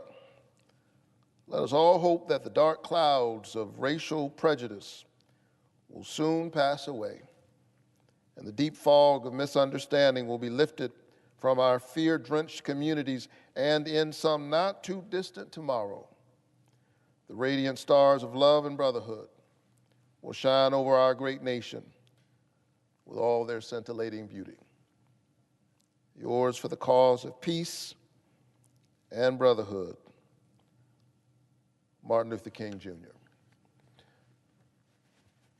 Madam President, I yield the floor. Madam President.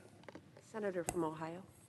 Thank you, Madam President. Thanks to my colleagues, Senator Warnock, Senator Baldwin in the presiding officer's chair, Senator Rounds, Senator Rono, Senator Collins, Senator Romney for joining me to read these powerful words today. This tradition began in 2019 when Senator Doug Jones from Alabama, leader in the civil rights movement, as Senator Warnock, who just spoke, also as he began that tradition in 2019.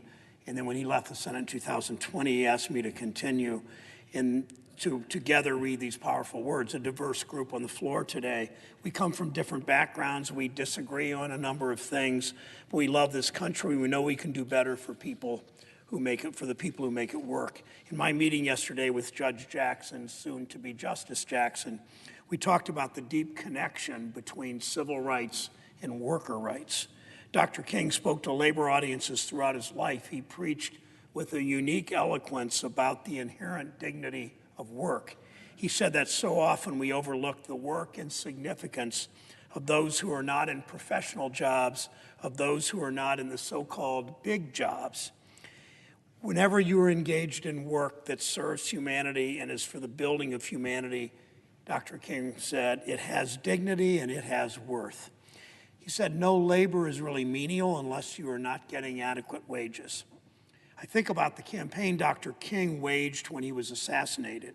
We will never forget he was martyred in Memphis while fighting for some of the most exploited workers in the country, segregated sanitation workers in segregated Memphis. We know too many workers face a similar exploitation today. We've seen over the past 2 years how many workers corporations call essential but treat as expendable.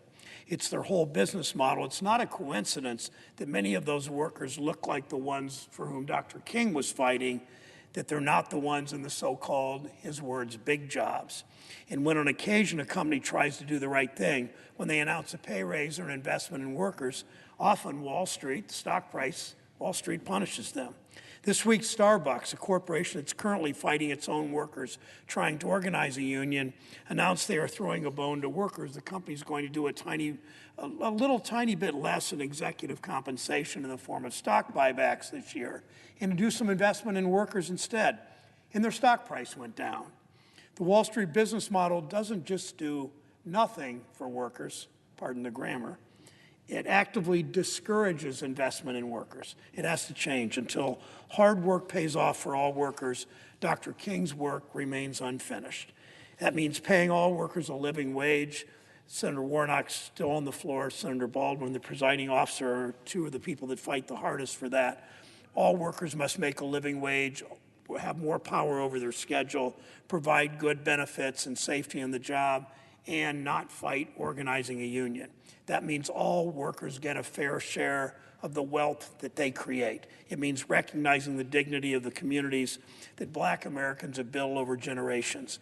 That's how we bring ourselves closer to the society that Dr. King envisioned, where all labor has dignity. Madam President, I note The clerk will call the roll. Ms. Baldwin.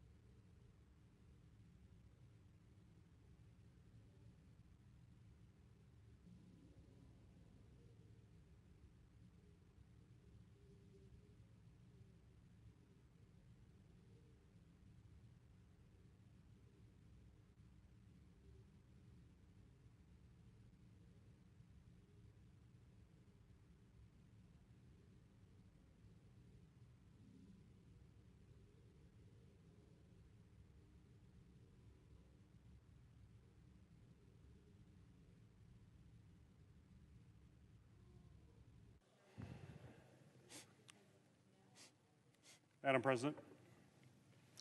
The senator from Michigan. Madam President, I rise in support of Judge Ketanji Brown Jackson. We're in a quorum call. Oh, you ask unanimous consent, the quorum call be vitiated. Without objection. Thank you, Madam President. Madam President, I rise in support of Judge Ketanji Brown Jackson's confirmation to be an Associate Justice on the Supreme Court of the United States and look forward to proudly voting for her confirmation. There are few constitutional duties more important in my role as a United States Senator than providing the advice and consent on judicial nominations, and this is especially true for the Supreme Court. As we consider Judge Jackson's nomination before this body, we are on the cusp of historic, barrier-breaking moment and on the verge of confirming the first African-American woman to serve on the Supreme Court. This is not only a significant milestone, but a moment to recognize Judge Jackson, who is one of our nation's brightest legal minds and an incredibly impressive nominee. Before I talk about Judge Jackson's exceptional experience, her qualifications, and support from all across the legal spectrum, I think it's important to reflect on the critical importance of our nation's highest court. Without question, Supreme Court rulings have a direct and a consequential impact on the lives of Michiganders and all Americans. Issues before the court include health care, women's reproductive rights, workers' rights, environmental protections, voting rights, and many life-or-death decisions that shape the law of the land. Simply put, the Supreme Court is often the last line of defense for everyday Americans and an important guardian of the Constitution itself. There's no question that a lifetime appointment to the Supreme Court is a tremendous responsibility, and we must have qualified, committed justices who will exercise judicial independence, follow the facts, and apply law and precedent fairly and impartially without regard for their own personal views, partisanship, or politics. It is clear that on every single measure, Judge Jackson has the credentials, the qualities, the work ethic, and character needed to serve on the Supreme Court. And she will not only bring diversity, but a unique life perspective and passion for the law that she developed at a very young age. Judge Jackson's interest in the law actually started as a preschooler, sitting next to her father while he studied cases for law school while she worked on her coloring book. Despite being ambitious and a star student, growing up, Judge Jackson faced resistance. When Judge Jackson told her high school guidance counselor that she was interested in attending Harvard University, the counselor told her that maybe she should set her sights lower than that. Judge Jackson was not going to be deterred, and she credits her high school debate coach for introducing her to several colleges. And then she went on to graduate magna cum laude from Harvard as an undergraduate and cum laude from Harvard Law School. This was the beginning of Judge Jackson's distinguished legal career. She clerked for 3 federal judges, including Supreme Court Justice Breyer, worked in private practice at prestigious law firms, and has served on the federal bench on both the District Court and the Court of Appeals, a position she was confirmed to just last year by bipartisan support by this very Senate. Judge Jackson's experience has also been shaped by representing everyday Americans and hearing their cases. She will be the first justice who previously served as a federal public defender, and the only justice who has served as a member of the bipartisan U.S. Sentencing Commission. She will also bring considerable criminal law experience to the court. Her breadth of experience, her record, and temperament were on full display during her Senate Judiciary confirmation hearing. Over the course of 24 hours and more than 600 questions, Judge Jackson not only demonstrated why she is qualified to serve on the Supreme Court, but also why she was unflappable, even when she faced outrageous, absolutely outrageous false attacks on her record during the committee hearings. And during this process, Judge Jackson has not only earned bipartisan support for her confirmation, but has the backing of diverse voices, including from the American Bar Association, which unanimously gave her its highest rating of well-qualified.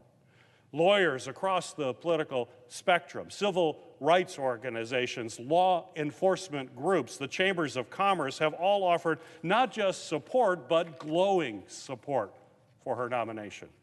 Former George H.W. Bush's appointed Fourth Circuit Judge Michael Luttig called Judge Jackson, quote, eminently qualified and, quote, a highly credentialed and experienced in the law as any nominee in history, end of quote. 24 conservative and former Republican appointed officials said, quote, we are united in our view that she is exceptionally well qualified, given her breadth of experience, her demonstrated ability, and personal attributes of intellect and character. We think that her confirmation on a consensus basis would strengthen the court and the nation in important ways, end of quote. And the International Association of Chiefs of Police said, quote, during her time as judge, she has displayed her dedication to ensuring that our communities are safe and that the interests of justice are served. Judge Jackson's years of experience have shown that she has the temperament and qualifications to serve as the next Associate Justice of the United States Supreme Court, end of quote.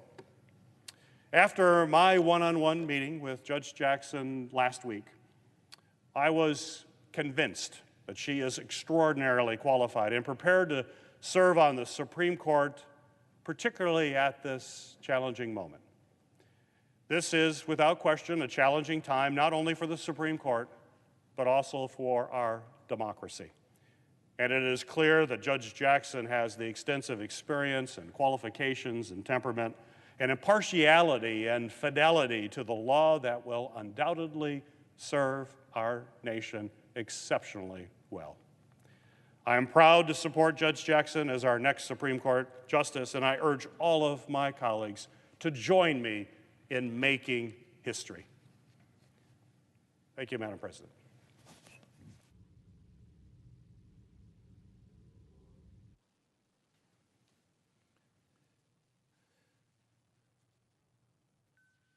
Madam President. The senator from Alabama. Thank you, Madam President. Russia's invasion into Ukraine is changing the global order, the likes of which the world has not witnessed since the end of the Cold War. Vladimir Putin launched an unprovoked and brutal war, one that left the U.S. and our allies shocked and enraged. The global response of Putin's provocation was a mix of sharp words, hastily delivered weapons, and targeted sanctions. But even as we speak, the actions from the Biden administration are still too weak. As airwaves were flooded with messages of support in solidarity with Ukraine, one major power was very vocal in their support against Ukraine, and that was China. China vocally took Russia's side very quickly. The two countries shared a land border, but they also issued a statement of solidarity on February the 4th, just 20 days before the invasion. And there is no doubt that China is looking at the Western response to the world unfolding in Ukraine, and it plans to consume its neighbor Taiwan in the same fashion. Yesterday, an article in the New York Times detailed the lengths China is going in order to convince its people that their support for Russia is righteous and their hatred of the West is justified. The article goes on to outline China's pro-Putin propaganda, starting, quote, Chinese universities have organized classes to give students a correct understanding of the war, often highlighting Russia's grievances with the West. Party newspapers have run a series of commentaries blaming the United States of America for the conflict. China's political posturing should be taken very, very seriously. The CCP is building the foundation for its future actions. Since 1949, the Chinese Communist Party has been eyeing Taiwan and patiently waiting. They've not attacked because the United States and other free nations have strengthened the tiny island. That is the essence of deterrence. We want Xi Jinping to look out his window each morning and think, not today. Our president's response to Russia invading Ukraine has not inspired confidence in the Pacific. Joseph Wu, Taiwan's foreign minister, recently stated, quote, "When we watch the events in Ukraine evolving, we are watching very carefully what China may do to us in Taiwan." Alarmingly, the White House is indifferent to the warming relations between China and Russia. When asked about a recent call between President Biden and President Xi regarding the war in Ukraine, White House Press Secretary Jen Psaki said, in part, quote, "China has to make a decision for themselves about where they want to stand." In July, President Biden's climate czar, John Kerry, said that he is, quote, "genuine friends with China," and continued to praise President Xi. So let's get this straight. Russia and China both stand against the United States. Neither country is our friend, period. Both seek to expand authoritarian world order and diminish American leadership. The key difference is Russia is a small bully, but China is a huge, huge threat. China's growing economy affords its growing ambitions. China became the world's largest exporting nation in 2009, and today, China controls the world's supply of titanium, rare earth metals, shipbuilding, and clothing manufacturers, among others. China seeks to control the South China Sea and all the trade that flows through it. China wants to replace the dollar as a global reserve currency and aims to exceed the military might of the United States. And it's no secret, there's no secret at all that China wants Taiwan's semiconductor industry. Semiconductors power our everyday life. If it has an on and off switch, it has a chip. Chips are even found nearly everywhere, from our credit cards to our phones to the processors in our weapons and even in our satellites. For the sake of our national security, we need to increase domestic investment and produce these chips on American soil. Currently, the Taiwan-based semiconductor manufacturing company is responsible for over 90% of these chips, one small little island. Over the last decade, China has made investments in their domestic semiconductor industry, but Chinese-produced chips don't match the quality of those in Taiwan. While Taiwan's semiconductor industry is second to none, American markets have experienced a surge in private sector investment and domestic production.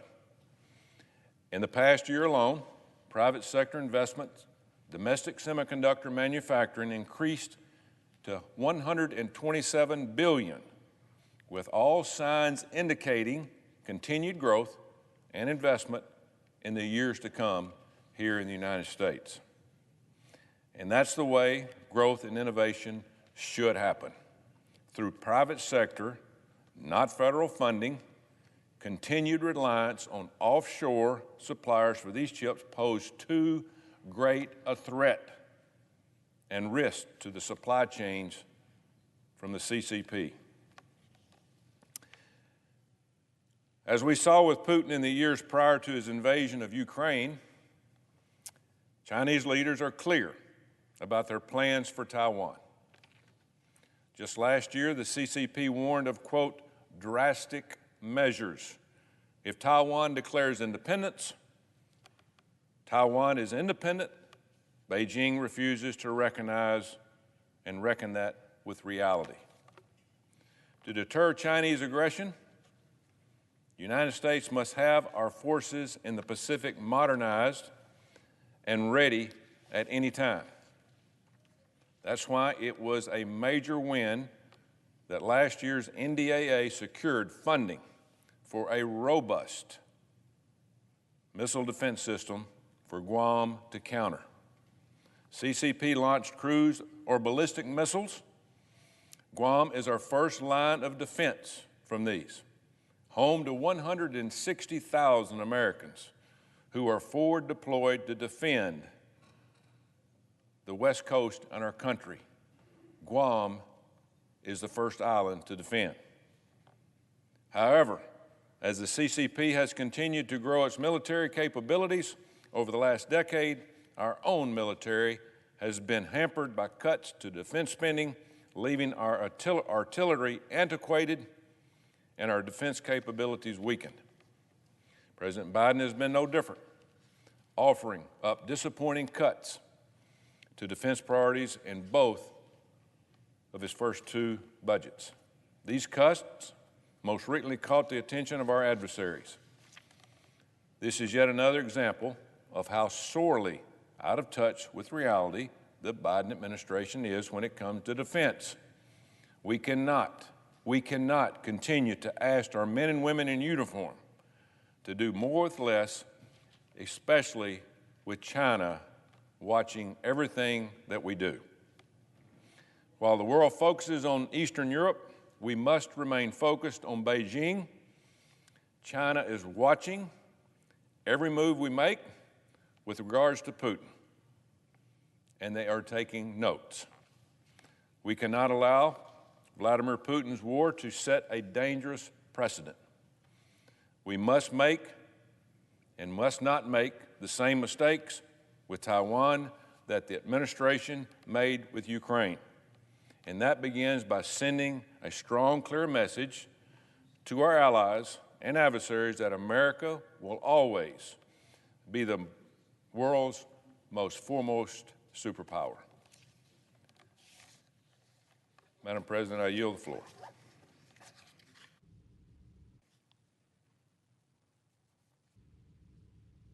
For quorum. The clerk will call the roll. Ms. Baldwin.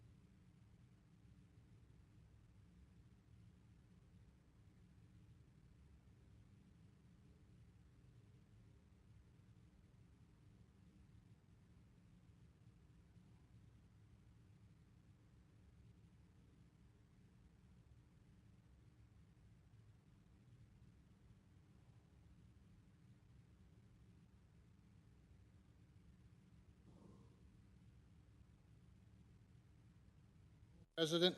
The junior senator from North Dakota. Thank you, Madam President. Madam President, poll after... We are in a quorum call. Oh, I'm sorry. Ask unanimous consent to initiate the quorum call? Without objection. Thank you, Madam President. Madam President, in poll after poll, most respondents blame President Biden's policies for increasing inflation and especially higher gas prices. NBC, quote, Biden's job approval falls to the lowest level of his presidency amid war and inflation fears.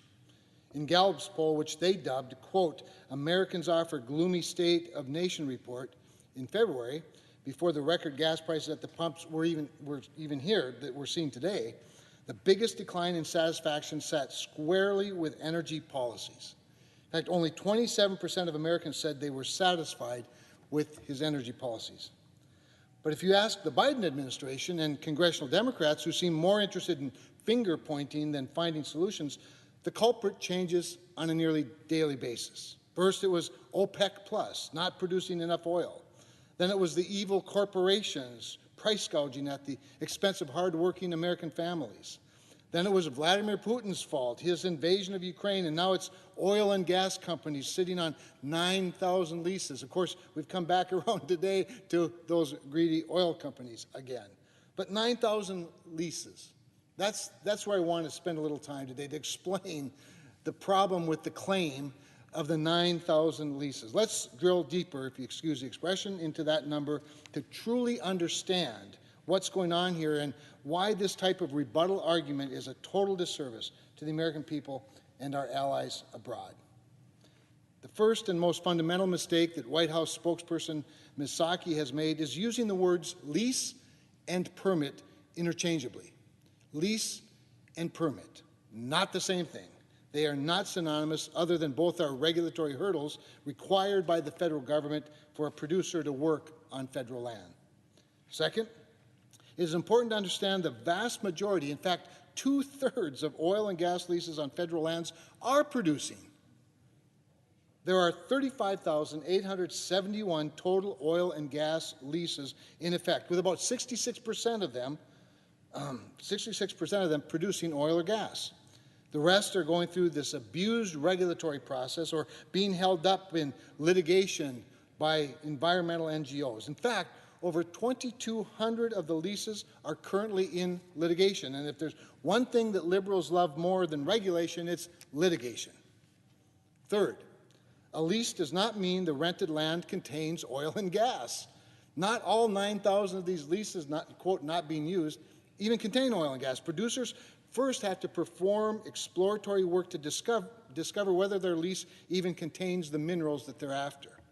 Oil and gas producers procure multiple leases because they need to mitigate the financial damage which could result from acquiring only dry leases. It's called a robust portfolio, a comprehensive portfolio. Fourth, before any development on leases can occur, producers and agencies must navigate this bureaucratic maze, this labyrinth of permitting and environmental laws covered by the Endangered Species Act, the National Historic Preservation Act, the National Environmental Policy Act, just to name a few, which can take years to complete. And rarely do these things all get done at the same time. They're never done simultaneously, but rather consecutively.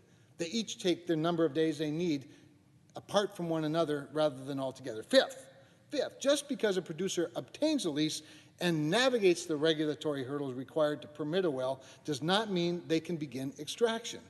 They must first secure adjoining leases for horizontal drilling. You don't just drill a hole straight down anymore and suck the oil straight up from one silo. You have to get leases from the neighborhood. Then they must secure these leases and then accrue the capital to finance mineral development. It's not done free, it's not even done cheaply. They have to schedule the rigs, construct access roads, obtain pipeline rights of way, establish infrastructure to capture the natural gas, and hire capable workers. All of these steps have been delayed by the administration's roadblocks and Biden's supply chain and labor crisis. And finally, after obtaining an adequate number of leases, clearing all the regulatory hurdles and planning logistics of the project, companies must then obtain an approved application for a permit to drill, otherwise known as an APD. There are currently 4,604 federal APDs awaiting approval from the Bureau of Land Management. BLM and another 160 APDs on federal land. Okay, the Biden administration's BLM could approve these permits now, enabling companies to move forward with development to supply much-needed domestic energy at home and abroad. However, BLM is approving them at the slowest rate since the Obama administration, a fact that Ms. Psaki conveniently leaves out when she claims President Biden was doing everything possible to lower gas prices. In fact, to this specific point, the Bureau of Land Management has state offices in places like Dickinson, North Dakota. They have regional offices in places like Billings, Montana. And that's where the decisions are made, whether the application for a permit to drill becomes a permit to drill until this administration. And they changed that and gave the final authority not to Dickinson, North Dakota, not to Billings, Montana, if you're talking about the Bakken, but rather to Washington, D.C., at the very height of power. In fact, it goes all the way to the Deputy Secretary of the Interior. Now, let's look at some of the data on APDs, applications for permits to drill, and the timelines. In March of 2020, the BLM testified in front of the House Natural Resources Committee about the Trump administration's efforts to improve oil and gas permitting processes. In fiscal year 2019, the BLM approved 3,741 APDs on federal and Indian lands. The average APD processing time for a single application dropped from 139 days in fiscal year 2016 to just 44 days in fiscal year 2019. In fiscal year 2021, which included 4 months of the Trump administration, APD approval times shot back up to 89 days, doubling the amount of time. This is yet another example of the Trump administration's energy success being eliminated by the Biden administration's incompetence. The Biden administration approved just 97 permits for oil and natural gas wells across federal lands in January of this year, a significant plunge from the 643 issued April of last year.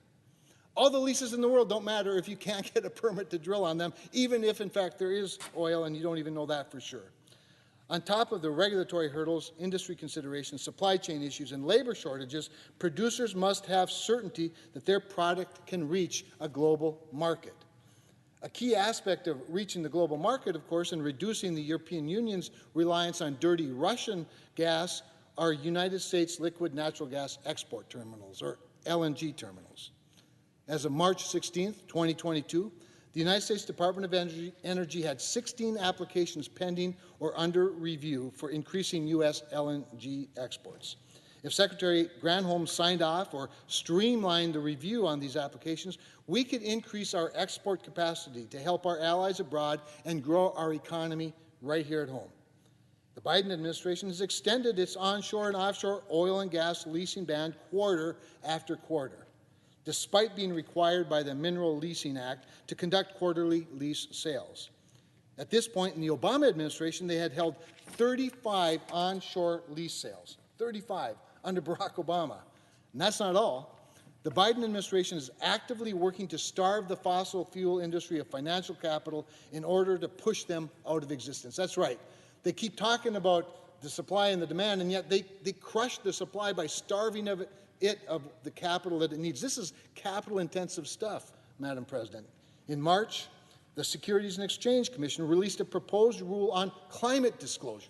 Climate disclosure. This authority forcing publicly traded companies to develop and disclose their risks from climate change is not in the purview of the SEC. They don't have the authority to do that. Congress has never passed a law granting them new authority in this space.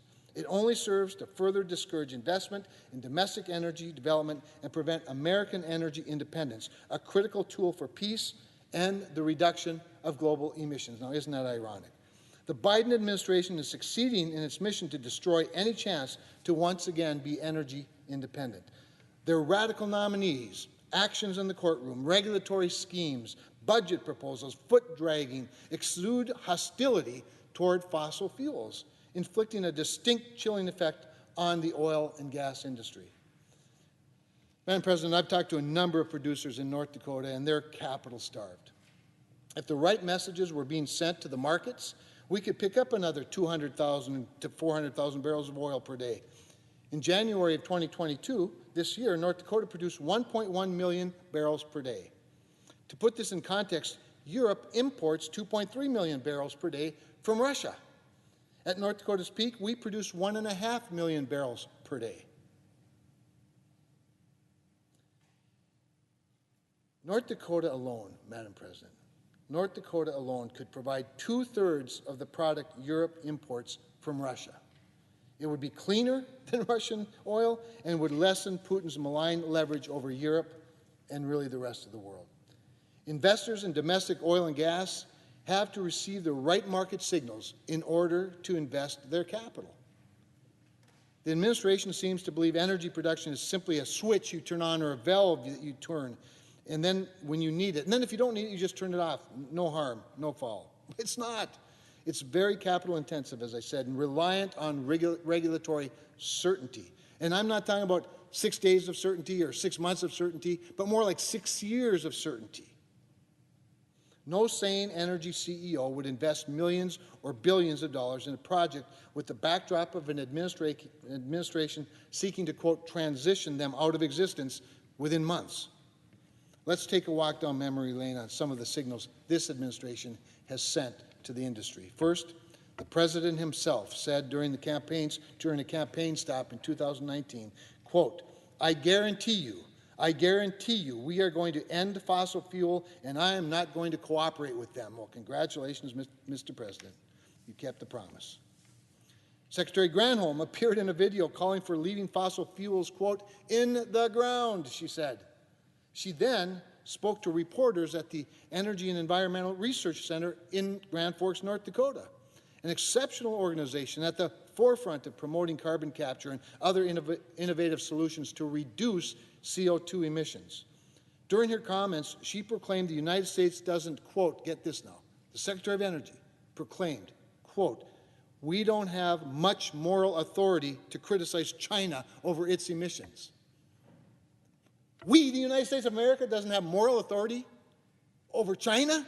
Really, Madam Secretary? That's what you believe about the country you serve? How about climate czar John Kerry? He flies around the world making outlandish comments like the United States won't have coal in 2030 and discourages the world from buying our products, U.S. energy, while fanning the flames of radicalism, proclaiming Ukrainian war refugees are nothing compared to climate refugees.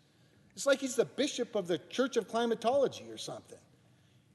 He's even expressed concern that this pesky war crimes going on over there of Vladimir Putin are taking focus away from the real tragedy, climate change. Then he gets in his jet and flies home. Meanwhile, recent reports indicate the administration has turned to despots like Iran and Venezuela instead of to producers right here in America to help bring the Biden inflation under control by producing more of their dirty oil instead of our cleaner production. It makes no sense, and it's offensive to every American worker, Madam President. We have a geopolitical opportunity right now to cut Putin's malign influence, and we should be taking full advantage of it. What we ought to be doing is encouraging production not just with our rhetoric, but with our actions. Producing more U.S. oil and gas will, believe it or not, proclaim it or deny it, it's the truth, it will reduce global greenhouse gas emissions. Now, if you don't want to take my word for it or trust the extensive studies, the science, and the documentation of this fact, Biden EPA Administrator Michael Regan, just last week in a call with the Financial Times, in a Financial Times recent, calls for increased oil output are compatible. Get this now. This is the Biden EPA administration, Administrator Regan. Calls for increased oil output are compatible with goals to cut CO2 emissions. In fact, he said specifically, quote, these are not mutually exclusive goals. And Administrator Regan is exactly right. Producing more U.S. oil and gas will reduce the West's reliance on dirtier fuels from our adversaries, and doing so also avoids unilaterally disarming our economy and losing ourselves to a 2050 fantasy that has come straight up to a 2022 reality. Some in the Biden administration may finally be starting to understand energy security is national security and economic security.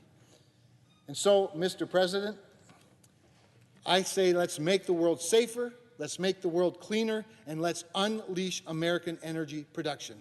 With that, I yield the floor. Senator from Florida. In my 8 years as governor, I had the opportunity to appoint more than 400 Floridians to the bench. I interviewed thousands of applicants for these seats, and my standard in each of those interviews were the same. I asked them if they understood that they intended to be part of the judiciary and not part of the legislature. I asked them if they intended to interpret the law and enforce the law, but not make new laws. If they couldn't convince me that they believed that their duty as a member of the judicial branch, that was their duty as a member of the judicial branch, then I wouldn't appoint them. We need qualified jurists committed to fairly and accurately interpreting our Constitution and our laws as they are written, not activist judges who will rewrite the laws according to their own policy preferences. Now, I've had the chance to meet with Judge Jackson. We had a nice conversation, and she seems like a nice person. But I have very serious concerns about her record as a federal judge, which includes numerous instances of the type of judicial activism that we cannot and should not tolerate from the federal judiciary. The fact is that Judge Jackson has written only 2 appellate opinions in her current position, so we have no evidence of how she will approach serious constitutional issues as an appellate judge.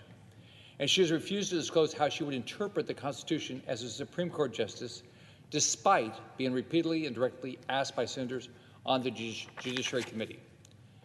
And while serving as a district court judge, she had a high rate of being reversed on appeal for applying the wrong legal standard, exceeding her authority, or simply ignoring clear law in her decisions. And a peek into her history shows an alarming pattern of being weak on sex offenders, including easier sentences in child pornography cases. Hard to believe. Judge Jackson imposed sentences that were 47% shorter than the national average in cases of child pornography distribution, and 57% shorter than the national average in cases of child pornography possession. She has even apologized for the bench when issuing such sentences, not to the victims of those heinous crimes, of course. They never got an apology. She apologized to the offenders for the anguish the sentences for their horrific crimes will cause them. What about the anguish of their victims, innocent children? Mr. President, these are individuals who harm children. They don't deserve easy sentences or our sympathies. And this sympathy for child predators has consequences. We recently learned that a child rapist, someone who Judge Jackson gave a very lenient sentence, sexually abused another victim after his light sentence. Had Judge Jackson given him the sentence he deserved, and the one the prosecution recommended, he would have been in prison, not out in the streets. These are crimes that Judge Jackson has the power to prevent, but she's chosen every time to give these gross criminals easier sentences. That's why I've joined Senator Hawley to introduce the PROTECT Act, which protects children from sexual exploitation by enhancing the penalties for possessing child pornography and preventing judges from sentencing offenders below federal guidelines. Our communities must be protected from sick individuals who exploit and victimize children, and also from liberal activist judges who abuse their sentencing guidelines to let offenders off the hook. Federal sentencing guidelines for these heinous crimes are critical, and we must ensure guidelines are strictly enforced. I hope the Senate quickly passes this good bill. We can't have a soft on crime justice on the Supreme Court, and we can't have activist judges on the highest court in the land.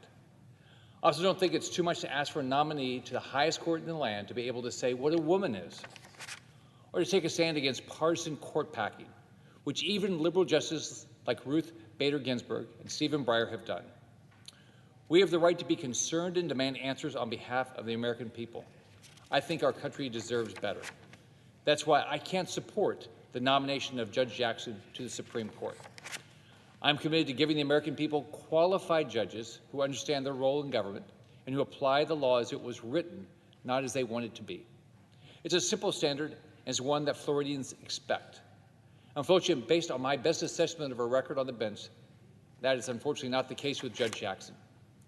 The Democrat Party needs to understand that the Supreme Court is not just another institution to infiltrate with their leftist ideology.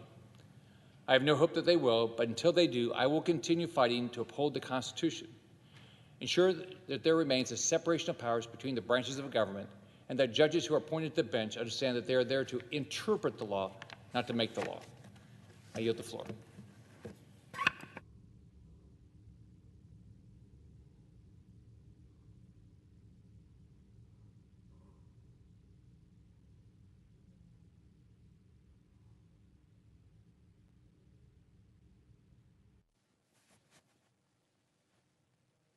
Mr. President. The senator from Hawaii. Mr. President, throughout 2 days of questioning in front of the Judiciary Committee on which I sit, Judge Jackson proved without a shadow of a doubt what we all knew to be true. She is eminently qualified to serve in the Supreme Court of our country. Judge Jackson has the intellect, the integrity, and the temperament befitting an Associate Justice of the U.S. Supreme Court. And she doesn't have an ideological axe to grind. Judge Jackson is exceptionally qualified and well-regarded across the political spectrum, and yet not a single Republican voted to advance Judge Jackson's nomination out of the Senate Judiciary Committee. And only 3 Republicans have publicly expressed support for her. So I asked my Republican colleagues, what is it going to take? What is it going to take to put politics aside to support a nominee like Judge Jackson? Because clearly, intelligence, extraordinary breadth of experience, and support from prominent conservatives did not suffice. Clearly, a candidate who has support from organizations from across the political spectrum, from the Black and Hispanic U.S. Chamber of Commerce business organization, to the National Education Association, thousands of teachers, to the Fraternal Order of Police, the largest police union. They would not be supporting somebody who's soft on crime, to child advocacy groups who would not be supporting her either if she was not being appropriate in her sentencing of child pornography defendants. So even this breadth of support, she didn't make the cut with the Republicans on the Judiciary Committee.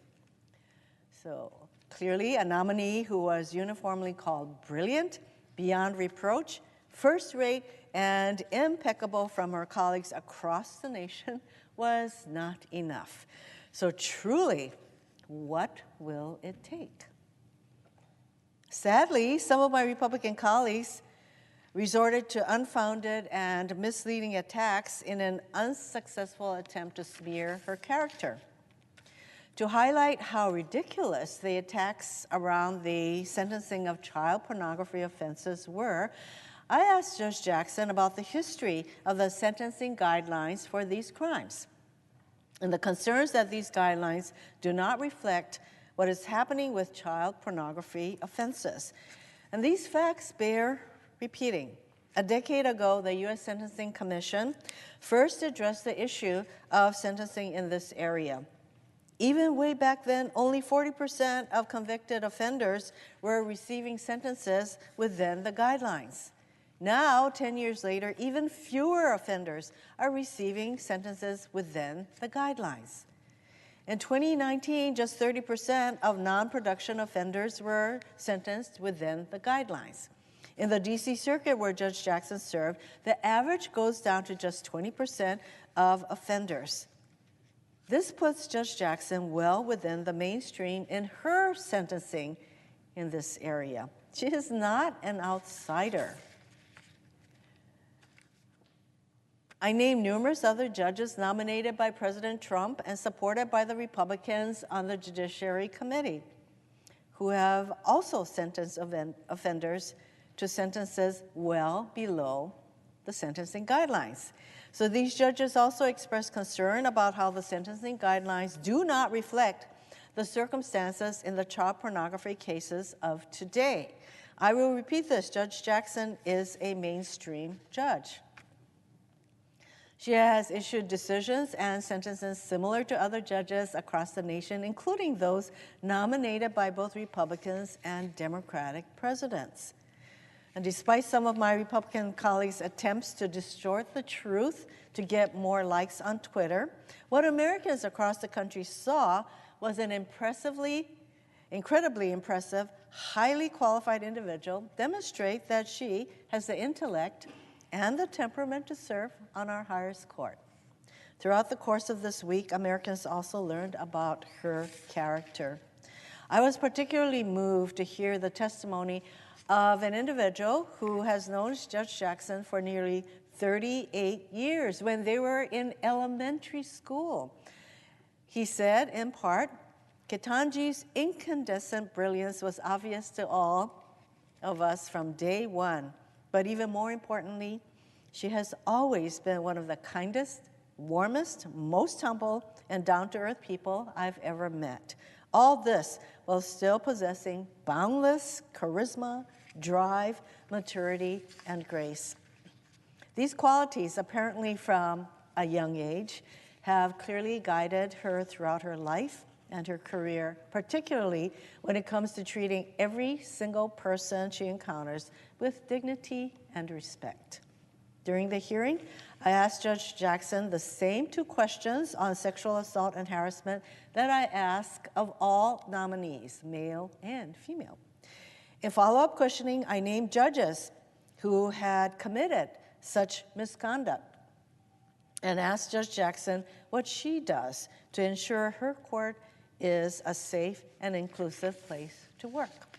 After Judge Jackson's hearing concluded, a woman who had clerked for one of the judges I named who had engaged in this kind of harassing behavior reached out to me. And this is a person who had clerked for one of the judges that I had named. And during her clerkship with this judge, she endured extreme and pervasive sexual harassment. She came forward publicly about this judge's conduct and experience she described as a harrowing ordeal. She went on to a second clerkship, this time for Judge Jackson. In Judge Jackson's court, she said, she was treated like a valued and talented employee who could make meaningful contributions to the law. She says clerking for Judge Jackson was the most meaningful professional experience she has ever had. And she stated, I quote, Judge Jackson is the reason I am still a lawyer. I have no doubt I would have left the profession were it not for the way she treated me the year after my ordeal, end quote. Judge Jackson is exactly the kind of judge and individual we need on the U.S. Supreme Court. Experienced, even-handed, with dignity, integrity, and humanity. Moreover, Judge Jackson is not just extremely qualified to serve on the Supreme Court, her nomination is an historic one. The Supreme Court has existed for over 233 years, and of the 115 justices in the history of the court, only 5 of them have been women, only 2 have been Black, and not a single one has been a Black woman.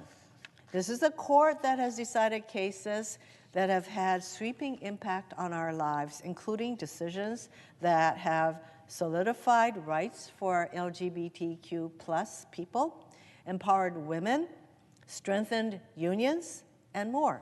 But this is also the same court that has, throughout the course of history, upheld slavery, Jim Crow, and the unlawful internment, incarceration of Japanese Americans in World War II. So it is about time. It is about time we have a highly qualified, highly accomplished Black woman on the Supreme Court. It's about time our highest court better reflects the country it serves. It is about time that Black women and girls across the country can finally see someone who looks like them sitting on the highest court making decisions that will impact their lives, our lives. And they will know that the possibility is there for them. I close by noting that during the hearing, Judge Jackson told the committee that as a freshman at Harvard, and she wondered whether she could fit in, whether she could make it, and a black woman she didn't know leaned to her as they were walking by, probably in Harvard Yard, and said to Judge Jackson, she wasn't a judge then, persevere. That is something that a lot of us can relate to, perseverance, including myself, who came to this country as a poor immigrant kid, persevering to learn the language, to learn the culture of a country I knew nothing about. Judge Jackson being on the Supreme Court would send such a powerful message of perseverance to everyone in this country. I will be honored to vote to confirm Judge Jackson. I look forward to calling her Justice Jackson. I yield the floor.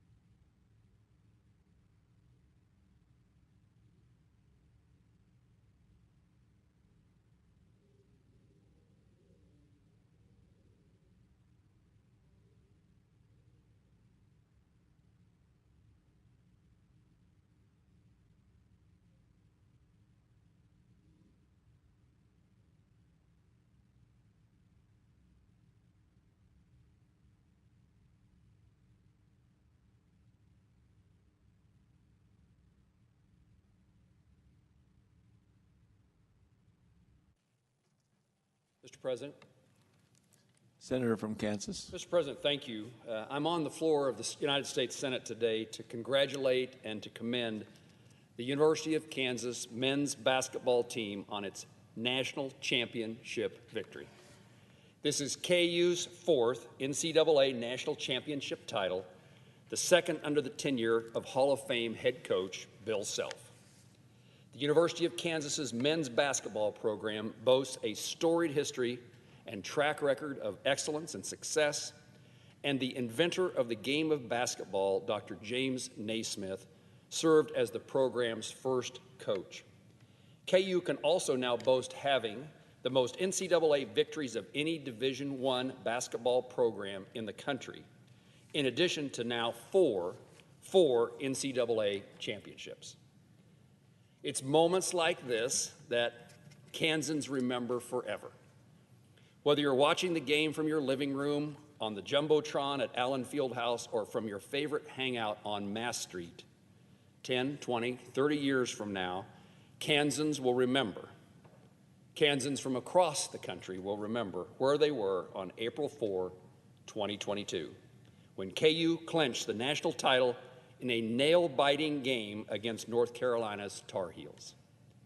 It was a KU men's basketball team that inspired me to go to the University of Kansas when I was in high school. I'm a first-generation college graduate, and University of Kansas was probably not the place that most of my peers and friends from my small town in northwest Kansas went to. But no, it wasn't because I was recruited to play basketball for the basketball team. It was that I had the opportunity to attend, on my first visit to the University of Kansas, a basketball game in Allen Fieldhouse. On that one game, I knew this is where I wanted to go to college. The energy and excitement of KU basketball inspired me, encouraged me, caused me to wonder, and I think it's true of countless others, to decide they wanted to be a Jayhawk. On Monday night, KU rallied to overcome a deficit of 15 points at halftime to beat North Carolina, 72-69, the largest comeback in NCAA basketball national championship game. I'm not sure what Coach Bill Self, but I'm going to ask him, I'm not sure what Coach Self said to his players in the locker room during that halftime. But in true Kansas fashion, the KU Jayhawks came back and beat the odds to clinch the championship. The team showed tremendous heart, determination, and resolve in that comeback victory. KU's Ochi Abaji scored 12 points and was named Most Outstanding Player of the Final Four. Kansas forward David McCormick scored 15 points and had 10 rebounds and made 2 critical baskets late in the game. Kansas forward Jalen Wilson scored 15 points and had 4 rebounds. Kansas guard Remy Martin contributed 14 points to help the Jayhawks secure the title. And Kansas guard Christian Brown, a Burlington, Kansas, small town, middle of the state native, scored 12 points and have 12 rebounds, demonstrating to other small town athletes like him that they too could be a star in the nation's biggest tournament in college basketball. Jordan Juneman, a former walk-on from the Jayhawks men's basketball team from my hometown of Hayes, noted that this 2022 championship team might not be the best according to the stats, but they played like a team. They care about the game, and they care about each other. Only a team that sees the glass half full could come back after being down 16 points and clinch the victory. This speaks to the team's perseverance and belief in themselves. Coach Keith Riley, a basketball coach from Hill City, Kansas, in the western part of our state, I visited with him the other day, and he pointed out to me the lesson that kids around the state will take away from Monday night. You may not always have all of the best players on the court at the same time, and you may not have all the talent that's out there on that court, but you can still find ways to be successful because of how hard you work. My guess is that kids, ever since Monday, back home in Kansas and maybe across the country, are in their driveway, they're at the school basketball court, and they're shooting free throws or three-point shots, one after another. It inspires us to know that we can do more. And the University of Kansas basketball team is inspiring kids today to go out and work harder.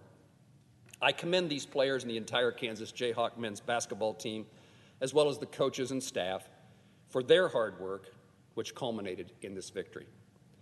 While these young men on the team may be known for their talent on the court, many should be recognized for the adversity they faced off court. DeJuan Harris, KU's point guard, has overcome tremendous loss in his 21 years. He lost both his father and his brother just in a few years apart. And Sunday night he came out and he played for them. These young men came to college to play some great basketball, but along the way they're learning how to give back to their community. At Christmas time, this team goes to the local Walmart and purchases Christmas presents for families that might be facing financial hardship. They learn important lessons of giving back to their community. And finally, to Coach Bill Self, I know you are probably still feeling that very deep loss, and maybe even more so on Monday night, of your father who died just recently, Bill Self Sr. But you can be sure he's smiling down with pride on you and your whole team. You took his advice. He advised you, don't worry about the mules, just load the wagon. As a graduate of the University of Kansas, as a Kansan, I share the excitement of Jayhawk fans across the world in Sunday night's stunning achievement, and I'm pleased to introduce this resolution with Senator Marshall to honor this achievement. To my fellow Jayhawks, rock chalk. Mr. President, I am pleased that on such a bipartisan basis and cooperation between Republicans and Democrats, something I know Kansas and Americans don't see enough of, this resolution normally would take a few more days than it's taken to get to the United States Senate this week. And I'm pleased that both Republican and Democrat leadership and their staff worked with us in cooperation to be able to commend the Jayhawks this early this week. So, Mr. President, as if in legislative session, I ask unanimous consent the Senate proceed to the consideration of S-Res 578, which is at the desk. The clerk will record. SRES 578, commending and congratulating the University of Kansas Jayhawks men's basketball team for winning the 2022 National Collegiate Athletic Association Basketball National Championship. Without objection, the Senate will proceed to the measure. With a neighboring Coloradan in the chair and a former part of the Big 12 Conference, Mr. President, I now ask unanimous consent the resolution be agreed to, the preamble be agreed to, and that the motions to reconsider be considered made and laid upon the table with no intervening action or debate. Without objection. Mr. President, thank you.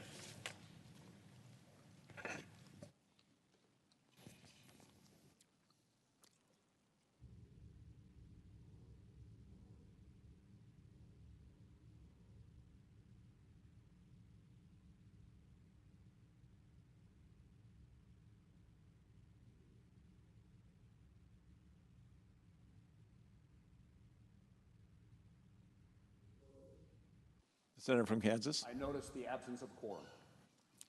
Clerk will call the roll. Ms. Baldwin.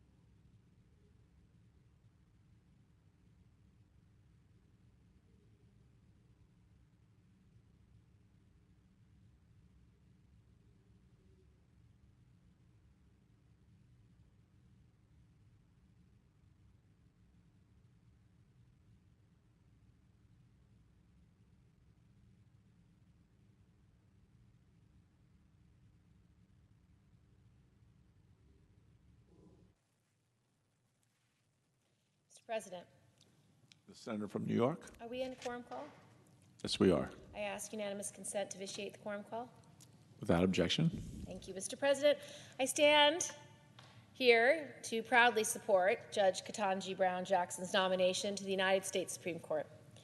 The nation has had the opportunity to watch Judge Jackson during her confirmation hearing 2 weeks ago and see firsthand the temperament, knowledge of the law, and qualifications she brings to the highest court in the land. She will be a fair and impartial jurist, just as she has proven herself to be on the district court and on the DC Circuit Court of Appeals. President Biden made a commitment before he was elected to appoint the first Black woman to the Supreme Court. Judge Jackson's historic nomination is long overdue. It was in my home state of New York where Constance Baker Motley became the first Black woman to be a federal judge in the Southern District. Having diverse representation on the court does not mean someone will rule a certain way, and it doesn't mean that is why they deserve to be on the bench. It's important because it strengthens our institutions. It's critical because it shows who we are as a nation. And it makes a difference to the girls and women across the country who will now have a role model and know that they can aspire to do the same. That's why President Biden made that promise, because he knew that it was beyond time to ensure the Supreme Court has that representation. And it's clear that Judge Jackson will be a highly qualified justice to fulfill that promise. Who we confirm to the Supreme Court matters. While the work of the court may feel distant from our daily decisions and day-to-day lives, the Supreme Court actually makes key decisions on whether individuals are protected when they go to school, work, or out in public, or who can and how we can cast our votes to determine our elected officials, on whether our future generations will have clean air to breathe, clean water to drink, and who we can choose to marry, and on what decisions women can make about their own bodies and their reproductive future. The 9 justices on the Supreme Court make important decisions that impact all Americans. And in the Senate, in our advice and consent role, we have a critical role to play in ensuring that we confirm justices who follow the rule of law and provide equal justice to all. The perspectives Judge Jackson will bring to the highest court of the land, both personally and professionally, will have a critical impact on all Americans. Judge Jackson will bring to the bench significant criminal defense experience as a former public defender. She will also bring nearly a decade of judicial experience to her rulings. When I met Judge Jackson, I asked her which of her experiences had prepared her most for this moment to serve on the Supreme Court if she was confirmed. She answered by talking about her clerkships, which she completed at each level of the judiciary, the District Court, First Circuit Court of Appeals, and for Supreme Court Justice Breyer, whose seat she is being nominated to fill. She talked about how she learned from others how to serve as a judge. She experienced firsthand what it means to fulfill the constitutional requirement of being a member of our nation's federal judiciary. I know that Judge Jackson will bring all of those perspectives and meaningful experiences with her to the Supreme Court, and those are critically needed on the highest court of our land. In those experiences and her record that have led Judge Jackson's nomination, receiving broad support from the civil and human rights community to the law enforcement community, and from colleagues in the judiciary nominated by presidents of both parties, to name just a few. Given the fact that she was confirmed 3 times before this body with bipartisan support, the Senate should be able to once again confirm her with votes from my colleagues on both sides of the aisle. I look forward to enthusiastically casting my vote in support of Judge Jackson's confirmation to the Supreme Court of the United States. I urge my colleagues to join me and support her nomination as well. Mr. President, I suggest the absence of a quorum. Clerk will call the roll. Ms. Baldwin.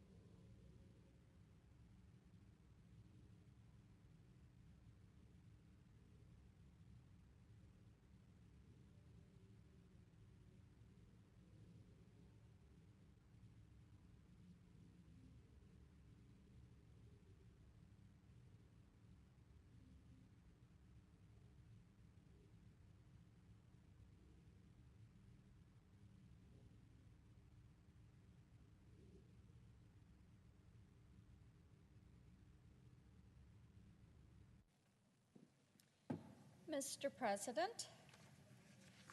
Oh, Senator from Tennessee. Thank you, Mr. President. Are we in a quorum call? Yes, we are.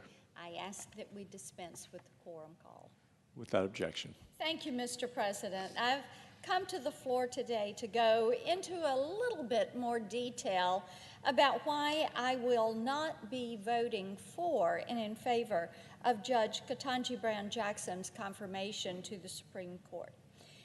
Now, as we have all heard and as we appreciate, there's no doubt that Judge Jackson is highly educated. She has an impressive resume. She is cordial. She was very gracious with her time. But as I listened to her responses over a 2-day period of time, I was really dissatisfied with the specifics. And as I got home to Tennessee and talked to Tennesseans, they had wanted to hear specifics from her and were disappointed that she did not come forward with those specifics. And my colleague, Senator Durbin, helpfully pointed out this morning that Judge Jackson did indeed make the rounds up here prior to her hearing. Yes, indeed, she did do that. She came to my office, and we spent about an hour together talking about her record.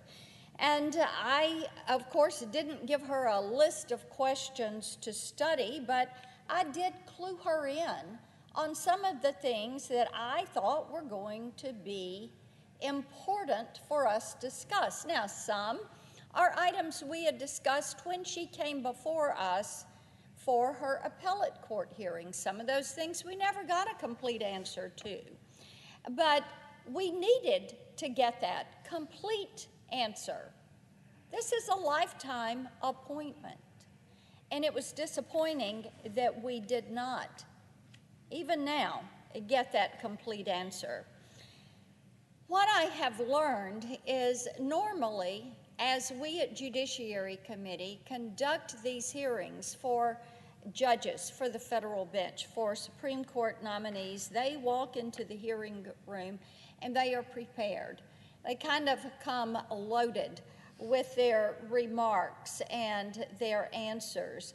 And they have a general idea of what is going to come their way from different ones of us because we've spent the time meeting with them individually, making certain that they know what is going to be important. So there is no doubt she knew that I was going to press her on her lack of a clear articulation on a judicial philosophy, and she knew that there were concerns and criticisms of her record and some of the decisions that she had made. She knew that we'd ask tough constitutional law questions about abortion, substantive due process, and interstate commerce. And I know that and I think most of my colleagues on the Judiciary Committee would say that I expect nominees to be familiar with all of these things, to have an opinion, and be willing to share that opinion. This is an appointment, as I said a moment ago, a lifetime appointment to the highest court in the land. So this is not supposed to be an easy process. This is to be tough questions that are appropriately placed. And, you know, Mr. President, tough questions are not attacks. Tough questions are placed in search of answers, answers for the people that we represent. But instead of showcasing what we were told was her extraordinary prowess for the law, Judge Jackson's hearing turned into a showcase of things that she just did not want to talk about. My Democratic colleagues have spent a lot of time trying to provide cover for her But the fact of the matter is that at the end of this week, the majority leader will ask us to greenlight a Supreme Court nominee who has not articulated a judicial philosophy, who filibustered her way through basic constitutional questions, and who repeatedly pled ignorance of the most controversial items in her record. We have received Judge Jackson's responses to our written questions, and unfortunately, she's still refusing to open a window into her thinking. I asked her again about her ruling in Make the Road New York versus McAleenan, which focused in part on how a judge should interpret a statute that grants an agency sole and unreviewable discretion over the rules it develops. When Congress wrote those words, I'm sure we believed that sole and unreviewable discretion meant exactly, precisely that. This law was sole and unreviewable. But rather than focusing on the plain meaning of the text, Judge Jackson took it upon herself to evaluate and reject the DHS rule in question and establish a nationwide injunction. Well, as we all know, fortunately, the D.C. Circuit overruled her. But the question remains, how in the world could any judge read those words and decide Congress wanted the opposite result of what Congress specifically said, sole and unreviewable? But in a show of lack of respect for Congress and what Congress explicitly said, because she disagreed with the policy, what did she do? She picked it up. She basically tore up that policy, and she did what she thought was best. In her written response, Judge Jackson offered no new information, but because she tends to editorialize in her opinions, we can still glean some insight from what she had to say about the DHS case. She suggested that the Department of Homeland Security's position was, and I'm quoting her, a terrible proposal that reeks of bad faith and demonstrates contempt for the authority that the Constitution's framers have vested in the judicial branch. Now, those are her words. I think that language might give us a hint as to why she ignored the statutory text. Now, Mr. President, in Tennessee, Tennesseans look at that and say, well, that is the work of an activist judge. They're trying to legislate from the bench. They didn't like what Congress did, so they said, we're going to pick it up, we're going to toss it out, we're going to do what we think that policy ought to be. Now, that was the effect of that ruling because she ignored the statutory text.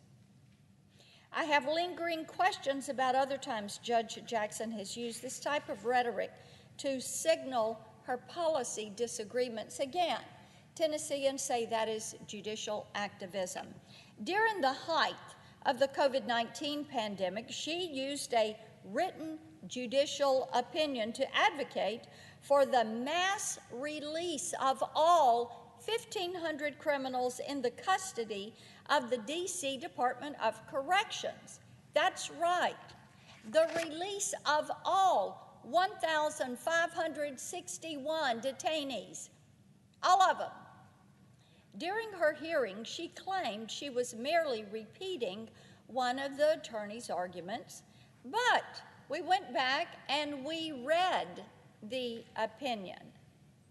And when we read the opinion, it is very clear that was not accurate. If you take her words at face value, you'll get the impression that she believes a mass release of detainees, of criminals, a mass relief is appropriate during the pandemic. So, if you look at our past pandemics, and if you say, well, a pandemic is going to come around, we're going to have something every 5 or 10 years, I think it's reasonable to question her judgment on this.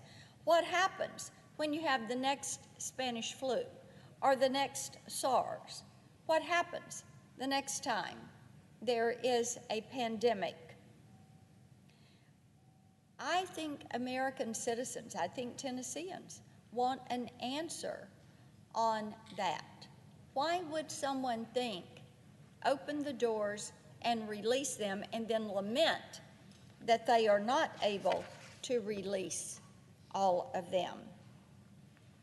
I've got questions about her record of being lenient with criminals. Over the course of her career, Judge Jackson has developed a disturbing habit of granting leniency to dangerous criminals. She released a man who murdered a U.S. Marshal and gave a reduced sentence to a criminal who was known for attacking police officers. She under-sentenced child porn offenders at every available opportunity, not once or twice, but every time. If the guidelines gave her discretion, she used it to go easy on pedophiles. She looked for ways to go easy on dangerous drug offenders. And at one point, she actually apologized to a self-described fentanyl kingpin for his harsh sentence. That is of concern. It's of concern to many moms who, their top issues right now, inflation, open border, crime in the streets. They're worried about that. They're worried about what is happening. She had the opportunity to clear this up, but at no point did she offer a reassuring explanation of why she so consistently used her discretion to tip the scales, not in favor of victims, but tipping those scales in favor of criminals. On this point, we're not questioning her methodology, we're questioning her judgment. When I was back home in Tennessee this weekend, everyone wanted to talk about Judge Jackson's inability to define the word woman. The media has spent a great deal of time mocking that question, and I will tell you that is quite all right, because out there in the real world, people care about how she chose to respond to that question. Their position is that if the media felt justified in mocking the very fact that I did ask that question, why did Judge Jackson have so much trouble answering that question? As my colleague, Senator Cruz, mentioned this morning, we have journalists today running around the Capitol demanding that Republican senators answer the question. Why aren't they asking the same of Judge Jackson? Every day, Tennesseans are subjected to this assault on common sense, and they are not interested in playing along with this. Why, they want to know, is the left so terrified to confront how the American people define the word woman and womanhood? And why would my Democratic colleagues continue to prop up a nominee who squandered her hearing by dodging questions and claiming ignorance of her very own record? Tennesseans aren't interested in playing politics.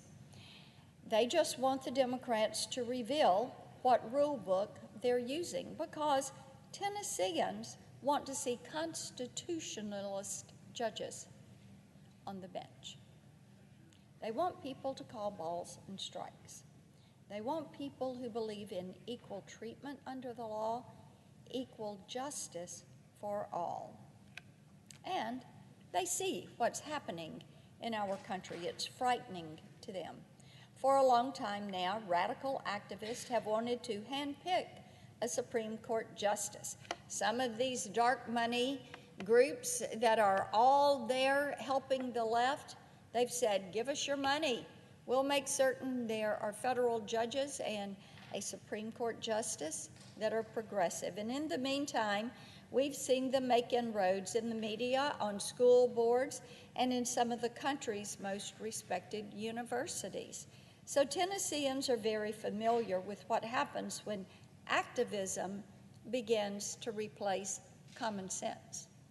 They're very familiar with the tactics of the left that continue to try to diminish freedoms of individuals and give that power to the government. And that is why they want constitutionalists on the court, not activist judges who are there to take up arms in the culture war. They don't want an agenda. They don't want to hear about a methodology. They want proof that Judge Jackson has a vision for America that is rooted in the Constitution. They want to have proof that this is somebody that believes in preserving our faith, our families, our freedoms, preserving hope and opportunity for all. They want somebody who is going to say, I believe in the American dream, and I'm going to preserve the right for every girl and boy to live their version of the American dream. Unfortunately, just like the president who nominated her, Judge Jackson has provided no evidence of that vision. I am a no vote on her confirmation. I yield the floor.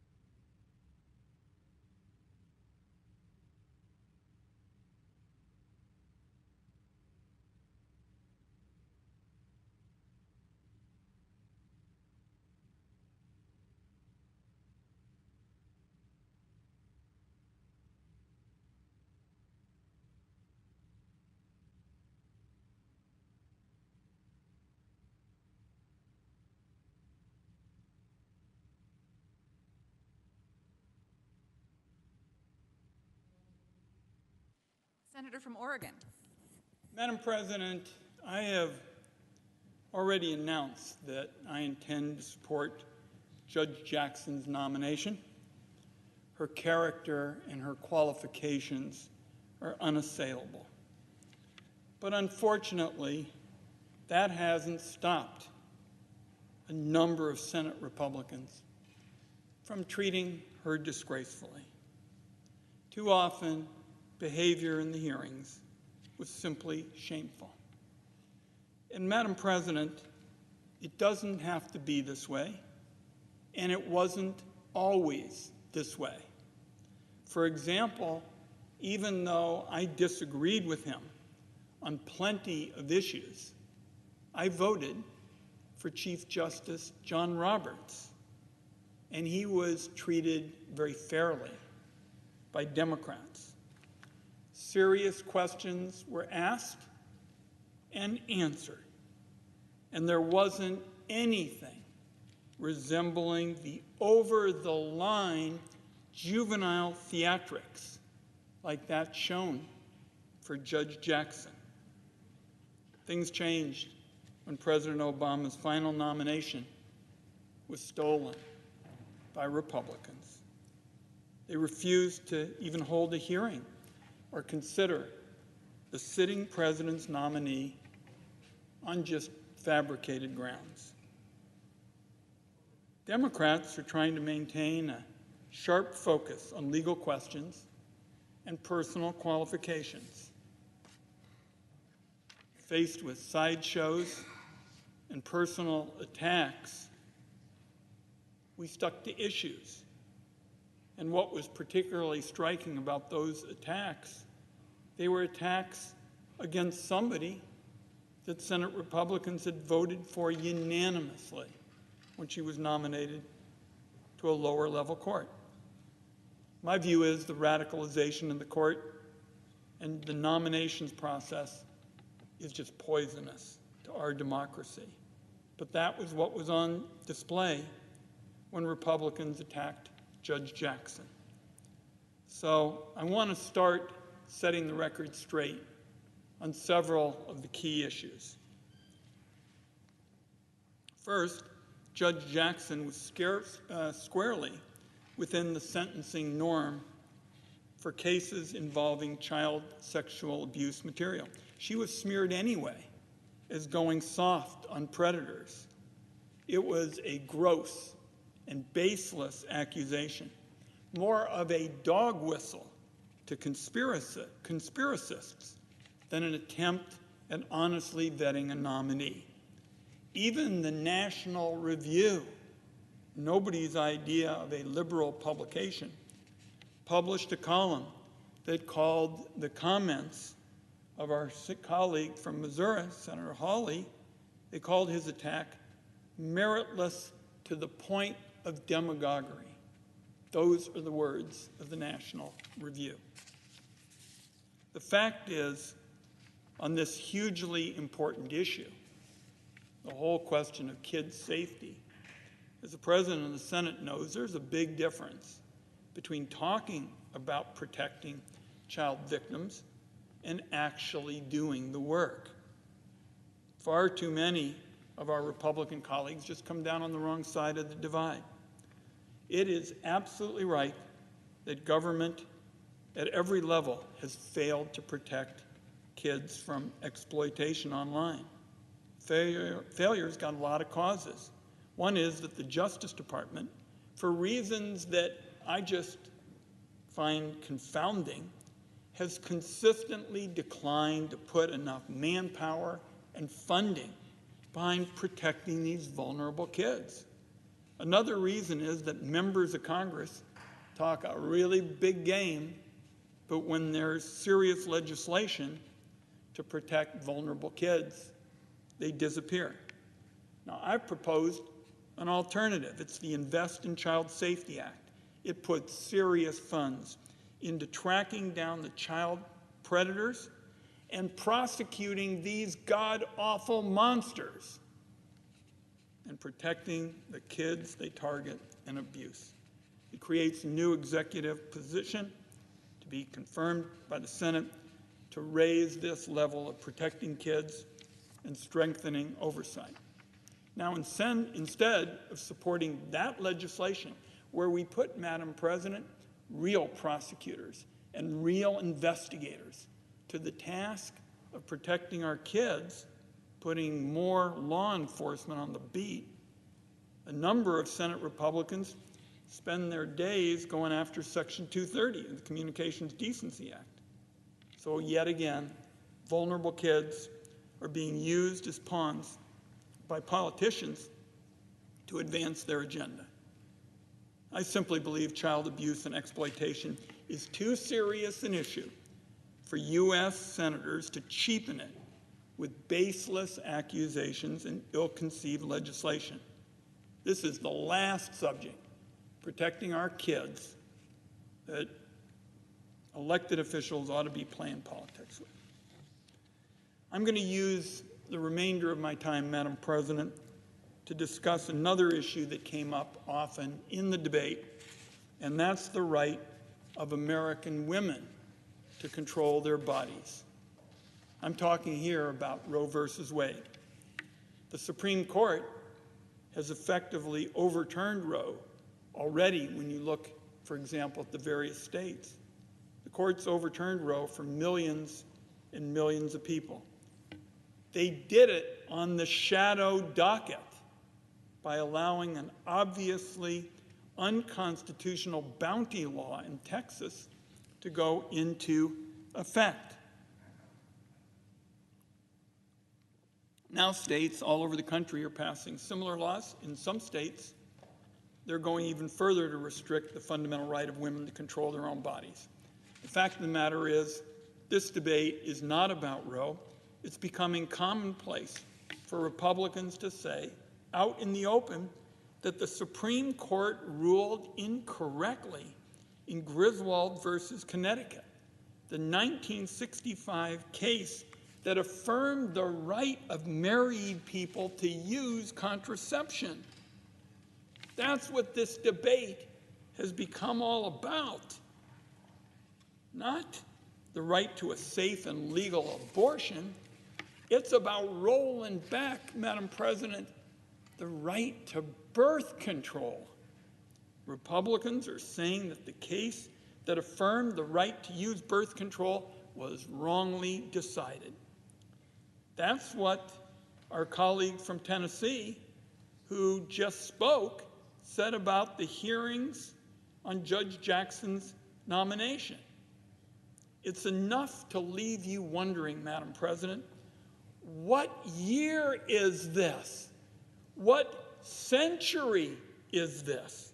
Connecticut's ban on contraception was based on a federal law from the 1870s, a law from a time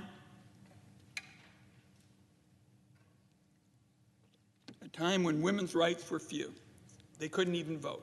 For Connecticut to have that kind of law in the books in 1965 was a ridiculous infringement on the liberty and body autonomy of American women.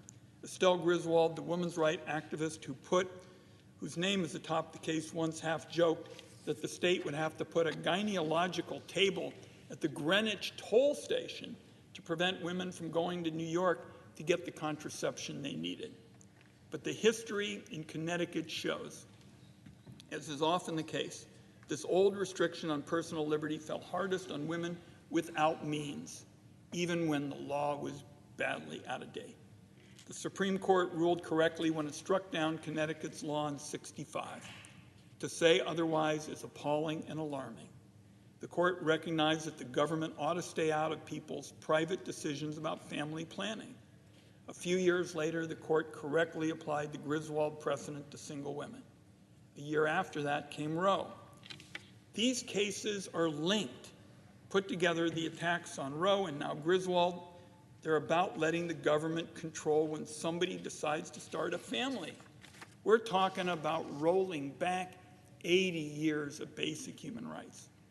Prior to her appointment on the Supreme Court, Ruth Bader Ginsburg wrote in these debates over Roe, I'll quote, "Also in the balance is a woman's autonomous charge of her life's full course, her ability to stand in relation to man, society, and the state as an independent, self-sustaining, equal citizen."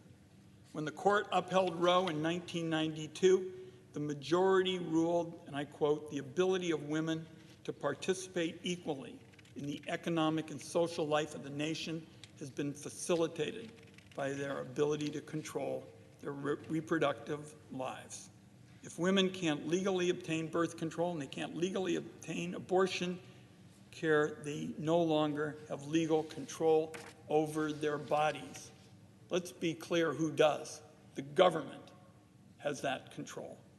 If women do not control their own bodies, they don't control their own lives. If Americans don't control their own lives, they're not free and equal under the law. Tossing out Roe, the way this court has, is an act of judicial radicalism. Every Republican Supreme Court nominee swears up and down that they respect precedent, they won't legislate from the bench. Then they go out and toss out Roe on the shadow docket. For Republicans now to be going after Griswold is staggering and dangerous. For senators to be attacking this ruling 57 years after the case was decided is ridiculous. It's not just because the government ought to stay out of the exam room and the bedroom. It's not just because birth control is part of basic health regimens. It's because women in America have an equal right to chart the course of their lives and when to become pregnant. Now, Republicans often talk about their position in the context of states' rights. Too often, what they're saying is they believe in states' rights only if they believe the state is right. And we see that on issue after issue. And finally, it's important to consider these debates in the context of what's happening in state houses around the country. Republican legislators are effectively banning abortion. They're passing laws that do more to protect rapists than rape victims. They criminalize abortion care. And in other cases, they're criminalizing the act of helping women obtain the health care they need. Some states want to make it impossible to use those kinds of medicines and therapies to safely end pregnancies early. Republican lawmaker in Missouri recently proposed forcing women to carry ectopic pregnancies to term, which is effectively a death sentence. The bottom line is what's happening today in 2022 is collectively the most extreme attack on reproductive health, freedom, and equality in America I can remember. And I'm just going to close by saying this is not the same debate as we've had over Roe. State-level Republicans are going way beyond that point. For Republicans here in this Congress to be going after Griswold, after birth control, is a shocking escalation in the fight they're making to roll back the rights of women. American lives and liberty are at stake. Americans need to be prepared to fight for freedom and equality in the months and years ahead. I'm sure going to be out there with them. In the meantime, I believe Justice Jackson is going to make an outstanding Supreme Court justice, a bulwark for the rights of women and all Americans. This is a historic confirmation, one that is long overdue. I'm proud to give Judge Jackson my vote, and I urge my colleagues to support her nomination as well, and I yield the floor.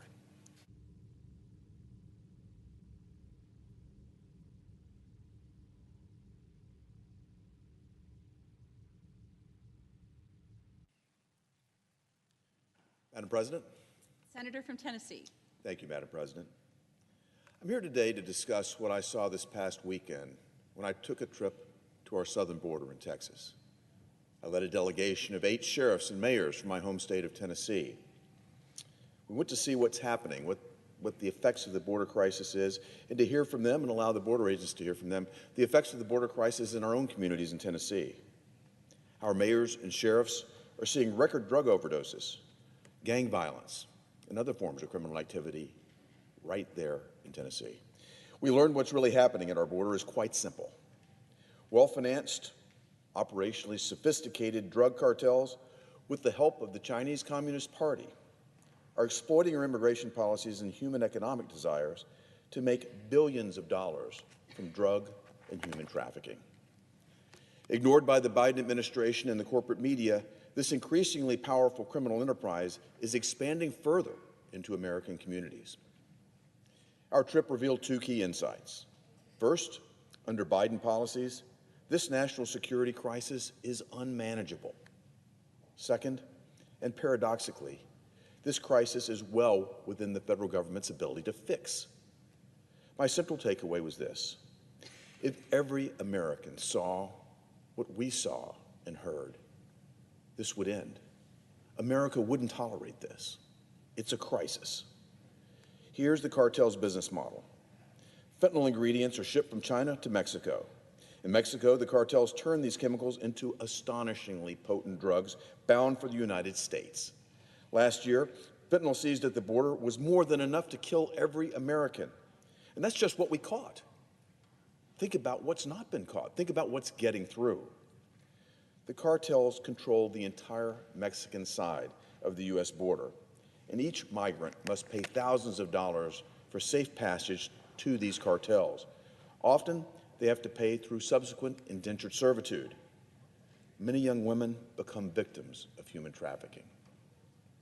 So in this vicious cycle, the more illegal immigration, the more money for the cartels. And the more money for the cartels, the more drugs they produce. For cartels, the illegal immigrants are more than an expendable revenue source. They're a tool for facilitating the transport of drugs and criminals.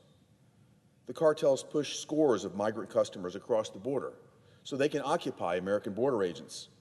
Then, they exploit the resulting gaps in patrol coverage to move across drugs, gang members, those they refer to as high-value individuals, terrorist watch list members, and others. Border Patrol agents told me that given the record-breaking border crossings they're currently facing, there are times when every agent is busy processing migrant paperwork, leaving the border wide open for drug and human trafficking. The drugs and gang members and the accompanying violence then flood into our American communities. As one agent put it, the people crossing the border don't stay in this area, and neither do the drugs. More than 100,000 Americans died last year from drug overdoses, mostly from fentanyl, which are really more akin to CCP-engineered poisonings. Several thousand were Tennesseans. The Tennessee sheriffs and mayors on this trip told me that deaths from illicit drug overdoses in their counties are at record highs. Our Tennessee sheriffs know the families in their communities.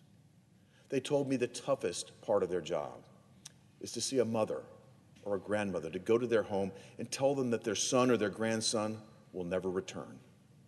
It's heartbreaking. Each one of these obituaries has the CCP's fingerprint on it. The migrants' money and usefulness to distract border agents are essential to the cartel's operations. These illegal immigrants are incentivized to come because of our current catch-and-release policies. To illustrate the current policy absurdity, last Friday, around midnight, near a stretch of course, unfinished border wall, right outside of McAllen, Texas, our vehicle came across about 15 recently arrived migrants. They approached us and asked us where they could find the Border Patrol agents. They wanted to turn themselves in, having been coached by their cartel handlers that this was the first step to U.S. government-funded release into America. Our policies are so upside down that the suspects are looking for the officers. Nevertheless, U.S. Border Patrol and other law enforcement agencies are working tirelessly, day and night, to protect our nation. Understandably, morale is at an all-time low, with a Biden administration that refuses to give them the tools that they need to deal with this crisis. Border Patrol can process a maximum of roughly 5,000 migrants a day. Right now, they're facing nearly 8,000 migrants a day. And when the Biden administration lifts Title 42 authority, they fear that the number could exceed 15,000 per day. Therefore, and unsurprisingly, the constant plea I heard from Border Patrol agents was this: we need effective policy, not more agents, not more equipment. Bad policies are what have created this incentive to cross the border, and eliminating these policies is the only fix. Our agents signed up to protect our border, not to facilitate its demise. Border Patrol agents in Laredo told me that the Migrant Protection Protocols, known as MPP, were a perfect illustration of the need for policy change. MPP was a policy that required migrants seeking asylum in the United States to remain in Mexico until it was determined whether or not they were actually entitled to asylum. Most are not. When it was implemented in 2019, the agent said it was like flipping a switch because this stopped people coming when they knew that they wouldn't get in. This Remain in Mexico policy cut illegal border crossings dramatically in FY20. Yet the Biden administration nixed the MPP. And not surprisingly, border crossings more than quadrupled in FY 2021. With the help of their media allies, Washington Democrats ignore this crisis, and they hope that the American people will too.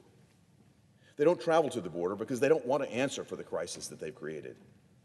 They've chosen appeasement of loud, radical immigration groups over American security, over American sovereignty. President Biden and Vice President Kamala Harris haven't seen the border stations where the agents sacrifice day and night, mentally and physically, battling a crisis that their departments haven't given them the tools to address.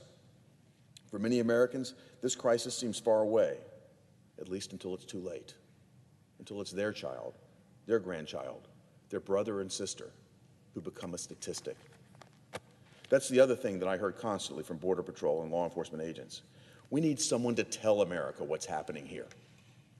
With the president and media averting their eyes and abdicating their responsibilities, it becomes even more critical to spread the word before more American lives are needlessly lost, before more migrants' lives are destroyed in the journey or through indentured servitude once they arrive, and more communities are damaged beyond repair. So what can we do to address this crisis?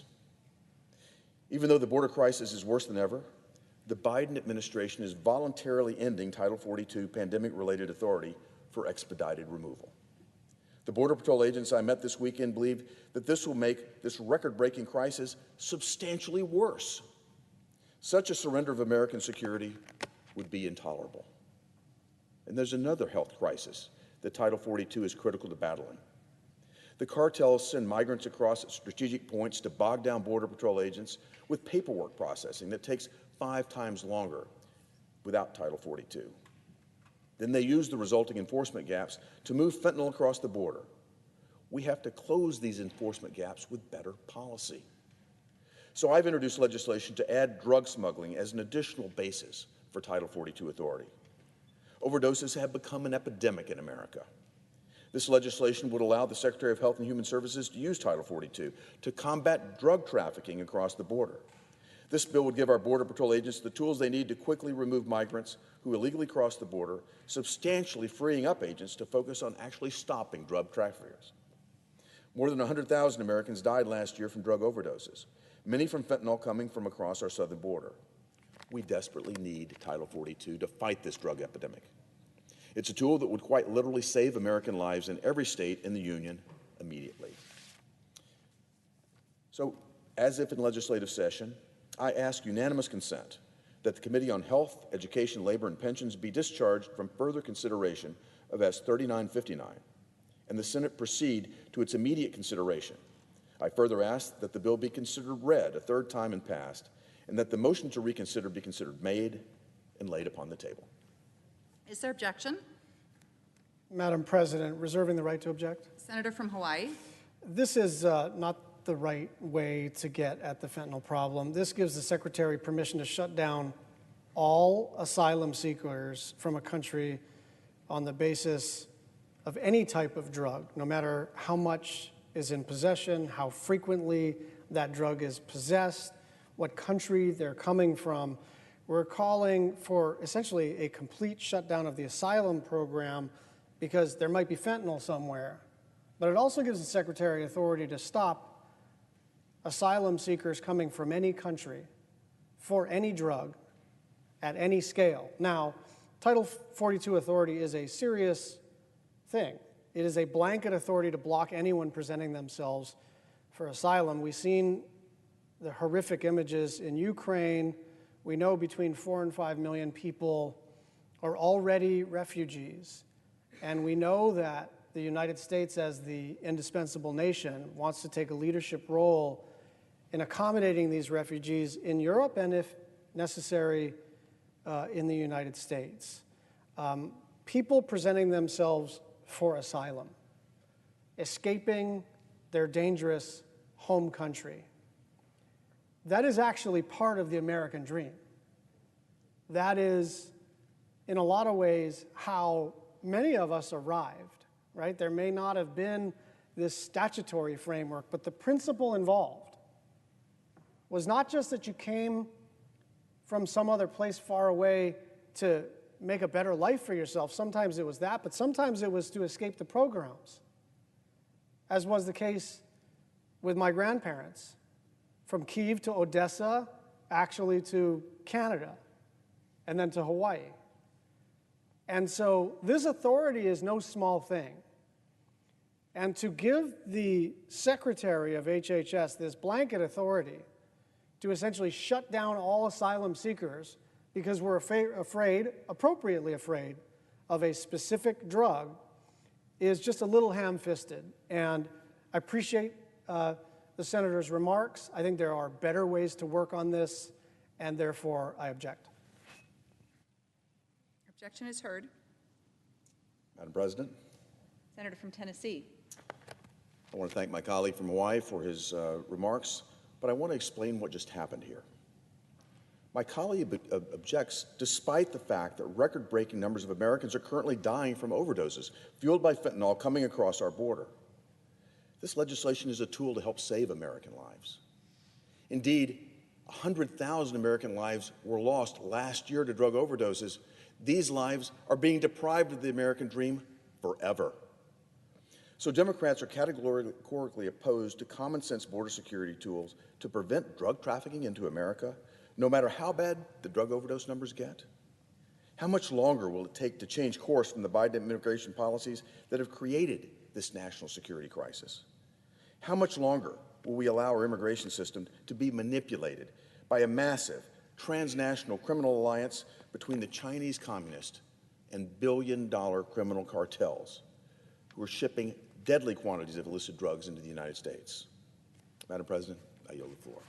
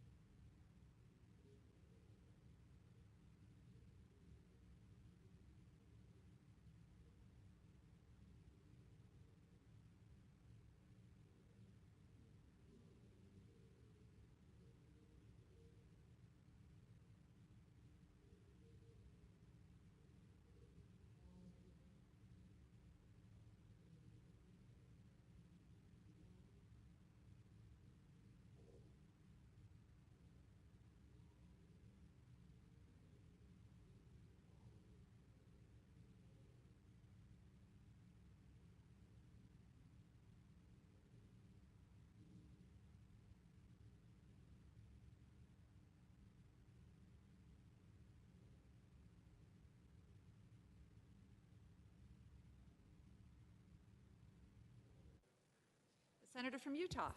Madam President, today I rise to share my concerns with the nomination of Judge Ketanji Brown Jackson to serve as an Associate Justice on the U.S. Supreme Court. Let me begin my remarks by noting that I've enjoyed getting to know Judge Jackson. My visits with her, conversations with her in the committee and otherwise, and also my interaction with Judge Jackson's family have all reinforced what I know of her generally, which is that she's a good person, a noble citizen, someone who has earned very impressive academic and professional credentials. After graduating from Harvard Law School, she ended up clerking at all three levels of the federal judiciary and worked in a number of positions over the years as a lawyer. She's now, as a judge, served as a federal district judge, which is a trial court position, and served on the U.S. Court of Appeals for the D.C. Circuit, an appellate court position. If confirmed to the U.S. Supreme Court, she will have served at all three levels of the federal judiciary, which is itself an impressive accomplishment and one that I think would benefit the Supreme Court. Anytime they have the insight of someone who has served in that many roles, it can be helpful. She is a good person in many respects, comes with impressive qualifications academically and professionally. But I do have concerns, and those concerns are what I want to turn to now.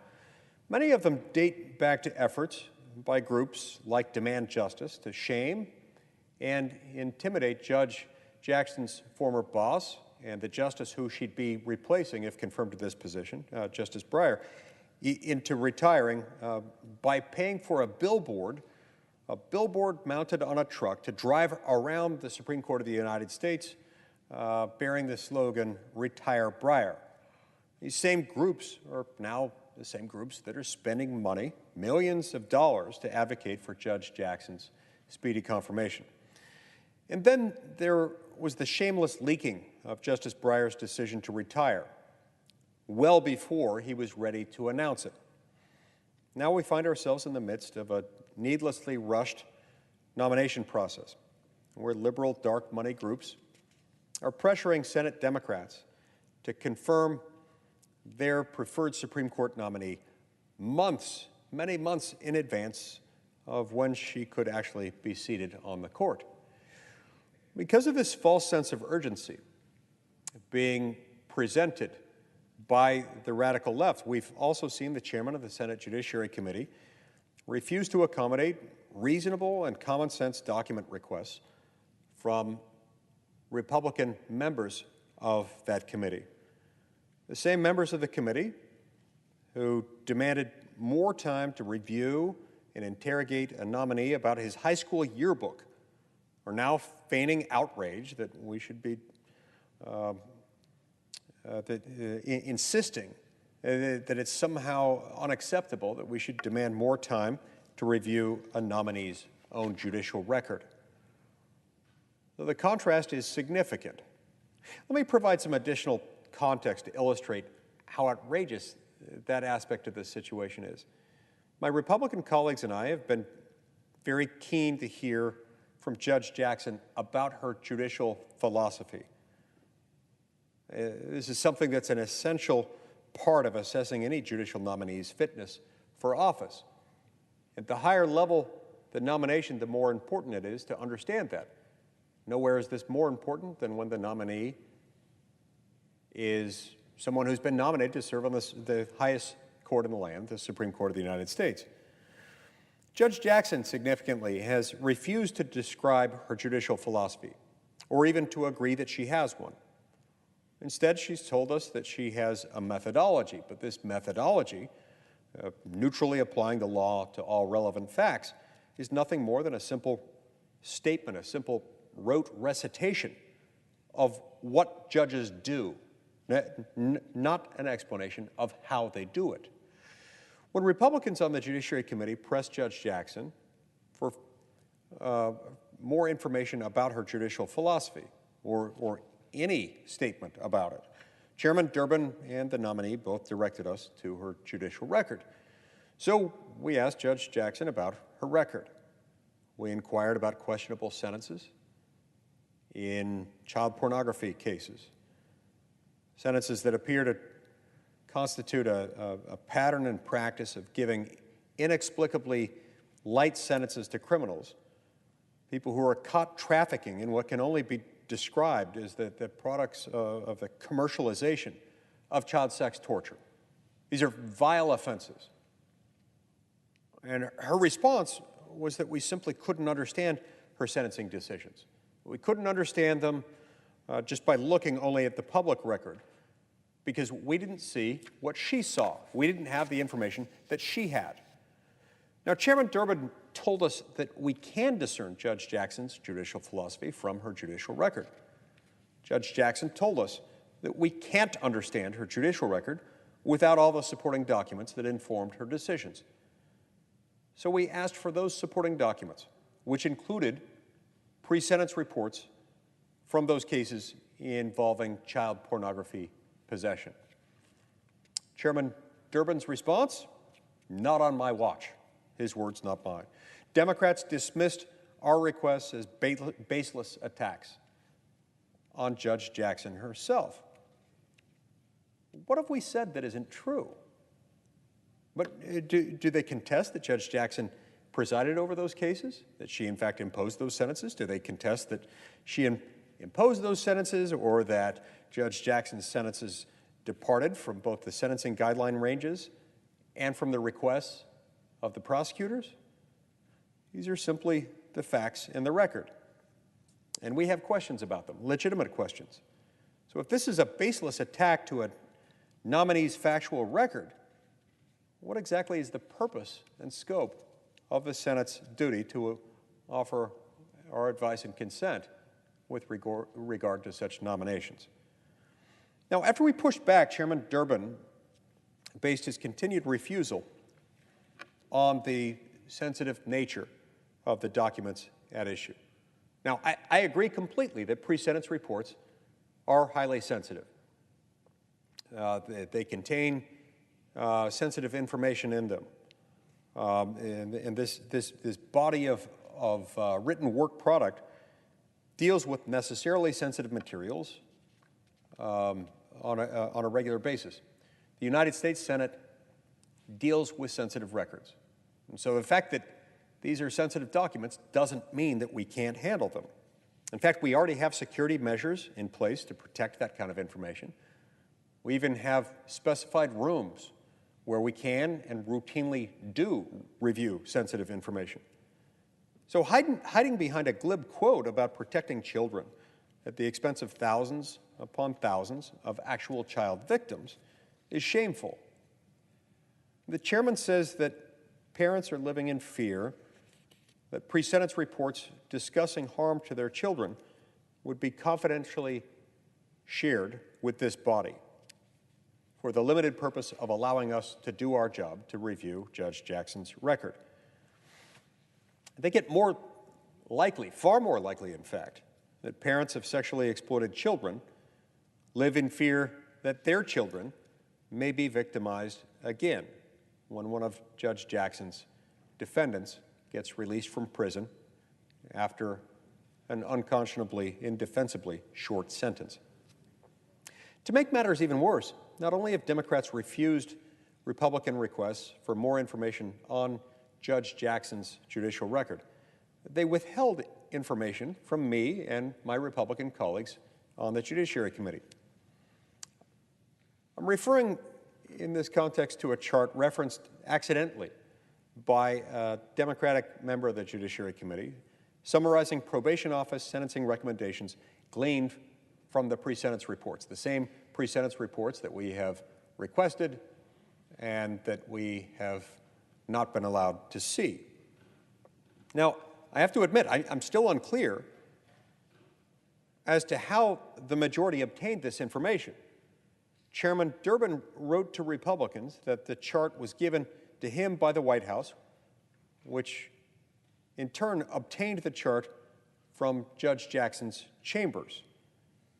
However, when I and every other Republican member of the Senate Judiciary Committee wrote to Judge Jackson to request further information, she replied that she had no way of obtaining the requested information because it, quote, is the property of the U.S. District Court for the District of Columbia, and I am no longer a member of that court, close quote. How then did her chambers obtain the information that was provided to the White House and then provided to Senate Democrats, which came from the pre-Senate's reports? Do the Democrats have something to hide? Something that they can avoid? Avoid having to reveal and have discussed by rushing Judge Jackson's nomination? What might it be? It may be some arcane and esoteric legal concept that doesn't matter. Americans everywhere instinctively understand its importance. Now, while they may not all use the same terminology, Americans know why justice, as we imagine Lady Justice, is always depicted as being blind or blindfolded, and that is to ensure equal justice under the law for everyone, regardless of their race, their religion, their background, their creed. That kind of justice matters to every petitioner, every respondent, every plaintiff, every defendant that comes before our courts. That kind of justice can be ensured only by judges adhering to a guiding principle by which they bring clarity out of often unclear language.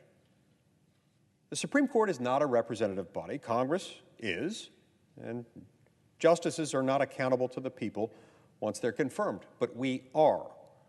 That's why we've heard from virtually every nominee that their personal perspectives on X, Y, and Z don't matter, because they're fully committed to applying the law without their own personal perspectives getting in the way. That's exactly right, and could not more fully demonstrate the importance of judicial philosophy. When a justice is swayed by her natural inclinations or fails to get to a neutral place when deciding a particular case, adherence to her judicial philosophy keeps her from violating that commitment. That guiding principle constitutes a judge's judicial philosophy. Now look, judicial philosophy is not a methodology. As I said earlier, when Judge Jackson described her judicial methodology as simply applying the law to the facts, that's not describing her unique approach to judicial decision-making. She was simply reciting the definition of what a judge does.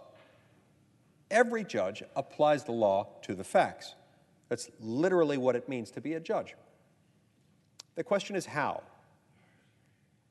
Because statutory and constitutional language is often unclear, whether on its face or as applied in a particular context.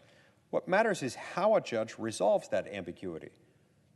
Laws are not self-interpreting, and interpretation is rarely obvious, especially in the difficult cases that tend uniquely to come before the Supreme Court of the United States on the merits.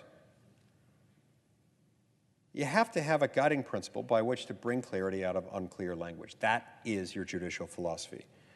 So a judge without a judicial philosophy is no more useful than a pastor without a theology. It's just someone making it up as they go along, dressing up their opinions as Holy Writ. A nominee who claims to have no judicial philosophy is either being misleading or is perhaps unsuited to a lifetime appointment on the federal bench, let alone on the highest court in the land. Yet the vast majority of President Biden's judicial nominees have repeatedly asserted that they simply don't have one, that they lack a judicial philosophy. This sudden and uniform shift suddenly and strongly suggests that they're being coached to give precisely that inexplicable, indefensible answer. And yet every judge does, in fact, have a judicial philosophy, whether they acknowledge it or not, whether it's easily definable by a few words or a few sentences. They do have one. When a nominee refuses to describe her judicial philosophy, the likely explanation is simply that she does have one. She just knows that neither the public nor this body would approve of it. In that case, we're left to infer what her judicial philosophy is from her record, which is precisely what Chairman Durbin and Judge Jackson suggested that we do. Except, as I've already pointed out, They don't want us to have the whole record, and they're unreasonably denying our access to the whole record. So again, Judge Jackson refuses to tell us what her judicial philosophy is. Senator Durbin says we can find it in her record. Judge Jackson says we can't fully understand her record without all the supporting documents, but neither of them will let us see these documents. If this makes you nervous, that's because it should. So why does this matter? Well, we got to see this firsthand 2 weeks ago. While Judge Jackson insisted that she didn't have a judicial philosophy, she actually did give us a small peek into it. In response to a question from Senator Durbin about the sentencing guidelines and child pornography offenders, she acknowledged Congress implemented a statutory scheme with specific directives to courts to help them determine how they're to sentence defendants found guilty of possessing or distributing child sexual assault material. But then she admitted that she and other judges have made a habit of using the discretion they're given in applying the sentencing guidelines to disregard or discount the parts that, in their view, no longer make sense. Saying, and I quote here, quote, "Courts are adjusting their sentences in order to account for the changed circumstances," close quote. With all due respect, that's not her or any other judge's decision to make. Courts don't change the law, Congress changes the law. If Congress one day decides that receiving child sexual assault material electronically is somehow less offensive than receiving it through the mail, then we'll change the law. Judge Jackson insists that she was statutorily required to consider the very factors she relied upon to depart from the guidelines, consistently sentencing defendants to prison terms considerably below where the sentencing guidelines would have sent her.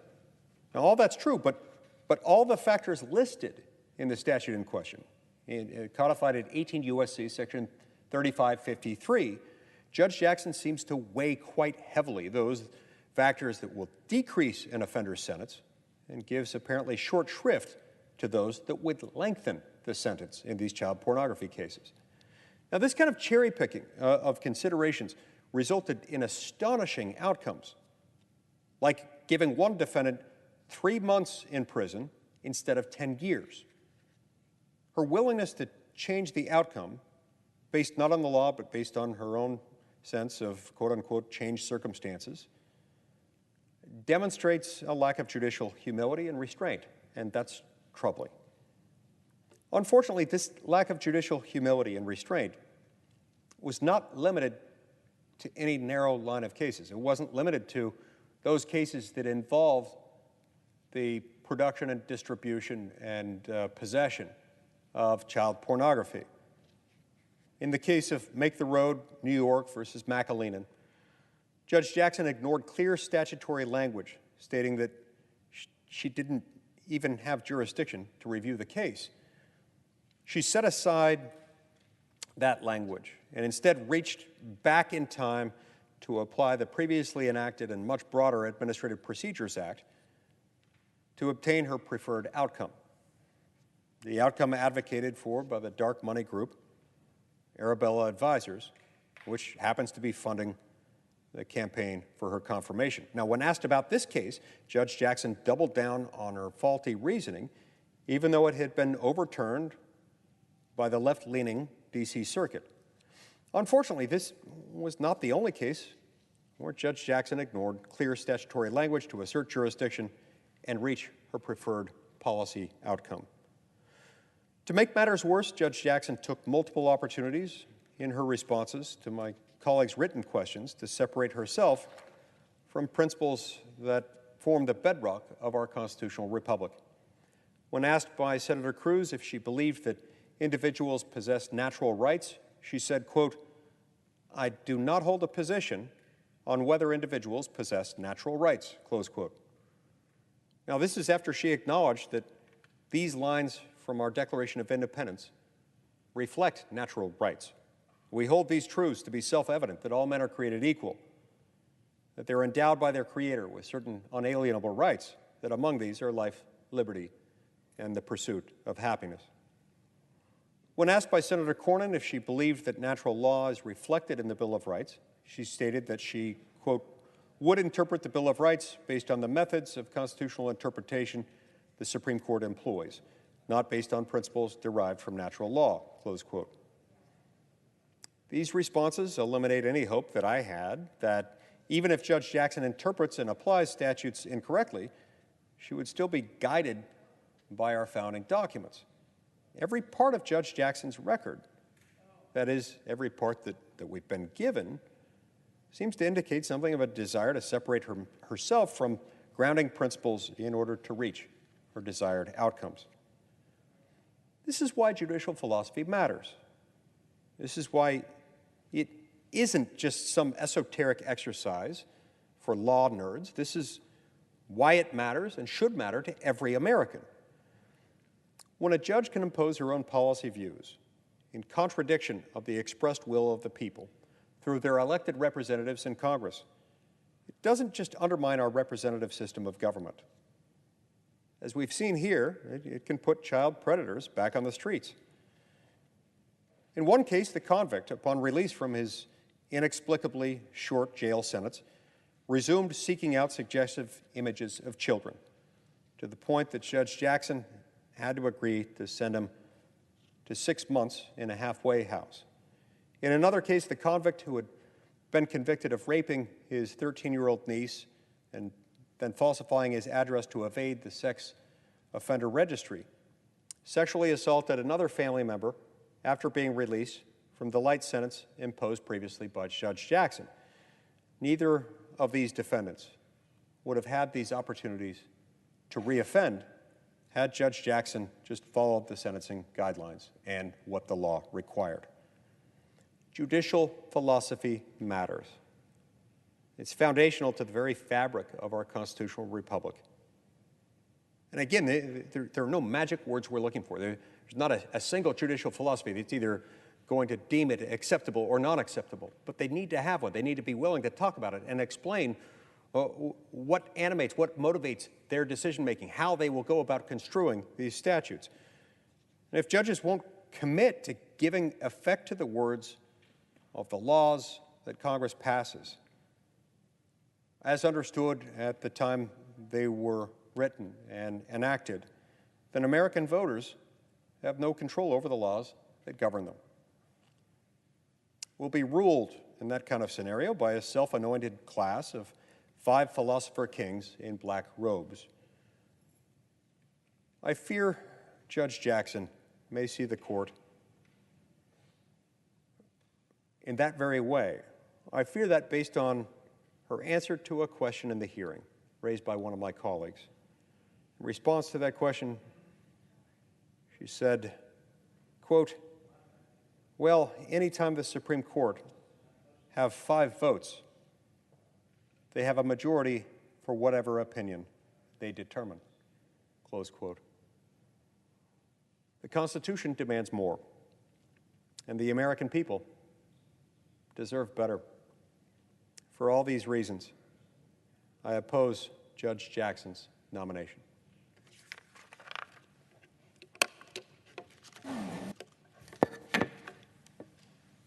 Mr. President. The Senator from Delaware. Mr. President, we are in the middle of a horrible global pandemic. Later this month, we will pass a tragic milestone of 1 million Americans killed by COVID-19. Already more than 6 million globally have died. And I know we are all sick and tired of it, completely tired of it, done with it. I hear all the time at home and here that we are done with this pandemic. But unfortunately, it is not done with us. This week, this body has failed to take minimally responsible action. And I'm going to speak for a few minutes to what it means that we have failed to come together to pass another urgently needed appropriation bill, both to meet our domestic needs for therapeutics and vaccines and for treatment and for the development of the next vaccine for the next variant, and what it means that we have delivered zero additional resources for global public health to address this worst global pandemic in a century. The bill that we should be taking up now, and is being blocked by disagreements, would have provided $10 billion to help provide additional protection for 330 million Americans, to buy the therapeutics that we need, to invest in the research to make sure that we are ready for the next variant, to finish providing the public health support for vaccination. While we may think we're done with the virus, 30,000 Americans yesterday tested positive. It has touched all of our communities, our families, my own family, our own neighborhoods. We are not done with this. Senator Schumer and others of my colleagues have been saying on this floor and in public and in private relentlessly, we must deliver more resources. Well, I'm here to say that we cannot get this pandemic under control here in the United States and secure the safety and health of our people until we have delivered meaningful vaccine protection around the world. It is short-sighted for us to say that because we're done with it, it's done with us. I will remind you, we have twice before gone through periods where things were looking better, things were looking up.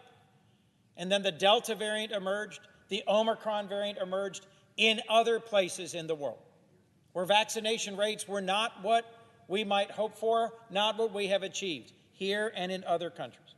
So let me briefly explain why this is a case of pay me now or pay me later. I understand the fiscal concerns that have driven some to say we should spend no more. But I think we will discover the foolishness of a view that says we need not spend more. First, it's just a waste of money, folks.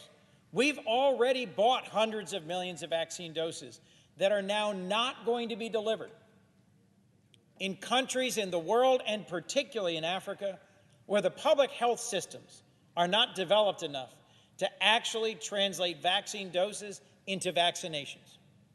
As I learned during the Ebola epidemic in Liberia, that last mile from the capital to the regions to villages is really hard to navigate. Hard to navigate here in the United States, heck, but in countries without cold storage chains, without rural public health resources, without the resources to pay for people to go and vaccinate, not having that last dollar to go that last mile means that we are letting people die when we've got the vaccines to save their lives.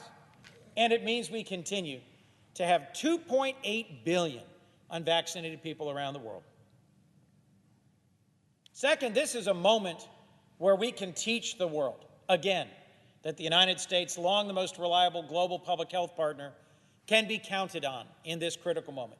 Dozens of countries could not get our vaccines 6 months or a year ago, so they've relied on Chinese and Russian vaccines that are ineffective against Omicron. A variant emerged able to get around Sinopharm and Sputnik, the vaccines delivered by the Chinese and Russians. So we have a moment when dozens of countries around the world are asking for our help.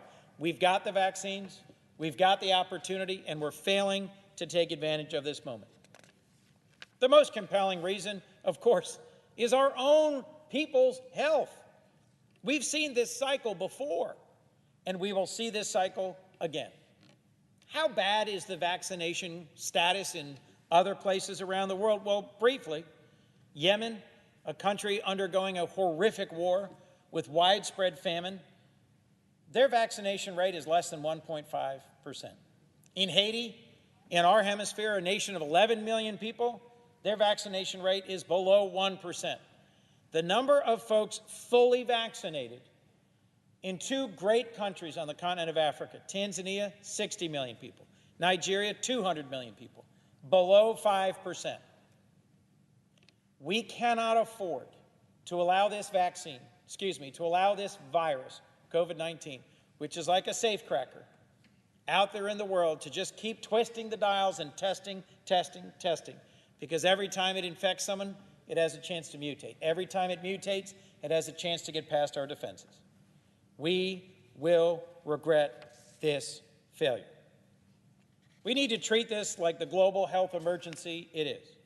And we need to realize that we already had hundreds of millions of people facing food insecurity before the Russian invasion of Ukraine accelerated the vulnerability of millions of people around the world, because Ukraine is the breadbasket from which is fed countries all over the region, the Middle East and North Africa, from Syria to Somalia.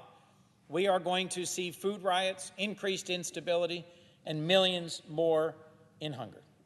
So, folks, I will keep at this. I will keep working. I will keep mobilizing and engaging my colleagues, both Democrat and Republican, in making the case until it is done. But we have a moral imperative, an economic imperative, a political imperative, a humanitarian imperative to save our own country and our own people by providing the resources the world needs and deserves. We have so many good partners in this. Organizations like ONE and USGLC, CARE, Catholic Relief Services, Save the Children, Bread for the World, many others, too many to name. But we need the same level of energy and commitment and engagement in this chamber that we've heard from calls from around our country and our world. The world is looking to the United States to use the vaccines we have, use the resources we have, provide the support to get us on the other side of this pandemic globally. Mr. President, this is the moment that we should do it.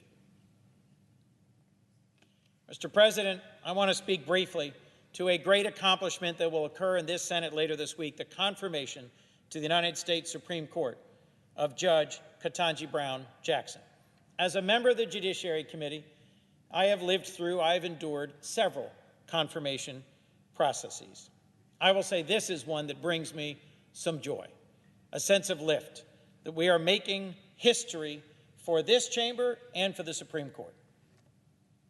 Justice Breyer, who has announced his intention to retire, is someone who has spent decades on the federal bench, on the Supreme Court, and has lived up to the highest ideals of American jurisprudence, and I am confident Judge Jackson, as Justice Jackson, will continue in that tradition. She has, as we learned in our week of confirmation hearings, a deep understanding of the Constitution, a great sense of the balance and the role of a judge, limited to understanding the Constitution, law, and facts passed in front of her, and with a limited role to decide the questions presented based on the law and the fact.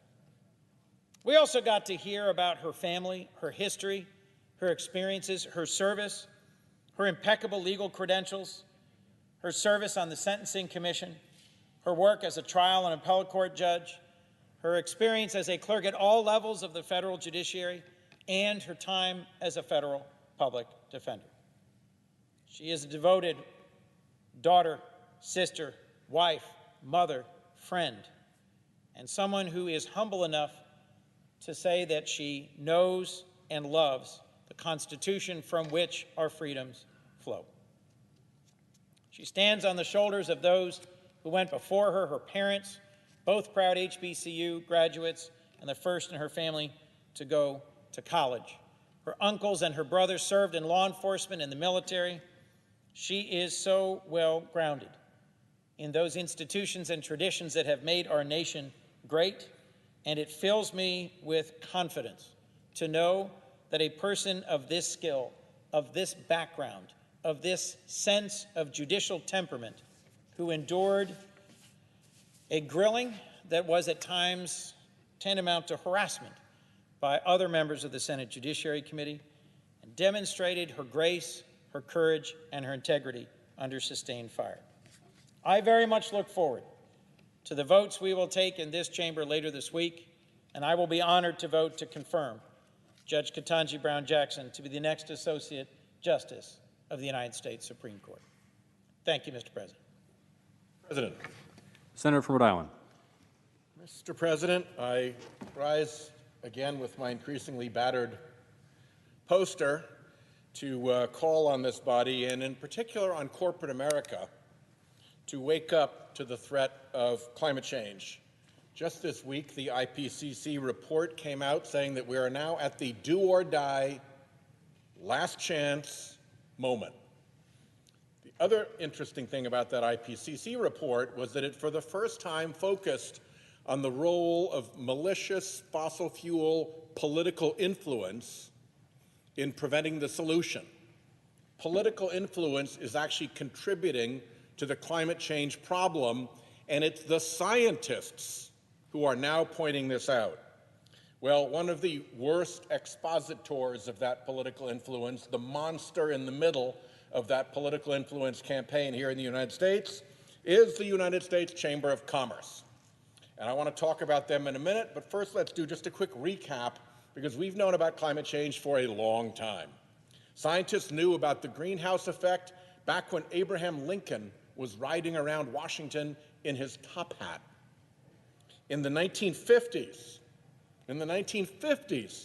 the oil industry began research on the effects of greenhouse gas pollution.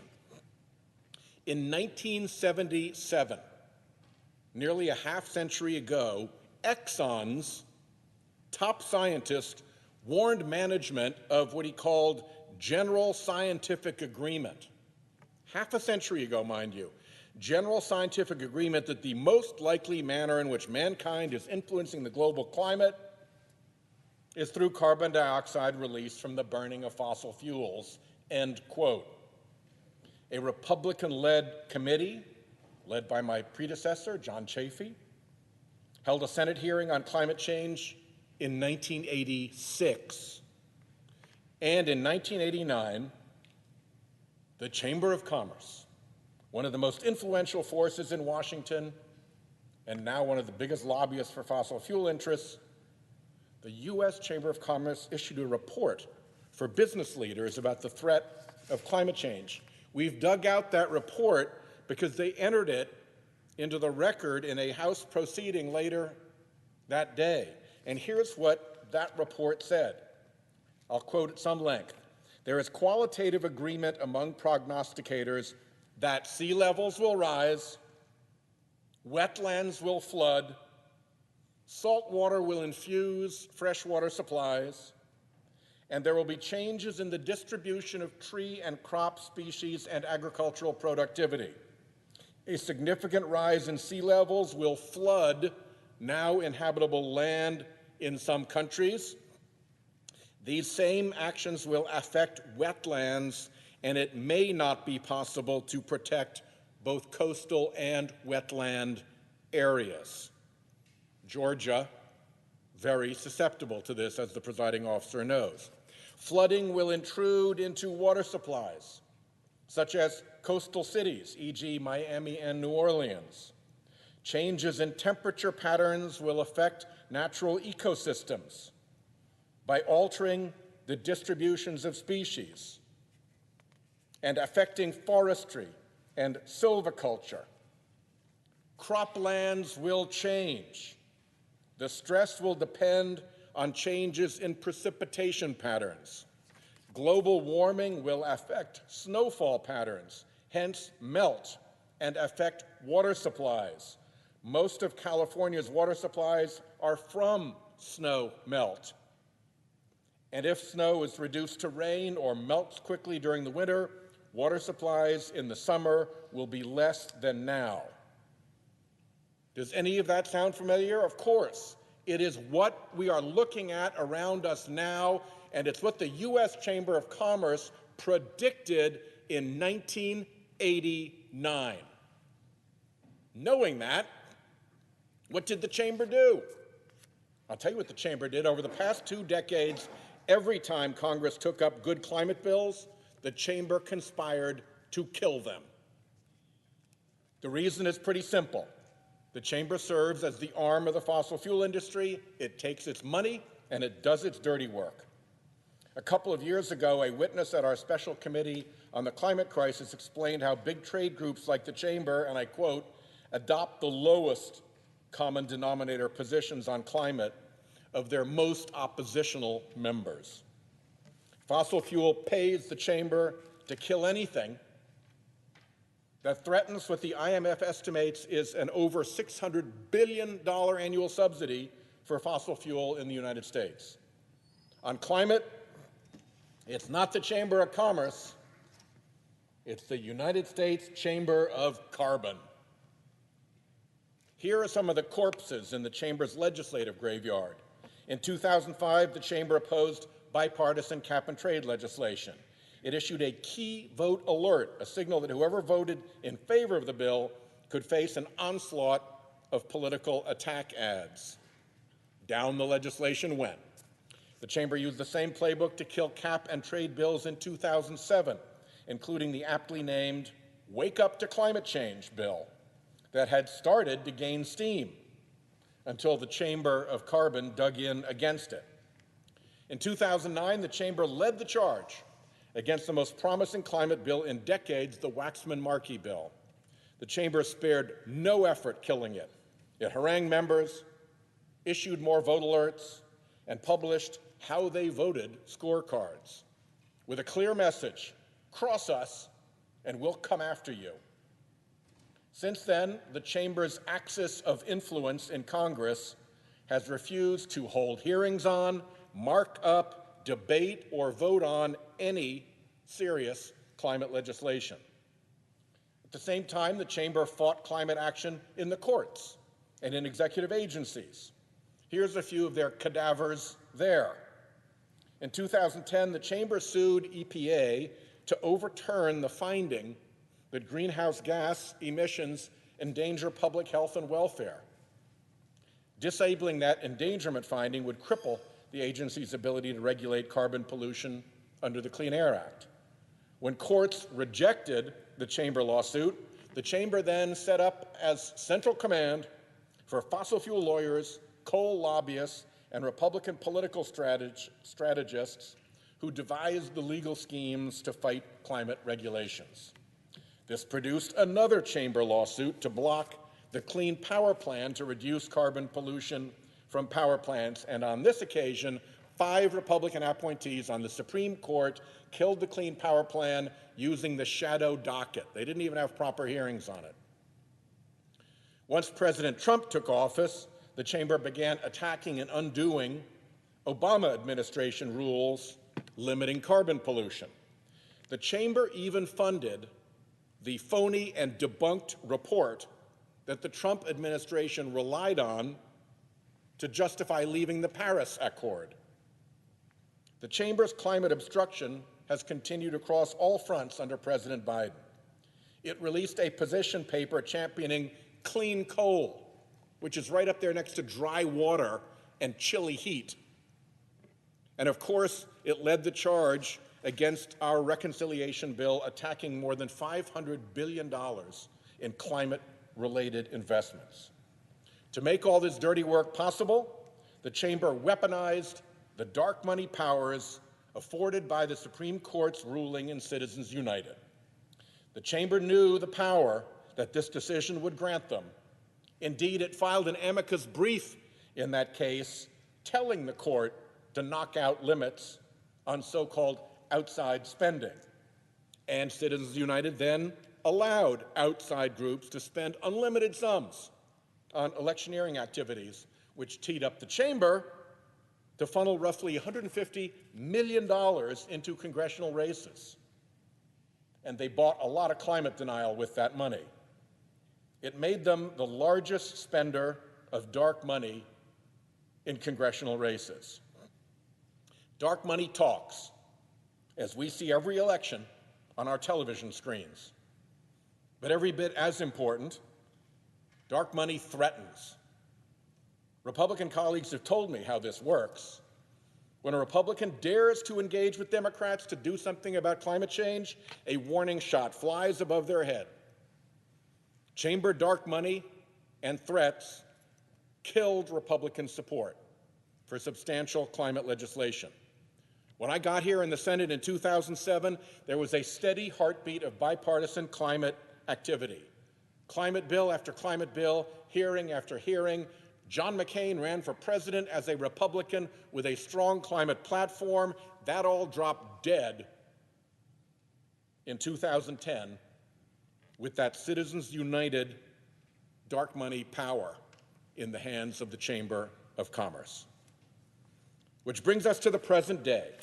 American corporations today need to tell consumers and shareholders that they care about climate change. They need to for a couple of reasons. First, some of them actually are getting hurt by climate change. Big insurers, the tourism industry, agribusiness, tropical cyclones, more frequent heat waves, floods and droughts, more intense wildfires, higher sea levels.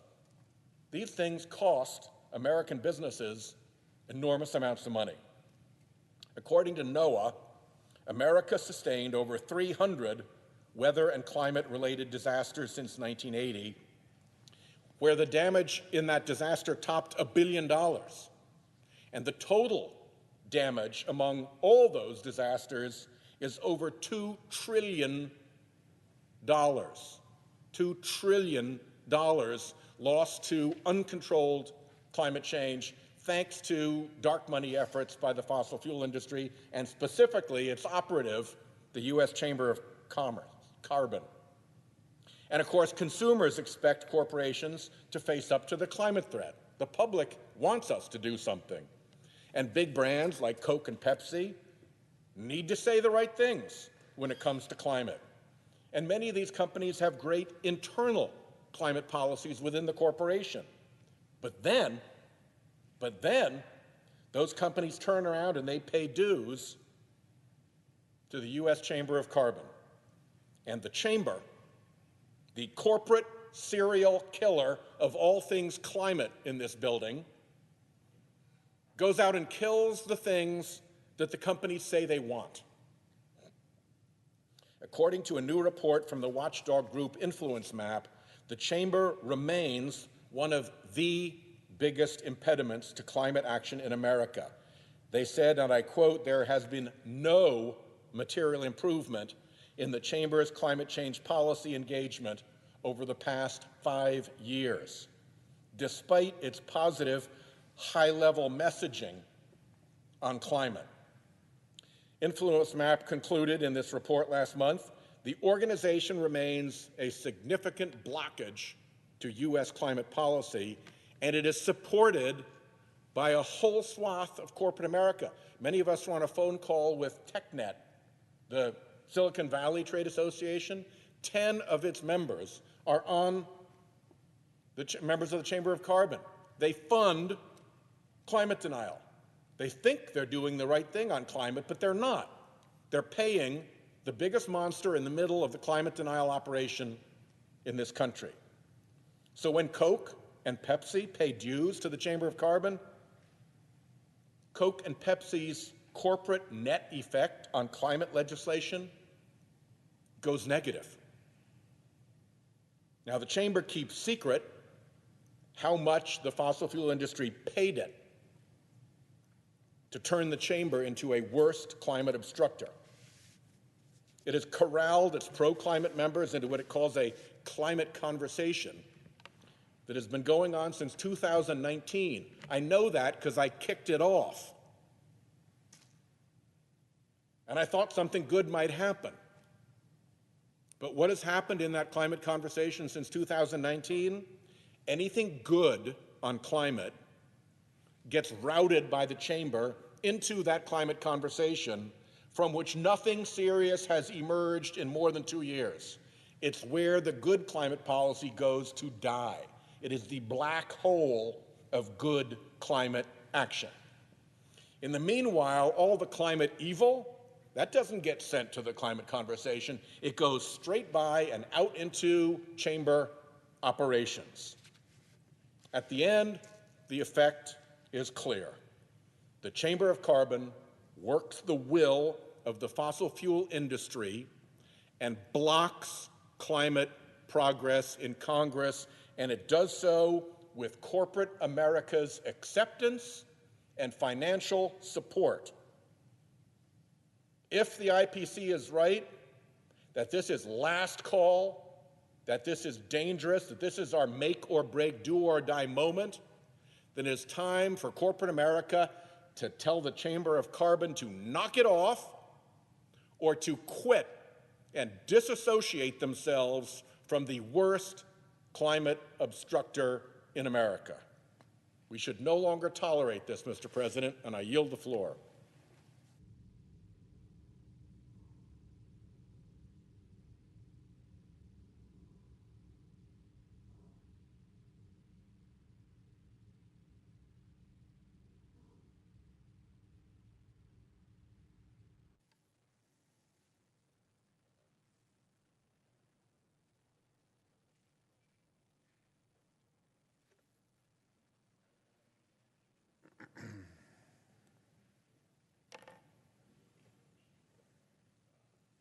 Mr. President.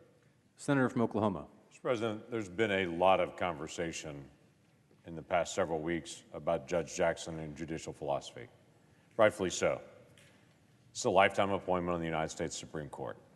It's a serious position. I don't know a single senator in this room that doesn't take their responsibility seriously. This is a big issue when you put anyone on the Supreme Court for a life appointment. Everyone's had the opportunity to be able to go through case law, cases that she's handled, that she's responded to, things that she's written, ways that she's responded. Actually, I had time last week to be able to sit down with her for about 45 minutes in the office just to be able to talk and to be able to get back and forth with her a little bit. I'm going to give a little bit of context to that because many Americans watched all the hearings that happened last week. A full week of just conversation with her, asking her all kinds of different questions. Now, I don't serve on the Judiciary Committee, so I'm on the outside looking in. That's why I got time individually with her for about 45 minutes to be able to ask her questions and get to know her. By the way, I've had folks that have in Oklahoma said you had the opportunity to sit down with her, what's she like? To all of them, I've answered the same way. She's exactly the kind of person you'd want to invite over for dinner and just to be able to sit and visit with. Extremely pleasant, outgoing, personable, smart, sharp, wonderful smile and interaction. You'd want to invite her over for dinner to be able to visit with, but my decision's not who I want to invite over for dinner to be able to spend time with. My decision is how am I going to handle a lifetime appointment to the Supreme Court and how will they handle the law? The difficult part of this conversation, it's been interesting, is really circled around judicial philosophy. How will you handle cases? Now, we can't ask how you're going to actually rule on a specific case. Because if she answers, then she has to recuse herself from that case in the days ahead, and everyone knows that. So we're always trying to determine how will you treat cases in the days ahead, and what lens will you look through? That's a reasonable conversation. Her response has been interesting. Her response was that she had a methodology as a judge, and it has three aspects to it. Neutrality, that's a good thing. Receiving all the appropriate inputs, that's making sure everyone is heard, and looking at the factual record in the text of the statute. That's actually a very good starting point with this. The question then goes to the next set of questions on it about how do you handle the United States Constitution and where does that document fit in? Is it living? Is it changing? Is it the original text and the meaning of it? Or does it have a living version that changes? Now that's a reasonable conversation because there have been different justices on the Supreme Court that handle that differently.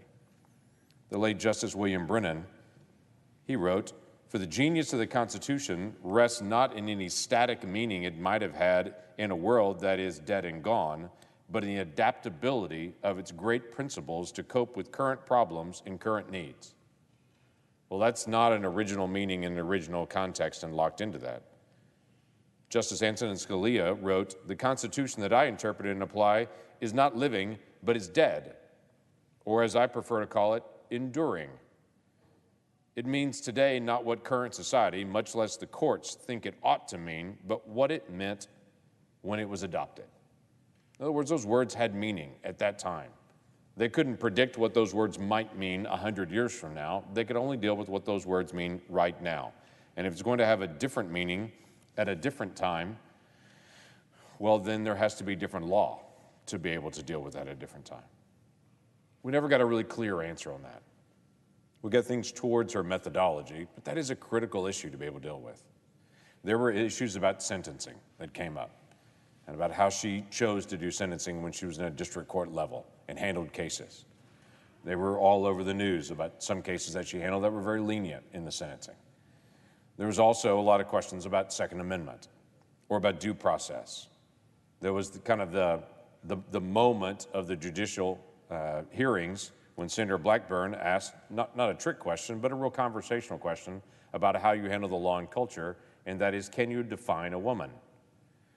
I honestly don't think that Senator Blackburn meant for that to be a trick question, but it really is a question in culture at this point. It's going to determine how you're going to handle the law and to be able to read the law. Her response was she couldn't answer the question of how to define a woman because she's not a biologist.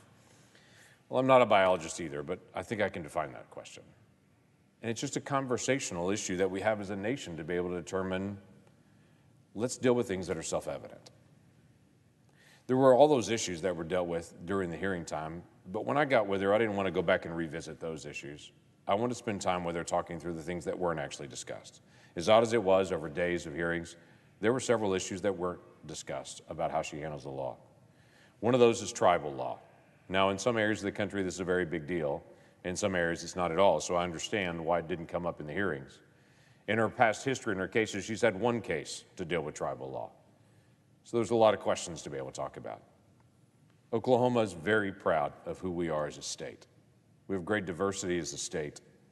We have a unique relationship in Indian country in our state. And I thought it was important for us to be able to talk about the relationship that our state has with 39 tribes.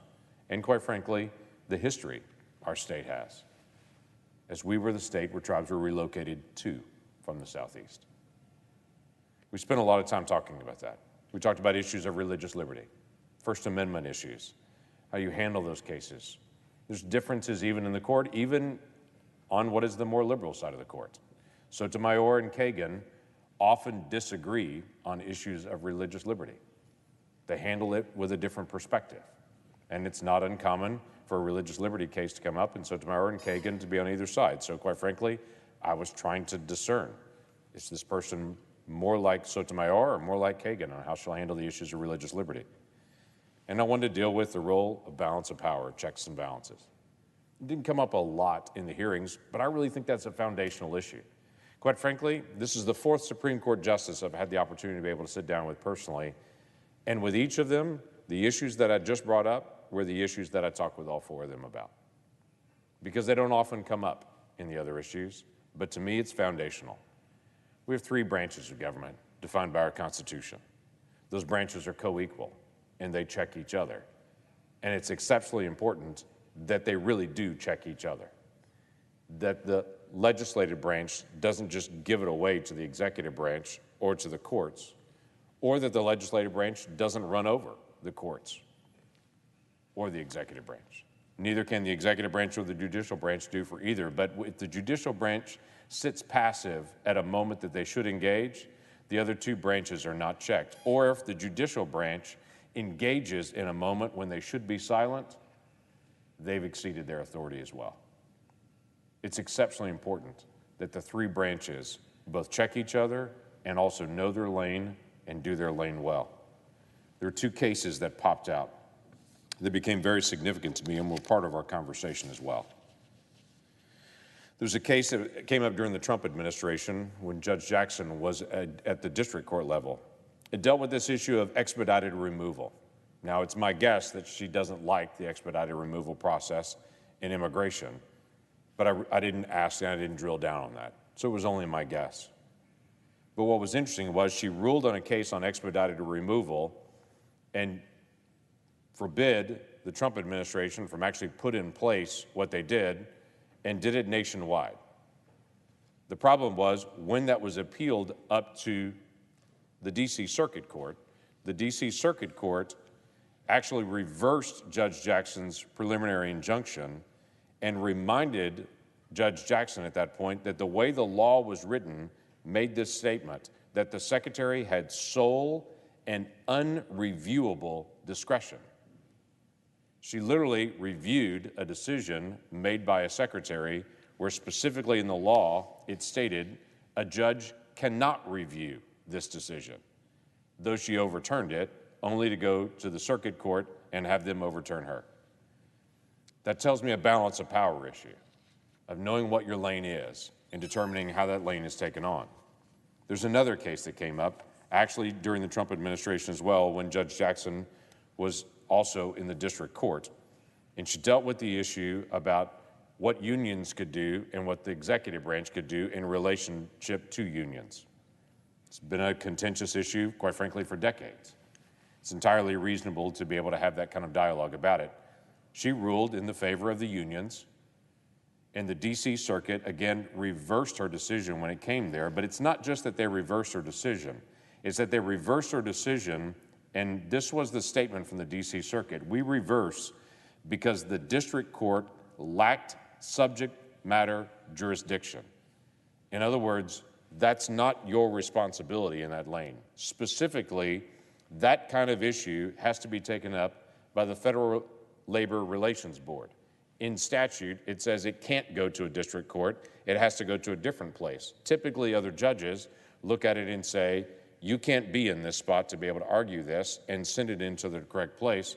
Instead, she ruled on it in favor of the unions and declared it done until the circuit came back and said, that's not your lane. That's actually the executive branch's lane.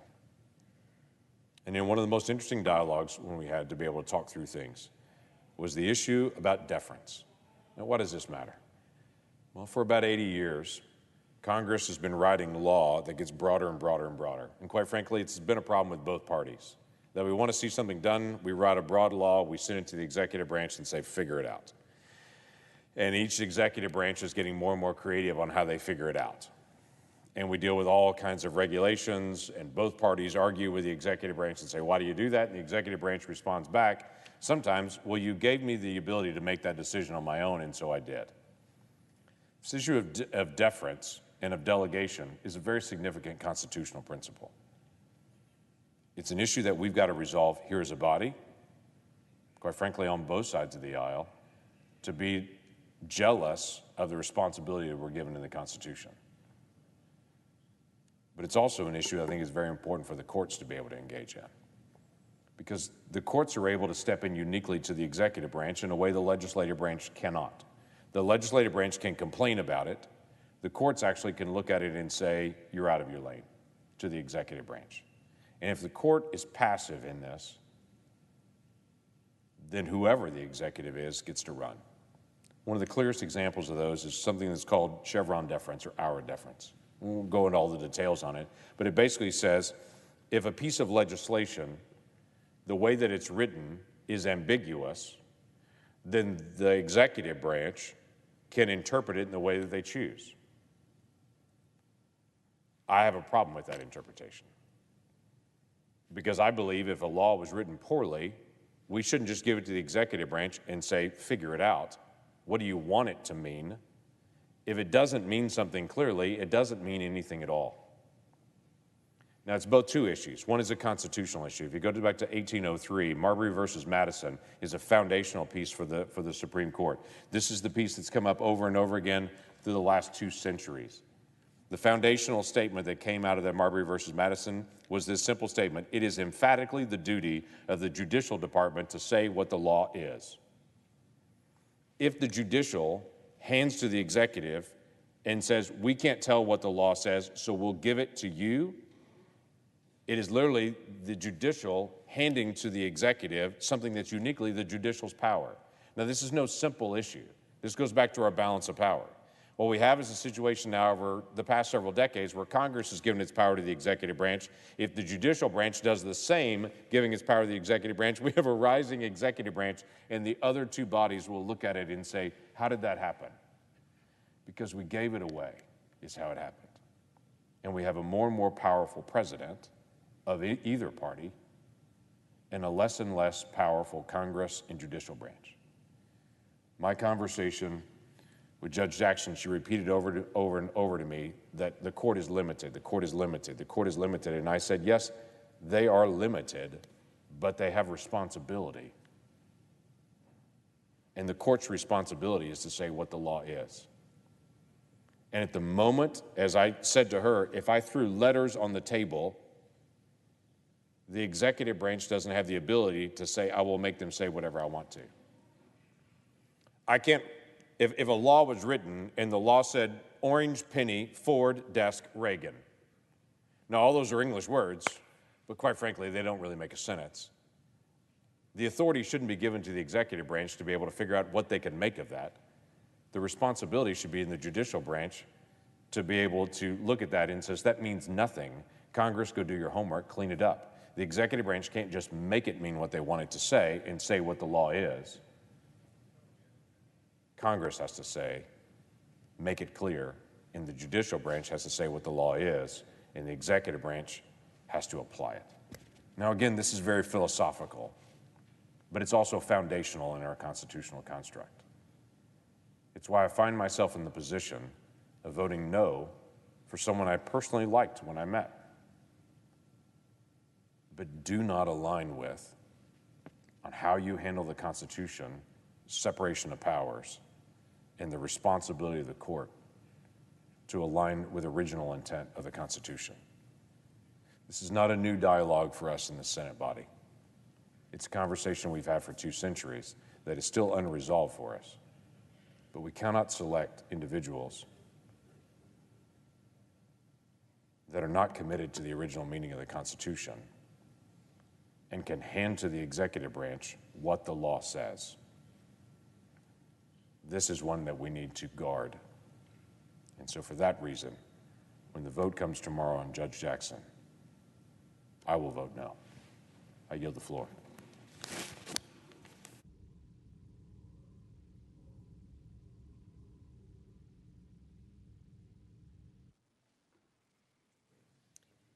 Mr. President, Senator from Wisconsin. I rise today in strong support of Judge Ketanji Brown Jackson's confirmation as our nation's next justice on the U.S. Supreme Court. Oftentimes, the debate in the Senate on judicial nominations loses sight of the personal stories of those who are put before us. So let me start there. Let me start by talking about where Ketanji Brown Jackson came from to reach this extraordinary point where we are poised to write an important chapter of progress in our nation's history. Ketanji Brown Jackson was born in our nation's capital and grew up in Miami. She is the daughter of 2 former public school teachers who themselves were raised in the Jim Crow South. 2 of Judge Jackson's uncles were police officers in Miami, one who ultimately became the police chief. Her brother served in the U.S. Army and as a police officer in Baltimore. Judge Jackson attended public school in the Miami-Dade County school system. She credits her father for starting her on a path to the law as he went back to school to earn a law degree and became a lawyer working for the school board. Family, education, hard work, public service, all guiding Judge Jackson on the path that brought her to this moment, to today. She was elected mayor of her junior high school class and president of her high school class. She grew to be a standout on the speech and debate team. And when her high school counselor told her not to set her sights too high, she never accepted the limits of others. She persevered. Judge Jackson went to Harvard, where she graduated magna cum laude. She went to Harvard Law School, where she was a top student and editor of the prestigious Law Review. Following graduation from law school, this nominee worked for 3 consecutive federal judges, culminating with a clerkship from 1999 to 2000 for Supreme Court Justice Breyer. As Judge Jackson has said, this is the lesson she took from her experience. And I quote Judge Jackson. She said, "Judge Breyer exemplified every day, in every way, that a Supreme Court justice can perform at the highest level of skill and integrity while also being guided by civility, grace, pragmatism, and generosity of spirit. Guided by her belief in the power and promise of the Constitution and this nation's founding principles, freedom, liberty, and equality, Judge Jackson went on to serve as an assistant federal public defender in the D.C. Circuit, representing defendants who did not have the means to pay for a lawyer. When confirmed, Judge Jackson will be the first former federal public defender to serve on the United States Supreme Court. And to me, this is an extremely important qualification that Judge Jackson holds and will bring with her to the Supreme Court. As a former public defender, she had firsthand experience delivering the Constitution's promise of due process. This promise, given to all Americans without regard to financial means or political connections, is an essential element of our system of justice. We all should want this experience and the perspective it brings on our highest court, because it is a fundamental protection in our justice system.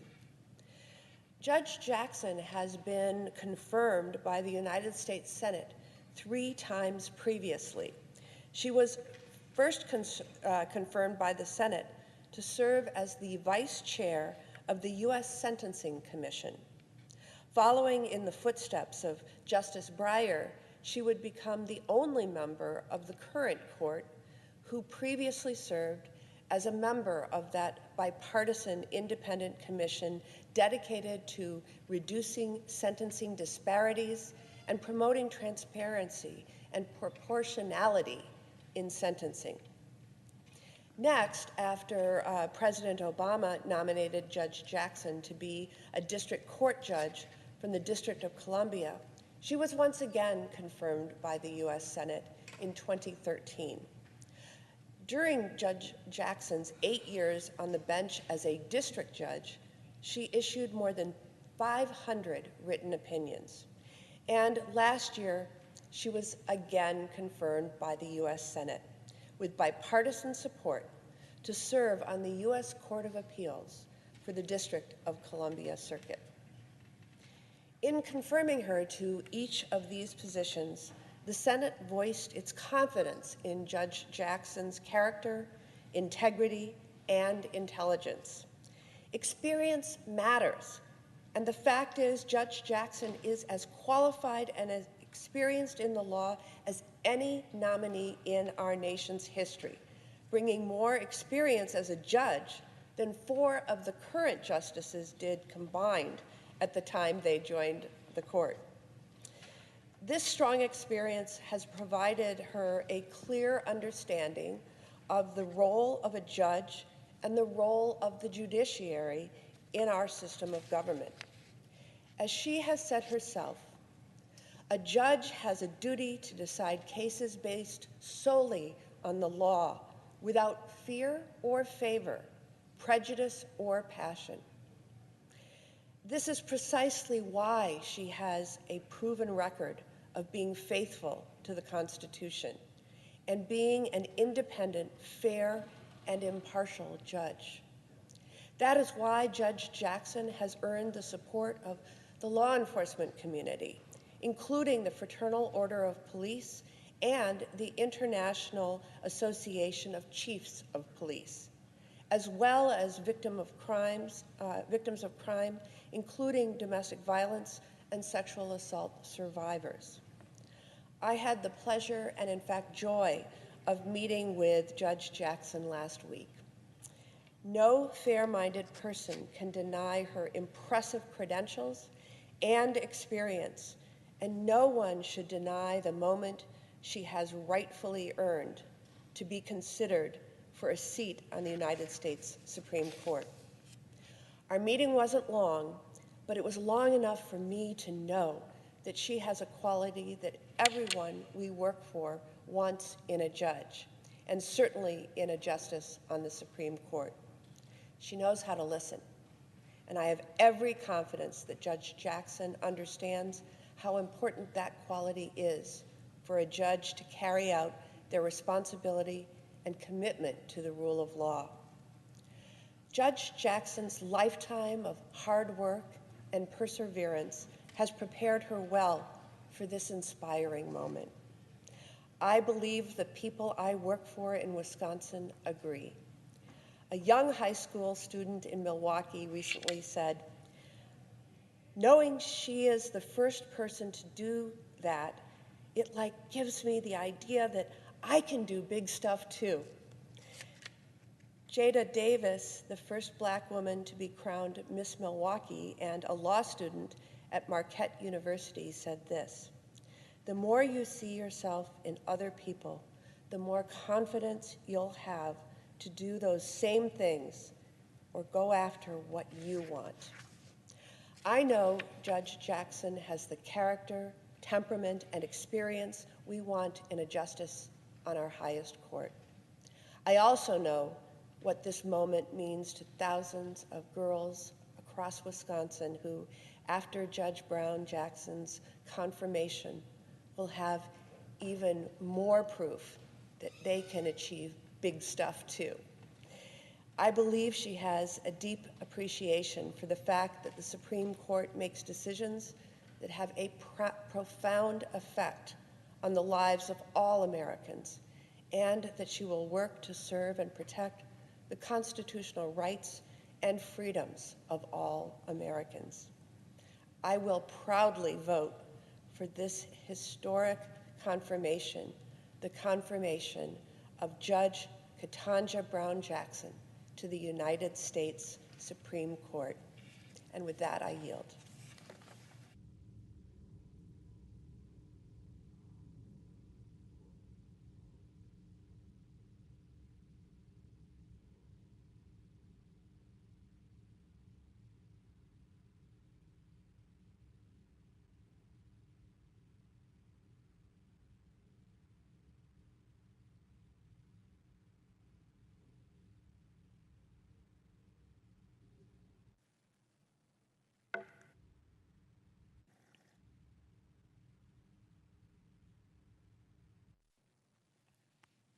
Mr. President, I'm pleased.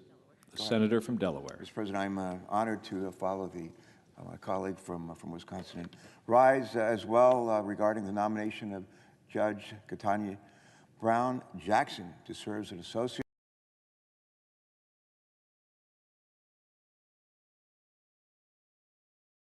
Justice on the Supreme Court of the United States.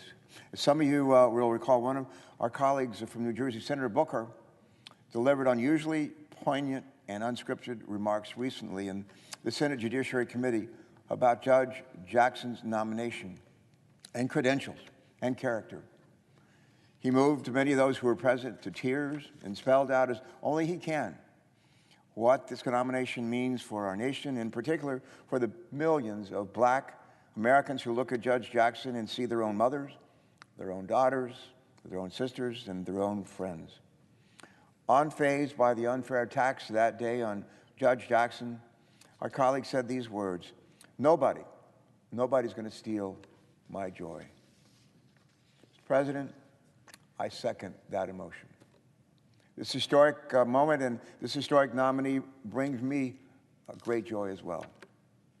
Over the next several minutes, I am going to talk about Judge Jackson's impeccable qualifications. I want to discuss her sterling record as a public servant, including nearly a decade as a federal judge, that make her supremely qualified to serve on our Supreme Court. And I also want to talk for a bit about the historic nature of this nomination and attempt to put in context just what it means for our nation and for me personally to cast a vote to confirm the first Black woman to serve on the Supreme Court. Because today, indeed, it brings a lot of us real joy in this body to know that we have the opportunity, the privilege to play a small part in Judge Jackson's confirmation. Similar to President Reagan delivering on his promise years ago to nominate the first woman, Justice Sandra Day O'Connor, to the Supreme Court, President Biden has delivered on his own promise He has nominated the first black woman to the highest court in our land, and our nation can be proud of the nominee that we're here to debate and to confirm. Let me begin, however, by taking just a moment to thank Justice Stephen Breyer for his exemplary service to our country. As many of our colleagues know, Justice Breyer was nominated to the Supreme Court by President Clinton in 1994 when I was serving as governor of Delaware, and our presiding officer was an astronaut up in the ether above our planet. And I was, Justice Breyer was confirmed, some will recall, by an overwhelming bipartisan vote, 87 to 9. Justice Breyer served our country with distinction for over 6 decades, including as a corporal in the Army Reserve, a Federal Circuit Court judge, and for nearly 3 decades on the bench of the highest court in our land. Justice Breyer is known as a consensus builder on the bench, a trait I've long admired in judges dating back to my time as governor of Delaware, when I had the opportunity to nominate literally dozens of highly qualified individuals to serve on Delaware's highly respected courts. And over the past 3 decades, Justice Breyer has helped forge principled compromises to protect the constitutional rights of all Americans and to uphold the rule of law.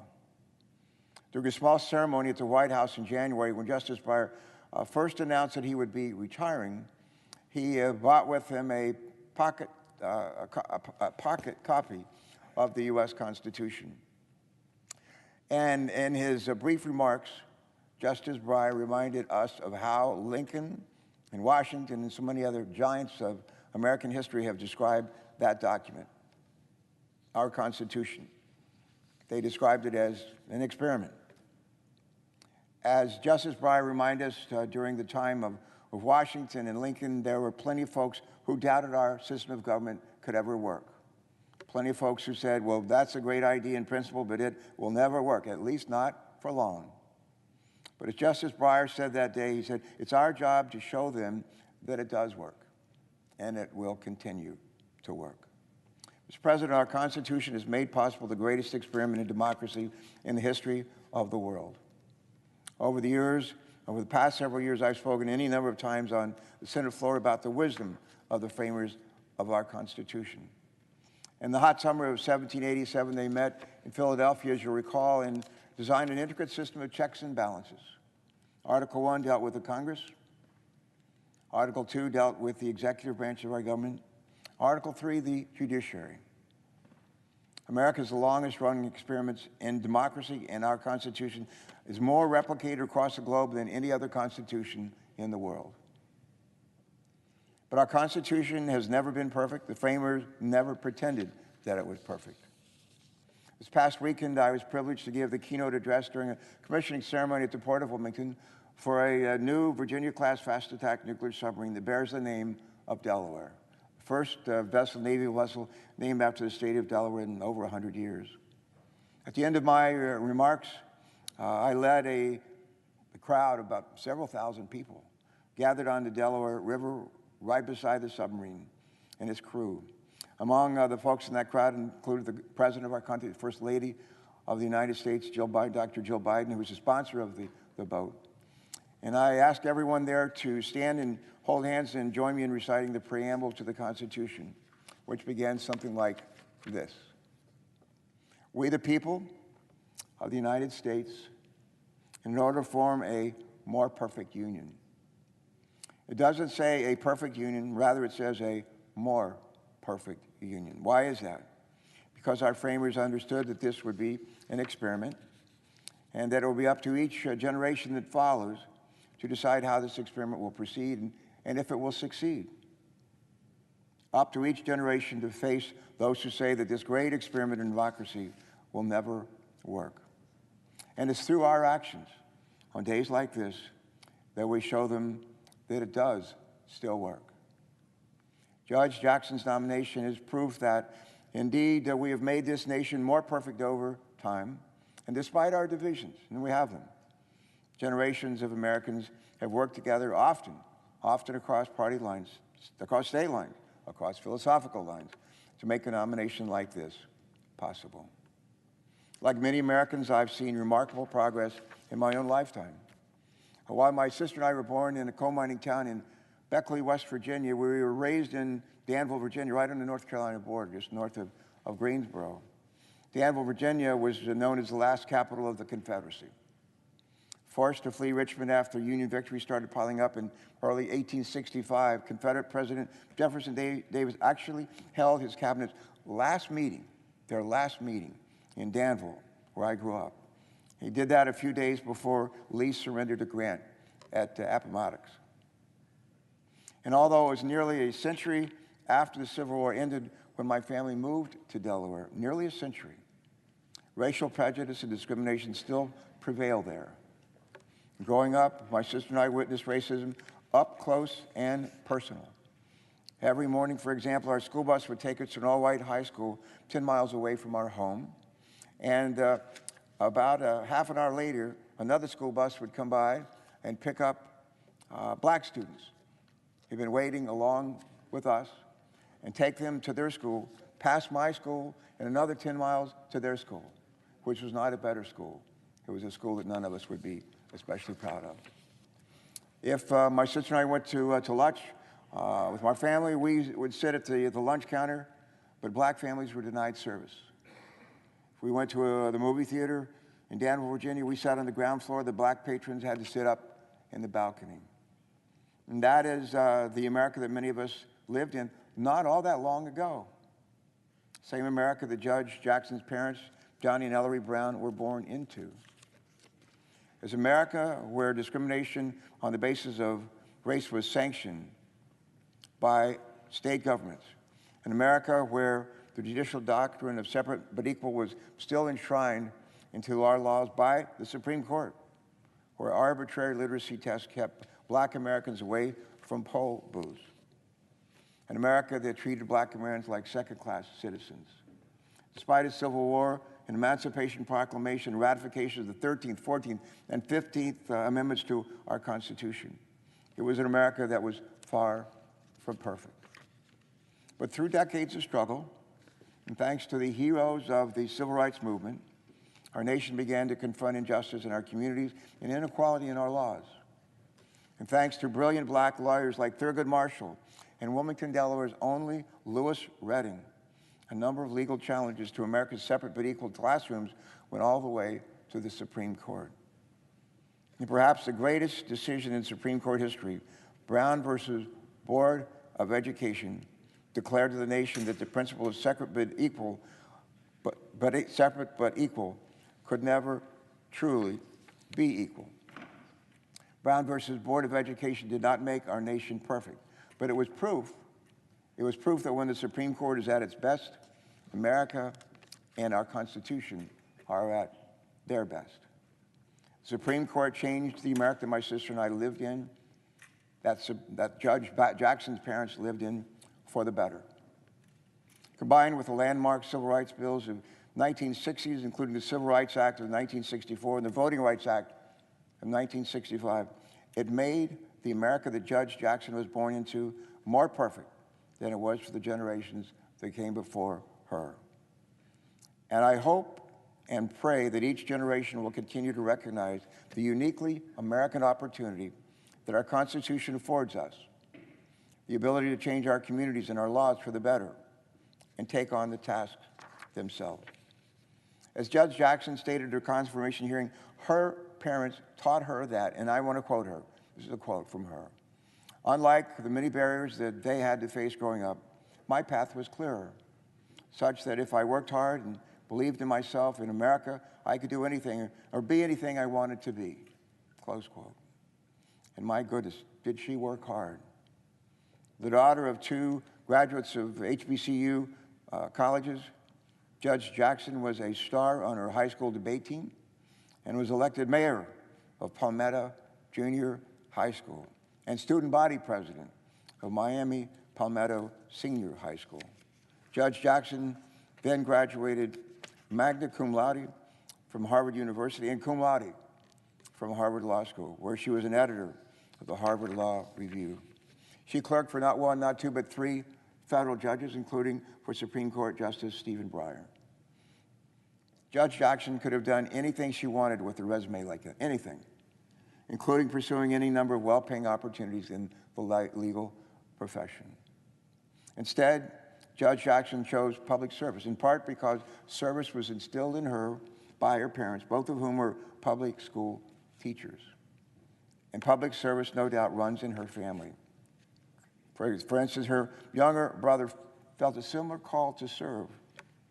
And after graduating from another fine HBCU university, Howard University, right here in Washington, Judge Jackson's brother enlisted in the U.S. Army right after the 9/11 attacks.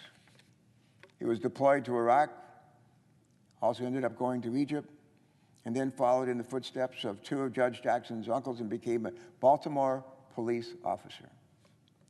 Mr. President, when I had the opportunity to meet with Judge Jackson in my office last month, we talked about a wide range of things. Among them, we talked about the diversity of her professional experience, including her time as a public defender, right here in the nation's capital.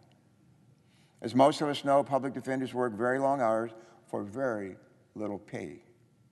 They represent clients who cannot afford an expensive lawyer, in some cases, cannot afford any lawyer at all. But our system of government affords every person charged with a crime the presumption of innocence, the right to a fair trial, and the right to a competent defense. It's a testament to the character of Judge Jackson that she is so committed to equal justice under the law that she was willing to commit the early stages of her career to this important work. If confirmed, Judge Jackson would be the first Supreme Court justice to have served as a federal public defender in this court's long, storied history, and the first with significant criminal defense experience since Justice Marshall. Now, Mr. President, in 2005, I voted to confirm Chief Justice John Roberts to the Supreme Court. Not every Democrat did that. And as you may recall, he was appointed by former President George W. Bush, a Republican. Some of my colleagues might remember before Chief Justice Roberts was ever nominated to a federal judgeship, he worked in private practice, where his firm represented an individual appealing a death penalty conviction for the murder of 8 people. During his 2005 confirmation hearing to the Supreme Court, Chief Justice Roberts was asked about it and stated, and I want to quote him right now. Here's what he said. In representing clients and serving as a lawyer, it's not my job to decide whether that's a good idea or a bad idea. The job of the lawyer is to articulate the legal argument on behalf of the client, close quote. And Chief Justice Roberts likened this work to John Adams defending British soldiers after the Boston Massacre, saying that Adams, and I want to quote him again, helped show that what our founding fathers were about was defending the rule of law, not undermining it. And that principle, that you don't identify the lawyer with the particular views of the client or the views that the lawyer advances on behalf of the client, is critical to the fair administration of justice.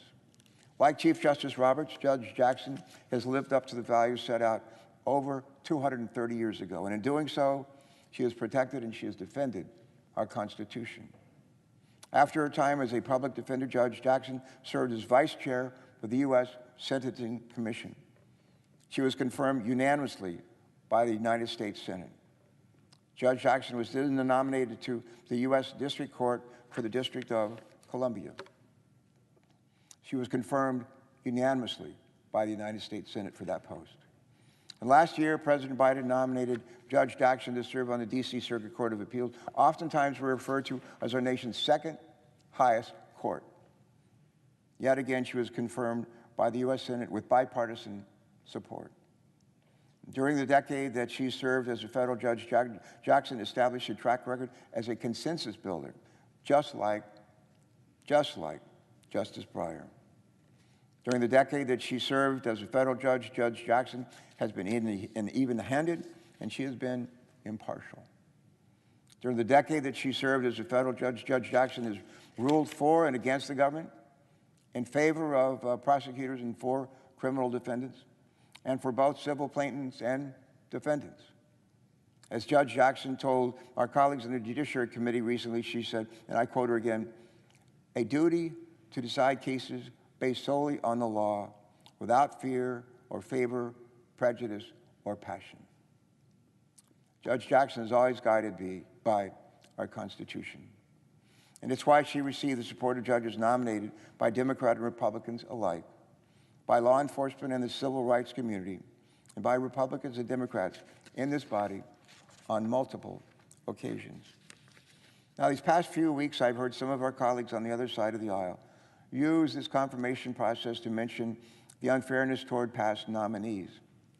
Well, Mr. President, every one of these nominees, that they refer to, received a hearing and a vote. The same cannot be said of Merrick Garland, former Chief Justice of the D.C. Circuit Court of Appeals, who was nominated by former President Obama to serve on the Supreme Court. Judge Garland did not receive a hearing.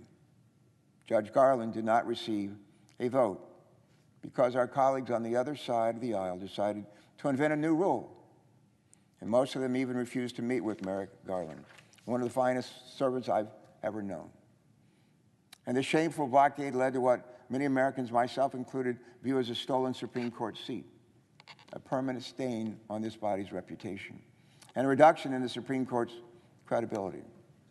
Then 4 years later, our colleagues on the other side of the aisle broke their own precedent and invented yet another new rule to confirm a Supreme Court justice 8 days before Election Day, when tens of millions of ballots had already been cast. And while I will never forget this truly shameful behavior, this week we have a chance to move away from politics. We have a chance to place an extremely well-qualified nominee to the Supreme Court, and to do so with the support of senators from both sides of the aisle. In the end, the American people need to trust the Supreme Court to make decisions on questions that impact every single American. And whether we have access to clean air is one of those issues, whether we have access to clean water, whether we have access to good health care, whether women have the right to make their own health care decisions. We need a Supreme Court that stays above the political fray. We need a Supreme Court that calls balls and strikes, as Chief Justice Roberts once said.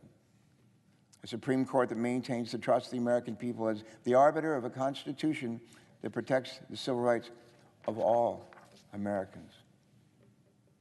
Judge Jackson will bring a breadth and a diversity of experience to the Supreme Court not often seen. Judge Jackson's resume: Harvard Law, clerk to 3 federal judges, including Justice Breyer, a public defender, U.S. Sentencing Commission vice chairman, federal district court judge, and federal circuit judge, is evidence that she is among the most qualified individuals in our country for this esteemed role. Her character and her intellect are beyond reproach. She weathered a grueling confirmation process with grace and dignity. Let me close, Mr. President, by noting that Judge Jackson's nomination is proof that today in America, one's qualification and unrelenting work ethic earn you your spot.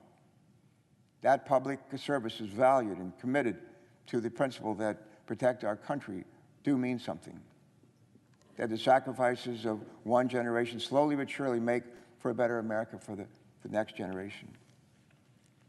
Mr. America, count me among the millions of Americans who are inspired by Judge Jackson's life story, a uniquely American story that provides proof that our nation can be made more perfect over time. And it brings this senator from Delaware, who grew up in Danville, the last capital of the Confederacy, in a much different America. It brings me great joy to be able to cast a vote to confirm Judge Ketanji Brown Jackson to serve as an Associate Justice on the Supreme Court of the United States. And with that, I yield the floor. Mr. President. Senator from Vermont. Thank you. Mr. President, I look forward to offering 2 roll call votes on motions to instruct conferees to the so-called competitiveness bill based on the assurances given to me by the majority leader. I'm not quite sure when we're going to get to that, but I look forward to offering those 2 roll call votes. The first motion would instruct the conference committee not to provide $53 billion to the highly profitable microchip industry without protections for the American people.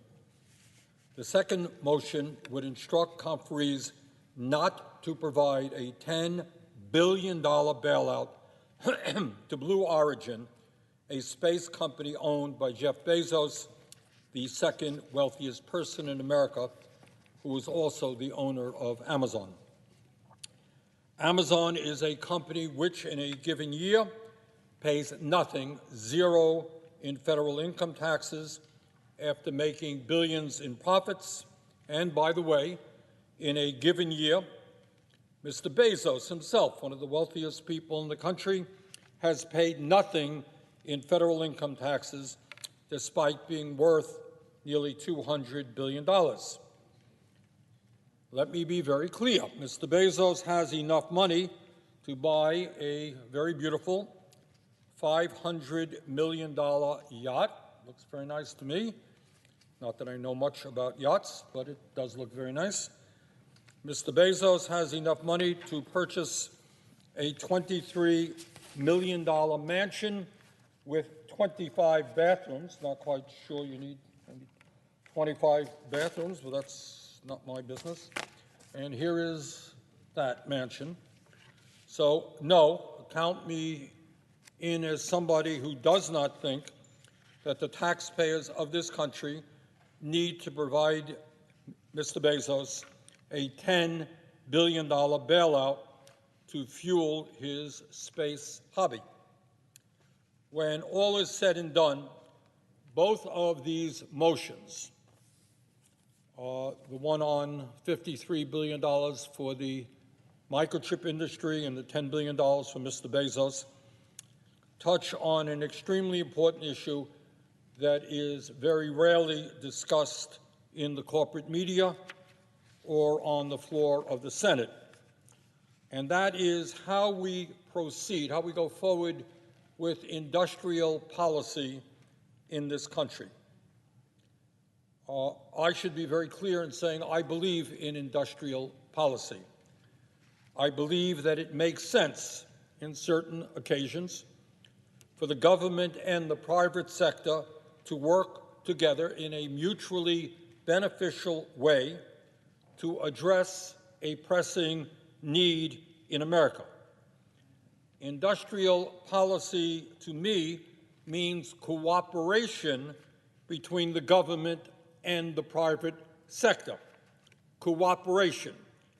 It does not mean the government providing massive amounts of corporate welfare to extremely profitable corporations without getting anything in return. Here's your check. Do what you want. Have a nice day. In other words, will the U.S. government develop an industrial policy that benefits all of our society, or will we continue to have an industrial policy that benefits just the wealthy and the powerful? In 1968, Dr. Martin Luther King Jr. said, and I quote, "The problem is that we all too often have socialism for the rich and rugged free enterprise capitalism for the poor."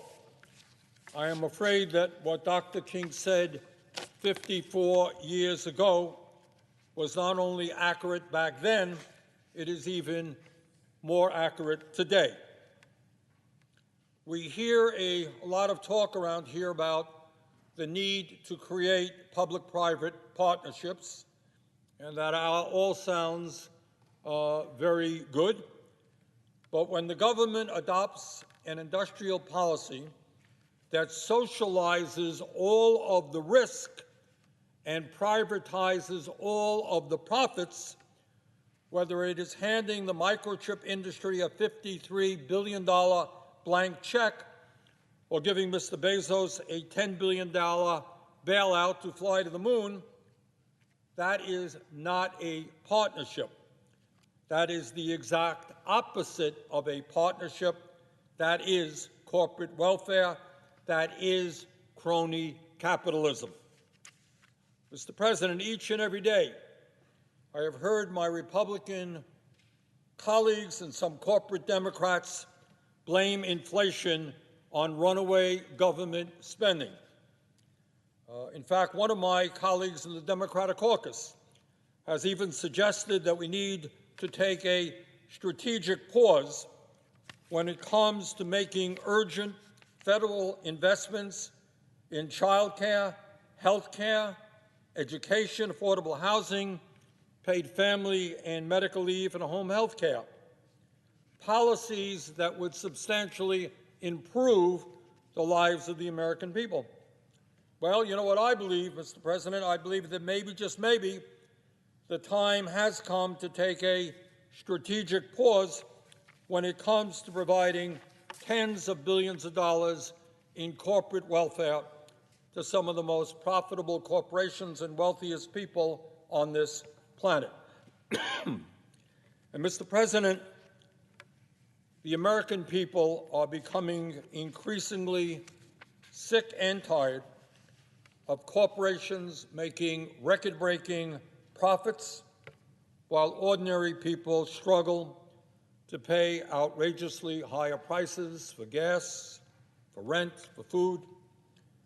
They are sick and tired of the high cost of prescription drugs, child care, housing, groceries. They are sick and tired of CEOs making 350 times more than the average worker, while over half of our people live paycheck to paycheck.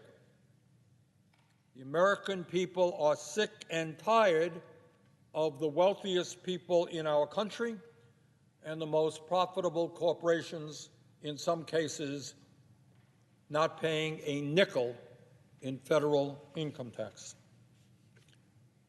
And what does this so-called competitiveness bill do? Instead of addressing any of these issues, this bill provides $53 billion in corporate welfare to the microchip industry with no protections for the American people, and a $10 billion bailout to Mr. Bezos. Now, that may make sense to Mr. Bezos, and it may make sense to other corporate leaders, but it does not make sense to me, nor do I think it makes sense to the American people. Mr. President, in terms of the microchip industry, the American people should know the truth. We are talking about an industry that has shut down over 780 manufacturing plants in the United States and eliminated 150,000 American jobs over the last 20 years as a result of moving their production overseas. Shut down plants in America, moved overseas for cheap labor. In other words, in order to make more profits, these companies closed plants in America and hired people, sometimes at starvation wages, in other countries. And now, believe it or not, these very same people, very same companies, are in line to receive $53 billion in corporate welfare to literally undo the damage that they caused. Now, some of my colleagues make the point that the microchip industry is enormously important for our economy and that we must become less dependent on foreign nations for microchips. I agree. There is no argument about that. But we can and must accomplish that goal, breaking our dependence on foreign countries for microchips. We must accomplish that goal without simply throwing money at these huge corporations while the taxpayer gets nothing in return. Mr. President, I suspect 5 major semiconductor companies will likely receive the lion's share of this taxpayer handout. They are Intel, Texas Instruments, Micron Technology, Global Foundries, and Samsung. These 5 companies in line for a $53 billion bailout made over $75 billion in profits last year. The company that will likely benefit the most from this taxpayer assistance is Intel. I have nothing against Intel. I wish them the very best. But let us be clear. Intel is not a poor company. Intel is not going broke. Far from it. In 2021, Intel made nearly $20 billion in profits. We are talking about a company that he had enough money to spend over $14 billion during the pandemic, not on research and development, but on buying back its own stock to reward its executives and wealthy shareholders. We are talking about a company that could afford to give its CEO, Mr. Pat Gelsinger, a $116 million compensation package last year. We are talking about a company that could afford to spend over $100 million on lobbying and campaign contributions over the past 20 years. Does it really sound like this company, as well as the others, really needs corporate welfare? I don't think so. And another company that will receive taxpayer assistance under this legislation is Texas Instruments. Last year, Texas Instruments made $7.8 billion in profits.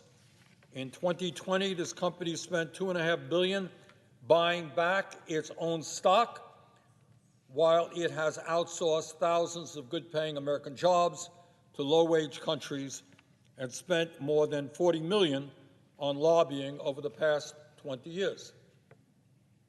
That's Texas Instruments, and on it goes.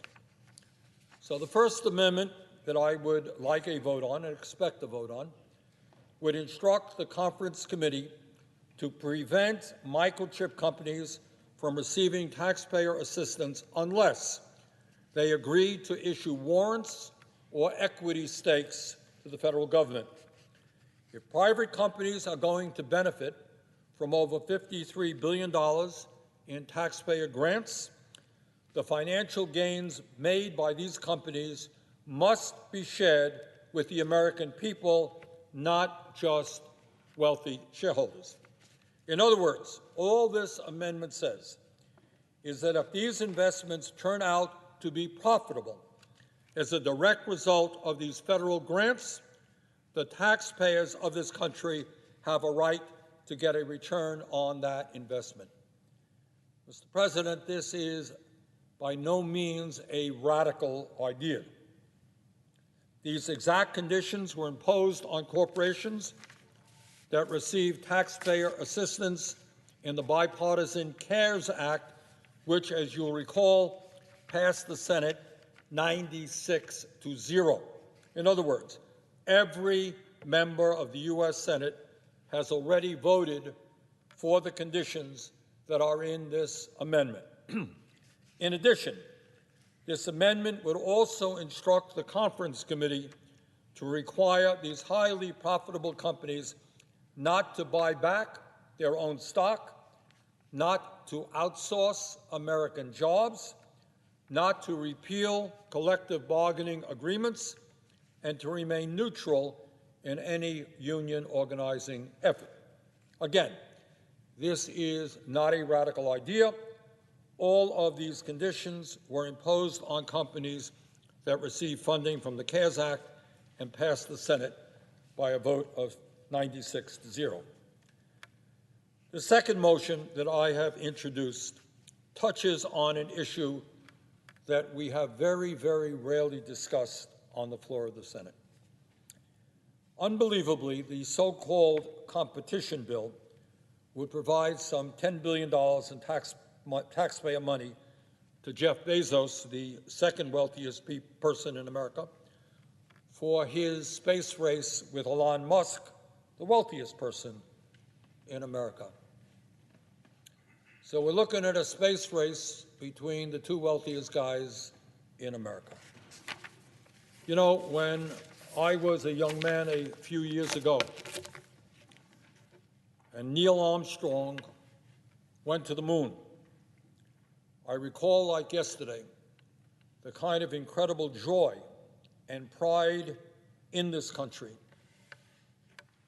because the United States of America did something that people never, ever thought would be possible. Who would have dreamed? Sending a man to the moon. Extraordinary. And the entire world, not only people in America, watched that event with bated breath. All over the world, TV sets were on. Every continent on Earth. It was just an extraordinary accomplishment for all of humanity. And that's what Neil Armstrong said when he stepped onto the moon. Not just the United States, but we, of course, our nation took a special pride because that was an American project.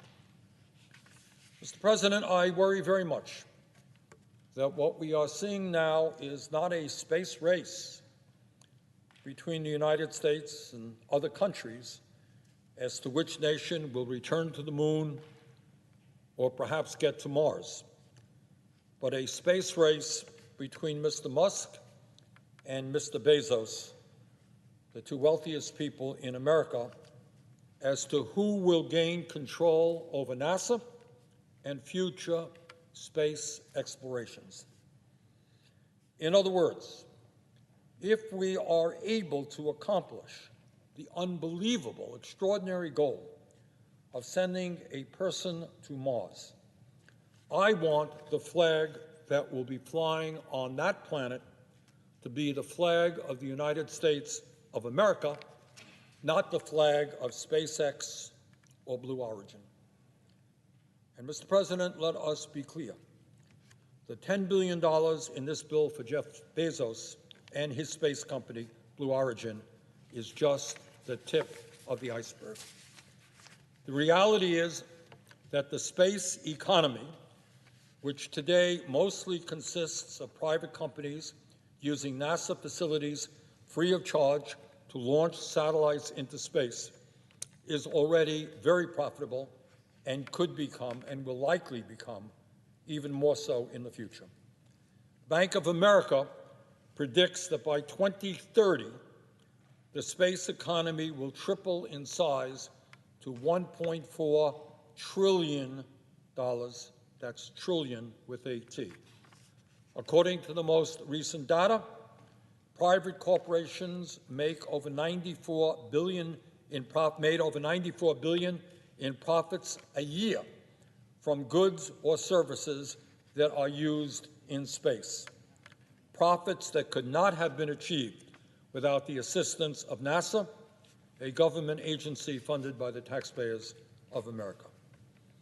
And while we are talking about the profitability of satellites today, and that's already a very profitable industry, sometime in the future, not next year, not 10 years from now, but sometime in the future, the real money may come to those who not only provide satellites, but those who figure out how to mine lucrative minerals on asteroids.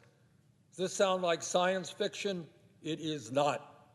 This is exactly what is being worked on right now, mining lucrative minerals on asteroids. In 2015, the famous astrophysicist Neil deGrasse Tyson predicted that, and I quote, the first trillionaire there will ever be is the person who exploits the natural resources on asteroids. There's this vast universe of limitless energy and limitless resources. I look at wars fought over access to resources. That could be a thing of the past once space becomes our backyard. End of quote, Mr. deGrasse Tyson. Mr. President, who gets to own the resources discovered by private corporations in space? Well, as a result of a little-known 2015 Space Act that passed the Senate by unanimous consent with virtually no floor debate, private corporations are able to own all of these resources.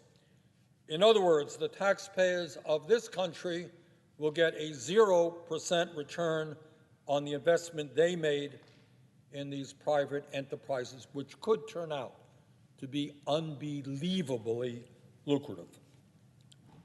Mr. President, is that what we want space exploration to become?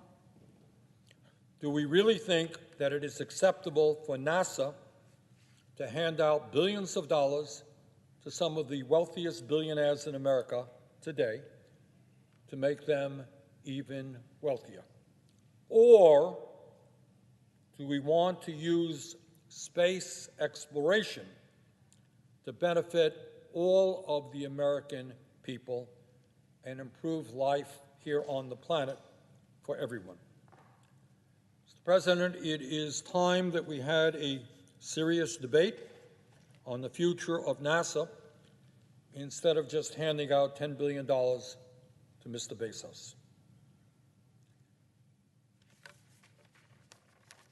So let me conclude by saying that I happen to believe and support space exploration. I think the benefits could be extraordinary for the American people and for people all over the world.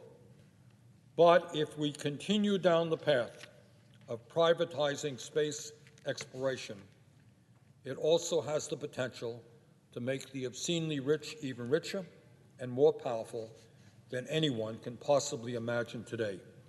In my view, we cannot and must not allow that to happen. Mr. President, I yield the floor.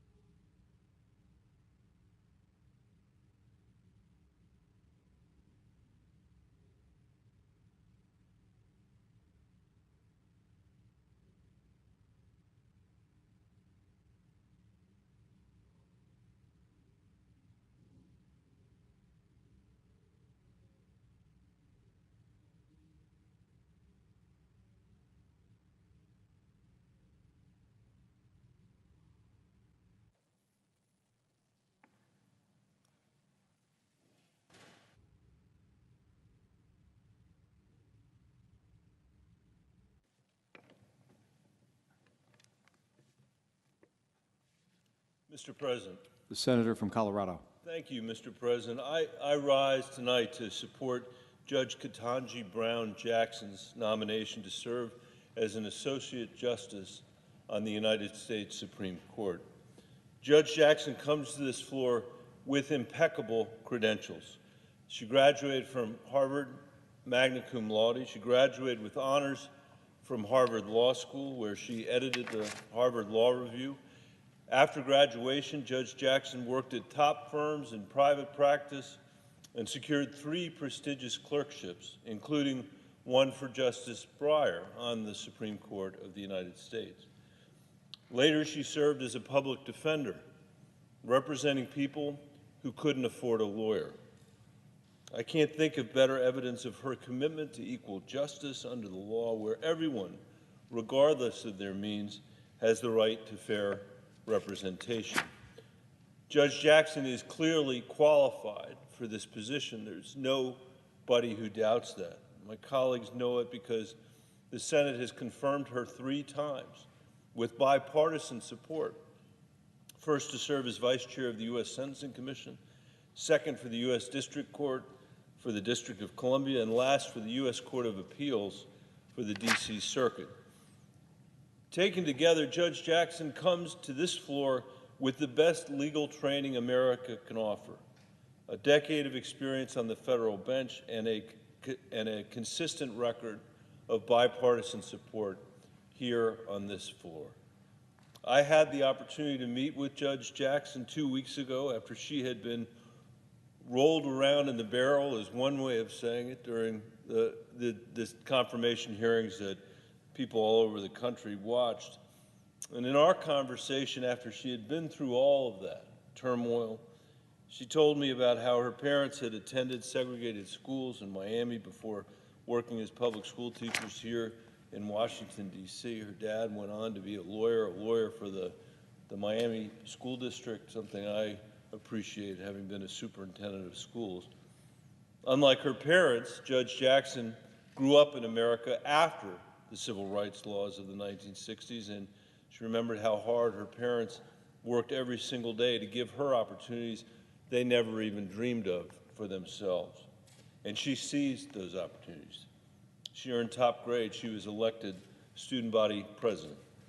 But when she told her guidance counselor she wanted to apply to Harvard, the counselor warned she shouldn't set her sights so high.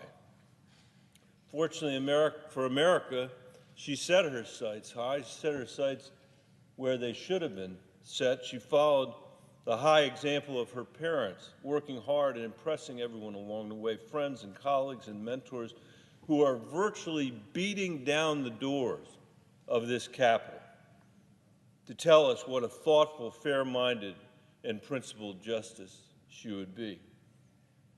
That hasn't stopped some colleagues from distorting her record, trying to say to the American people that she's soft on crime. That, Mr. President, would come as news, I think, to the Fraternal Order of Police, who have endorsed her candidacy for the court. It would come as news. The International Association of Chiefs of Police both have endorsed her nomination. They see what's obvious to anyone who fairly reviews her record, which is that Judge Jackson has spent her entire career devoted to the rule of law.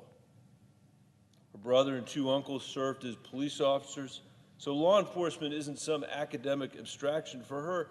It's literally her family. The presiding officer knows something about that, I think, in his family history as well. In our meeting, I asked Judge Jackson what makes a good judge. We had a long talk about that, but one of the things she said was communication, because judges have to explain their reasoning in every decision, which is a lot more than I can say for the United States Senate. She also said that it's the unique role of a judge to identify and to extract their bias before every case. And if you look at her more than 570 written decisions, it's clear how seriously she takes that responsibility. I was just on the phone with some people from Colorado before I came over here, Mr. President, and I said to them, I told them I was coming out here to give this speech, and I said to them, these are old friends of mine, that I can't remember a time when I sat down with somebody and had a 30-minute conversation where I came away more impressed than I was by Judge Jackson. I found her to be both brilliant and completely down to earth, which is, I think, a particularly important combination for a judge at any level, to have both the intellect to grapple with the nuances of the law and the experience to appreciate how it affects real people. It wasn't that long ago, Mr. President, that Judge Jackson would have received over 90 votes on this floor, just like her mentor, Justice Breyer, did, just like qualified judges did when I was in law school myself. The Senate confirmed Justice Breyer 96-3, just like we confirmed Justice Scalia 98-0. Justice Sandra Day O'Connor got 91-0. Somebody was out that day. I guarantee you they would have voted for her if they had been here.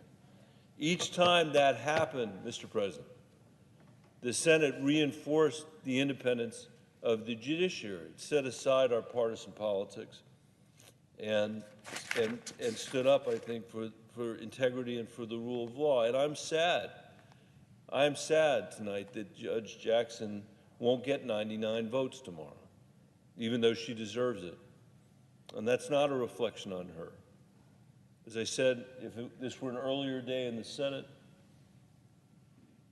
she'd get 99 votes. She would have gotten 99 votes. She'd come in a different era. And it's a reflection of how we as senators, and I among them, have shredded our constitutional responsibility to advise and consent.